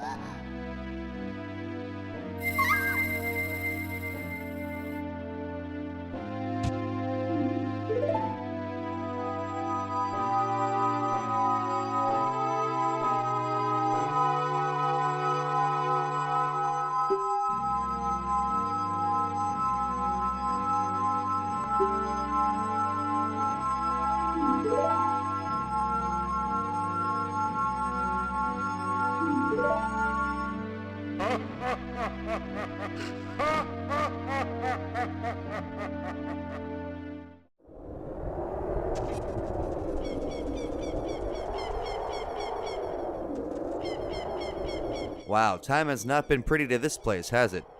You know, I will give Ganondorf this, though. Man's got style. I mean, just look at that castle. Not to mention that moat. Ah, beautiful. A+ moat game, G-Dorf. Well, normally, coming here, we wouldn't be able to do much besides grab a gold Skulltula, which I obviously already did, but I just didn't show you guys to save Ganon's castle reveal for now. Anyway, coming here with all 6 dungeons complete, we get assistance from our sage allies, who make a freaking rainbow bridge of happiness leading up to the castle, allowing us to get inside and kick some Gerudo behind.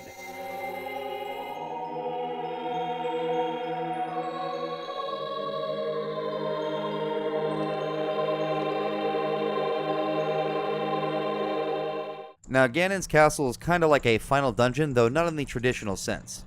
Very quickly, we come upon the central chamber where the path leading up to Ganon's tower is blocked by 6 barriers that are each tied to the respective temple elements. So we have sort of 6 mini dungeons before we can proceed up the tower to the more combat-focused part of the castle.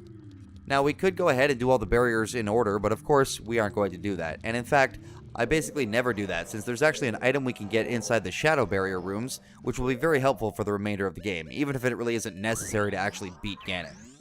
So remember way back when I said there might actually be one case where you need the fire arrows? Well, this is what I was talking about.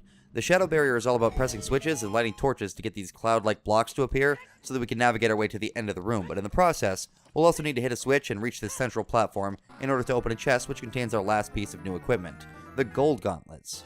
Before we can use them, though, we have to finish up the shadow barrier by shooting this weird pulsating thing at the end with a light arrow, at which point Impa, the Sage of Shadow, will appear to tell us that the barrier is dispelled, and that means now there are only 5 remaining. Now, the golden gauntlets are necessary to complete the game without glitches, since the light barrier is blocked by a huge stone we can't move without it, but more importantly, there is one more stone just like this outside of Ganon's castle that we can move to access the final Great Fairy in the game, who very kindly grants us the double defense upgrade, which means that now all attacks do half as much damage as they did before. Hell yeah. I actually did this in my 3-heart run too, but I don't know if that counts as cheating, since by doing this I effectively now had 6 hearts, but I mean, also technically still just 3, you know? Anyway, now that we have double defense, we can head back inside the castle to tackle the 5 remaining barriers. So we're going to kinda rush through these final barriers, since for one, they're all pretty short and none of them are particularly challenging or confusing. So using our gold gauntlets, we can get to the light barrier and deal with some invisible enemies and a silver rupee room with rolling boulders, but upon reaching the end, there's no weird pulsating thing. So we have to figure out to pass right through this back wall to find the real one and shoot it with a light arrow to dispel the barrier. One thing about the light barrier is that since there wasn't actually a light dungeon in the final game, even though one was originally planned, the rooms in this section don't really reflect any particular theme or type of puzzle like the others will. But I wonder if the heavy use of the Lens of Truth is an indication that the original Light Temple used it extensively. Who knows? Alright, 2 down. Next up is the water barrier, which is more like the ice barrier, since all of its puzzles are based on the ice cavern rather than the water temple, which is both good and bad because of one puzzle that has the potential to take way too long. Luckily though, this first room is just a matter of using some blue fire to melt some red ice, blocking the door, and defeat all the freezers to unlock the next room. But it's here that things can get a little bit frustrating. Yep, it's another of those dumb sliding ice block puzzles. Who freaking yay. Now this one isn't as bad as the one in the actual ice cavern, but it can still be a bit annoying. But at the very least, this is the only other room to do for the water barrier, so once we finally do get it done, we can dispel the barrier with a light arrow, see Ruto once again, and return to the main chamber to tackle the next one. Moving on to the fire barrier, we have only one big room to deal with here, kinda like the shadow barrier. The gimmick with this room is that the central platform will start sinking into the lava if we walk on it, which is a shame because we need to use it to reach all the silver rupees in the room. Thankfully, there's an easy way around this. If we use the hover boots, the platforms actually won't sink at all, so as long as you watch your momentum and avoid sliding off into the lava from the hover boots' lack of traction, you can get everything in here rather quickly, including a silver rupee under one more of those giant blocks that we can only move with the gold gauntlets, meaning the shadow barrier must be completed first to do this one properly. Once we get the last rupee, the door at the other end of the room opens, we can shoot the weird tumor thing again, say hi to our blood brother, and proceed to the next barrier, which in this case will be Spirit. We deal with some more silver rupees in the first room and a bunch of aggressive Armos statues, and then come upon the only puzzle in the game with the possible exception of that one room in the Spirit Temple that actually requires the often forgotten bomb shoes to hit a switch and reach the next room. After that, all we gotta do is deal with this Wallmaster in here, shoot the spider web on the ceiling to get a beam of light to shine down, allowing us to use the mirror shield to hit another sun switch, and then open the final door. Shoot the tumor, what up Naburo girl, and bam, one more to go, ironically saving Forest for last. Now the forest barrier is probably the one that used to take me the most time, just because I guess I used to really suck with the hover boots or something, but I've recently learned it's actually entirely possible to collect every silver rupee in here without the hover boots, which may mean that the only place you actually need them is back at the Shadow Temple to cross that gap immediately after you obtain them, though I could be forgetting something. Anyway, get all the silver rupees, open the door, and shoot the final tumor-looking thing to see Saria for one last time. Well, I guess technically we will see her again in cutscenes, but Link won't. And with that, the barrier surrounding Ganon's tower falls, and we can finally make our way to the big boss man himself.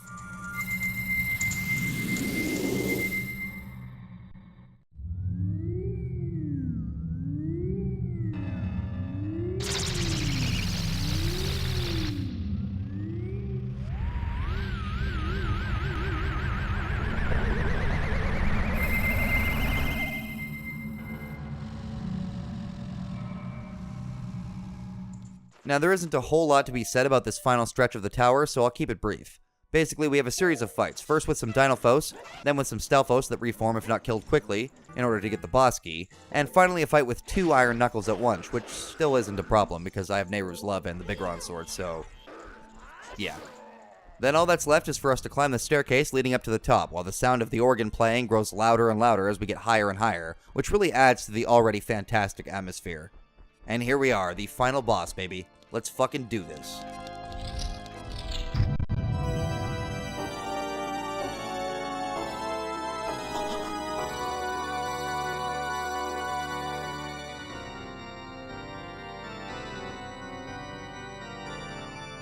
Hey, Zelda, there you are. Don't worry, baby, I'm here to save you. Wait, was he actually playing that organ himself the whole time? That's awesome! You know, King of Evil or not, I gotta give you props, G-Dwarf. That's some pretty goddamn clean organ playing, I must say. Better than I could do, I think, so no matter how many times I kill you and banish you to the voids between dimensions, G, I'll always respect you for your mad keyboarding skills. Whoa. Hey, did I just get powered up?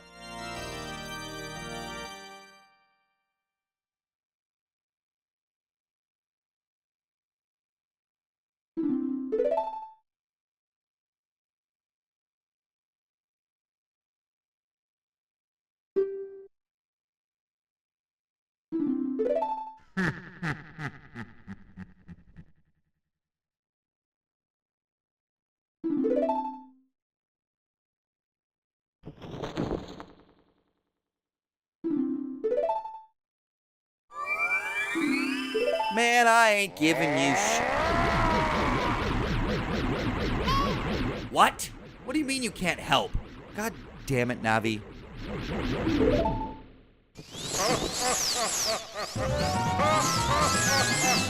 So yeah, we can't Z-target in this first phase of the battle because Ganon's shadow magic or whatever is too powerful for her to overcome, but I'm not worried. This whole 3-phase battle used to feel like a freaking gauntlet, but these days, having done it so many times, it's kind of become stupid easy. So I'm going to continue being cheeky and use my trusty bottle to play tennis with Ganondorf, just like Phantom Ganon back in the Forest Temple. Ha! 15 love, bitch! Once he gets hit with his own attack, we can shoot him with a light arrow and then jump to the middle to wail on him with a Biggoron Sword. But after the first hit, I decided to just use the sword to play tennis after all, since its range is significantly longer. So another round of back and forth, then leap back to the outer edges, so we can do it all again. Ow! Jeez, man. Not cool, not cool. He gets so pissed at this point that he tries a Gerudo Kamehameha, but, well, it doesn't work out for him. Alright, Ganon, have a bit of this. And this!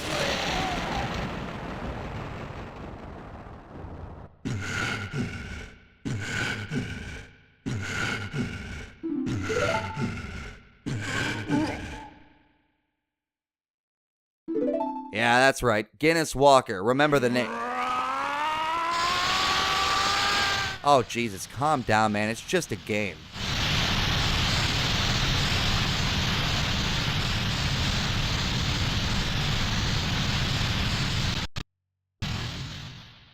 Wow, and I thought my cat could throw a temper tantrum. Dude just tantrumed himself to death. Very impressive.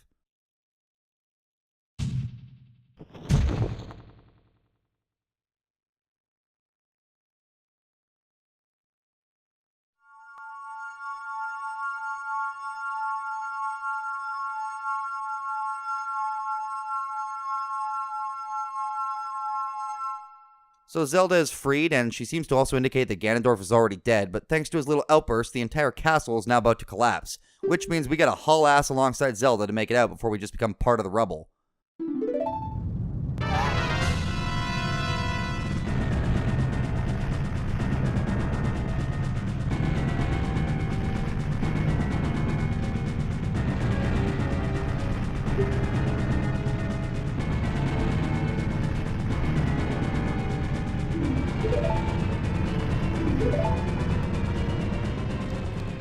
This is perhaps my least favorite part of the endgame, and definitely my least favorite part of the final battle. So all we gotta do is move through the castle, passing through some of the rooms we saw earlier, and staying close to Zelda to avoid her falling behind, and we only have 3 minutes total to reach the end. The worst and most annoying part about this is, well, Zelda. See, despite clearly being capable of having her shit together and even being an action hero badass herself as Sheik, when she's normal Zelda, she kinda reverts to damsel in distress mode. Well, not quite. See, if we take any damage from falling rocks or enemies, Zelda will make a worried sound and stop moving for a moment, which I mean is sweet and all, but now exactly ain't the time, lady. She also gets trapped, again, and we have to fight a pair of Stalfos really quick to continue on, but eventually we make it to the bottom and pass the Redead who almost always tripped me up as a kid, and escape the castle in the nick of time as the whole thing comes crumbling down.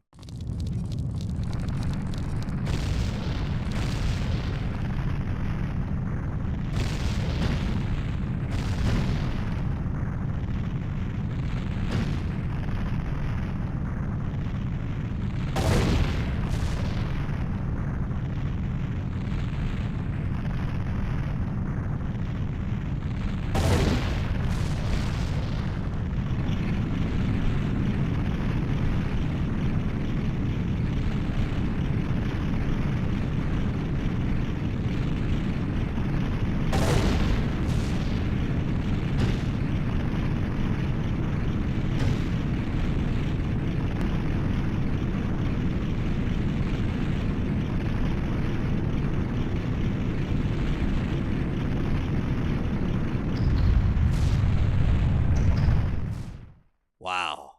Awesome.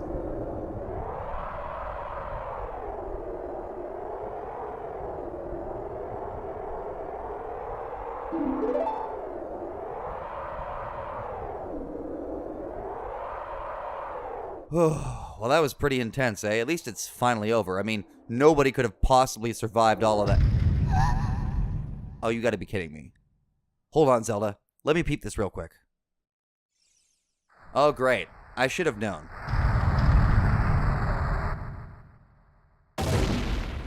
What?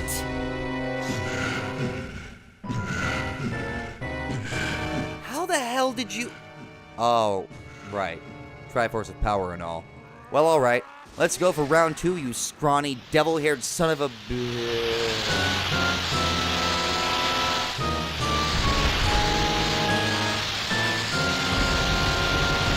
Well, huh. Whoa, whoa, dude, chill. You're gonna freaking... That.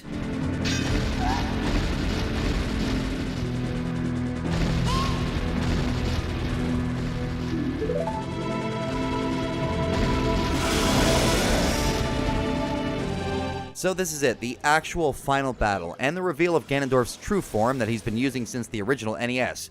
Pig Ganon, as it were. Or just, Ganon. Now this fight is epic as all hell. The music is some of the best in the game and so perfectly sets the atmosphere for the final fight. And at least on the original N64 or the GameCube one I'm playing, the lighting here is also perfect. Dark and moody, and Ganon himself is almost a shadow lumbering towards you, with only the occasional flash of lightning giving you a full glimpse at his monstrous form. Unfortunately, in the 3DS version, this scene is significantly worse atmosphere-wise, since they made everything way too bright again. I mean, I'm pretty sure Ganon's face being visible in this scene has literally become a meme, and for good reason. I love the 3DS version, and I consider it to overall be a fantastic update to the original experience, but this is one of the few areas where the original just straight up looks better. Now, the way you're meant to do this fight, especially if you don't have the Biggoron Sword, is to attack his weak point, his Rainbow Tail with the Megaton Hammer, or use the light arrows. But since I do have the Biggoron Sword, this fight becomes significantly easier. Also, I picked up some blue potion earlier to prepare for this because using those light arrows, I could just repeatedly stun him and then walk right around his back to do some damage, refilling my magic as necessary. In my 3DS run, I also employed another of my favorite strategies of literally just constantly standing right under his crotch, using the gap between his legs to get behind him for some easy hits on his tail. Eventually, he falls, and the barrier of fire surrounding us does too, but if we don't actually go and grab the Master Sword here, the fight will just literally never end, so even if the Biggoron Sword does more base damage, the sword that seals the darkness is still necessary for the final blow. A bit more faffing about with this big old pig, and he goes down one more time, and this time, Zelda uses her Sage power or something to further stun him, and tells us to deliver the final blow with the Master Sword. The sword glows blue with the power to repel evil, and we literally take it and shove it directly into his face. Ouch. Game over.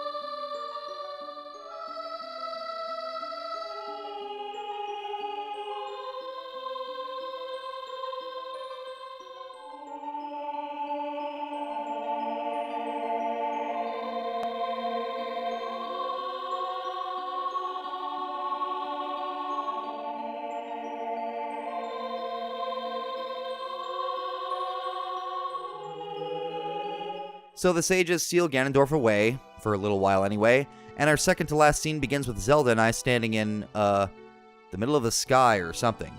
She thanks us for all the work we did in saving Hyrule and defeating Ganon, but eventually tells us that she intends to use the Ocarina of Time to send us back to when we were a kid, so we can have a proper childhood full of terrifying, apocalyptic adventures in other lands. And this is where Zelda continuity timeline crap gets really ridiculous. I'm sure most of you know that this is the event that creates the supposed 3 timelines of the series. The one that adult Zelda remains in, the one that young Link returns to, and strangely enough a third one where Link was straight up defeated or killed during the final battle, which I always thought seemed a bit odd. And with that, she plays Zelda's Lullaby, but not the Song of Time for some reason, and we enter the greatest end credits sequence of all time. Okay, actually it's really hard to pick. I swear every Zelda game has fantastic credits, thanks to its incredible music.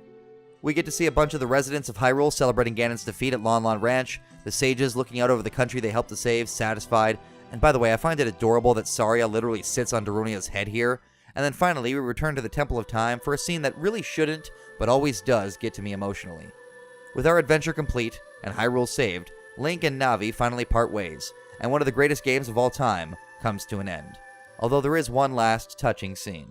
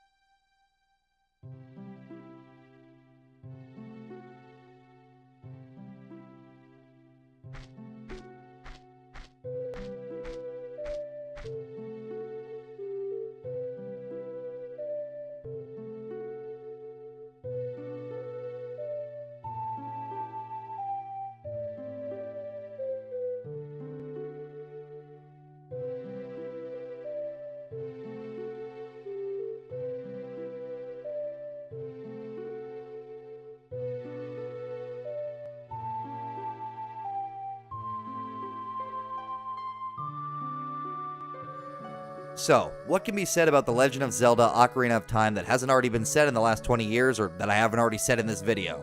I'm not sure. This game remains one of, if not the highest rated game of all time by fan consensus, and it still consistently either makes or flat out tops the lists of greatest video games of all time. Sitting here now, writing this final section and listening to the end credits theme, I literally can't help but get emotional. This game means so much to me that I don't know if I could ever properly put it into words.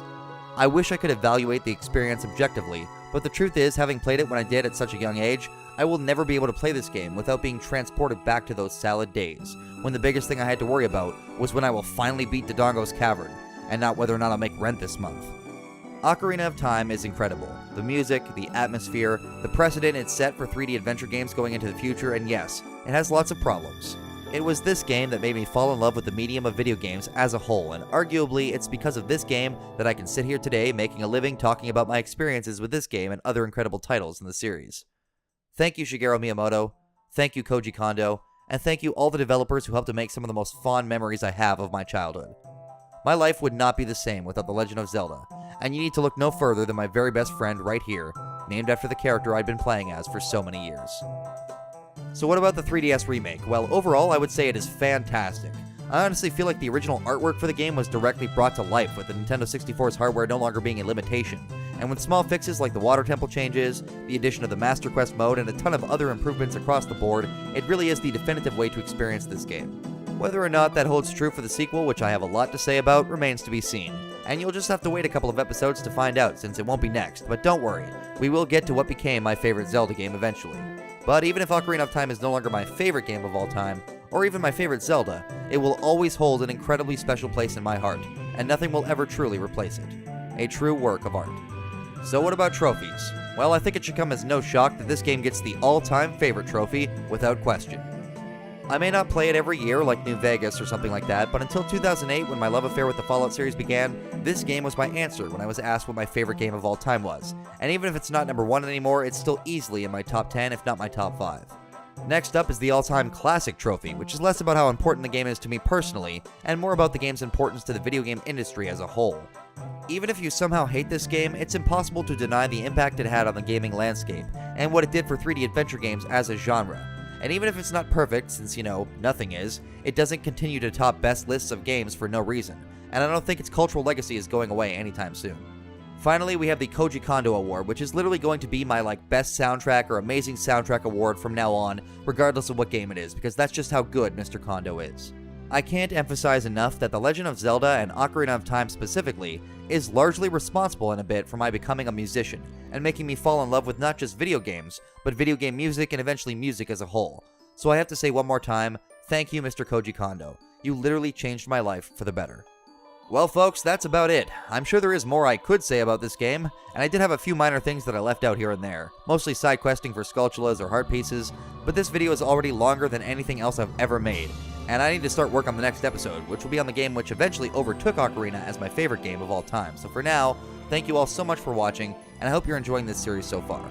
Be sure to go back and watch the first 2 episodes on Mario 64 and GTA Vice City, if you haven't seen them yet, and I'll see you soon for some more deep dives into games that meant the most to me growing up.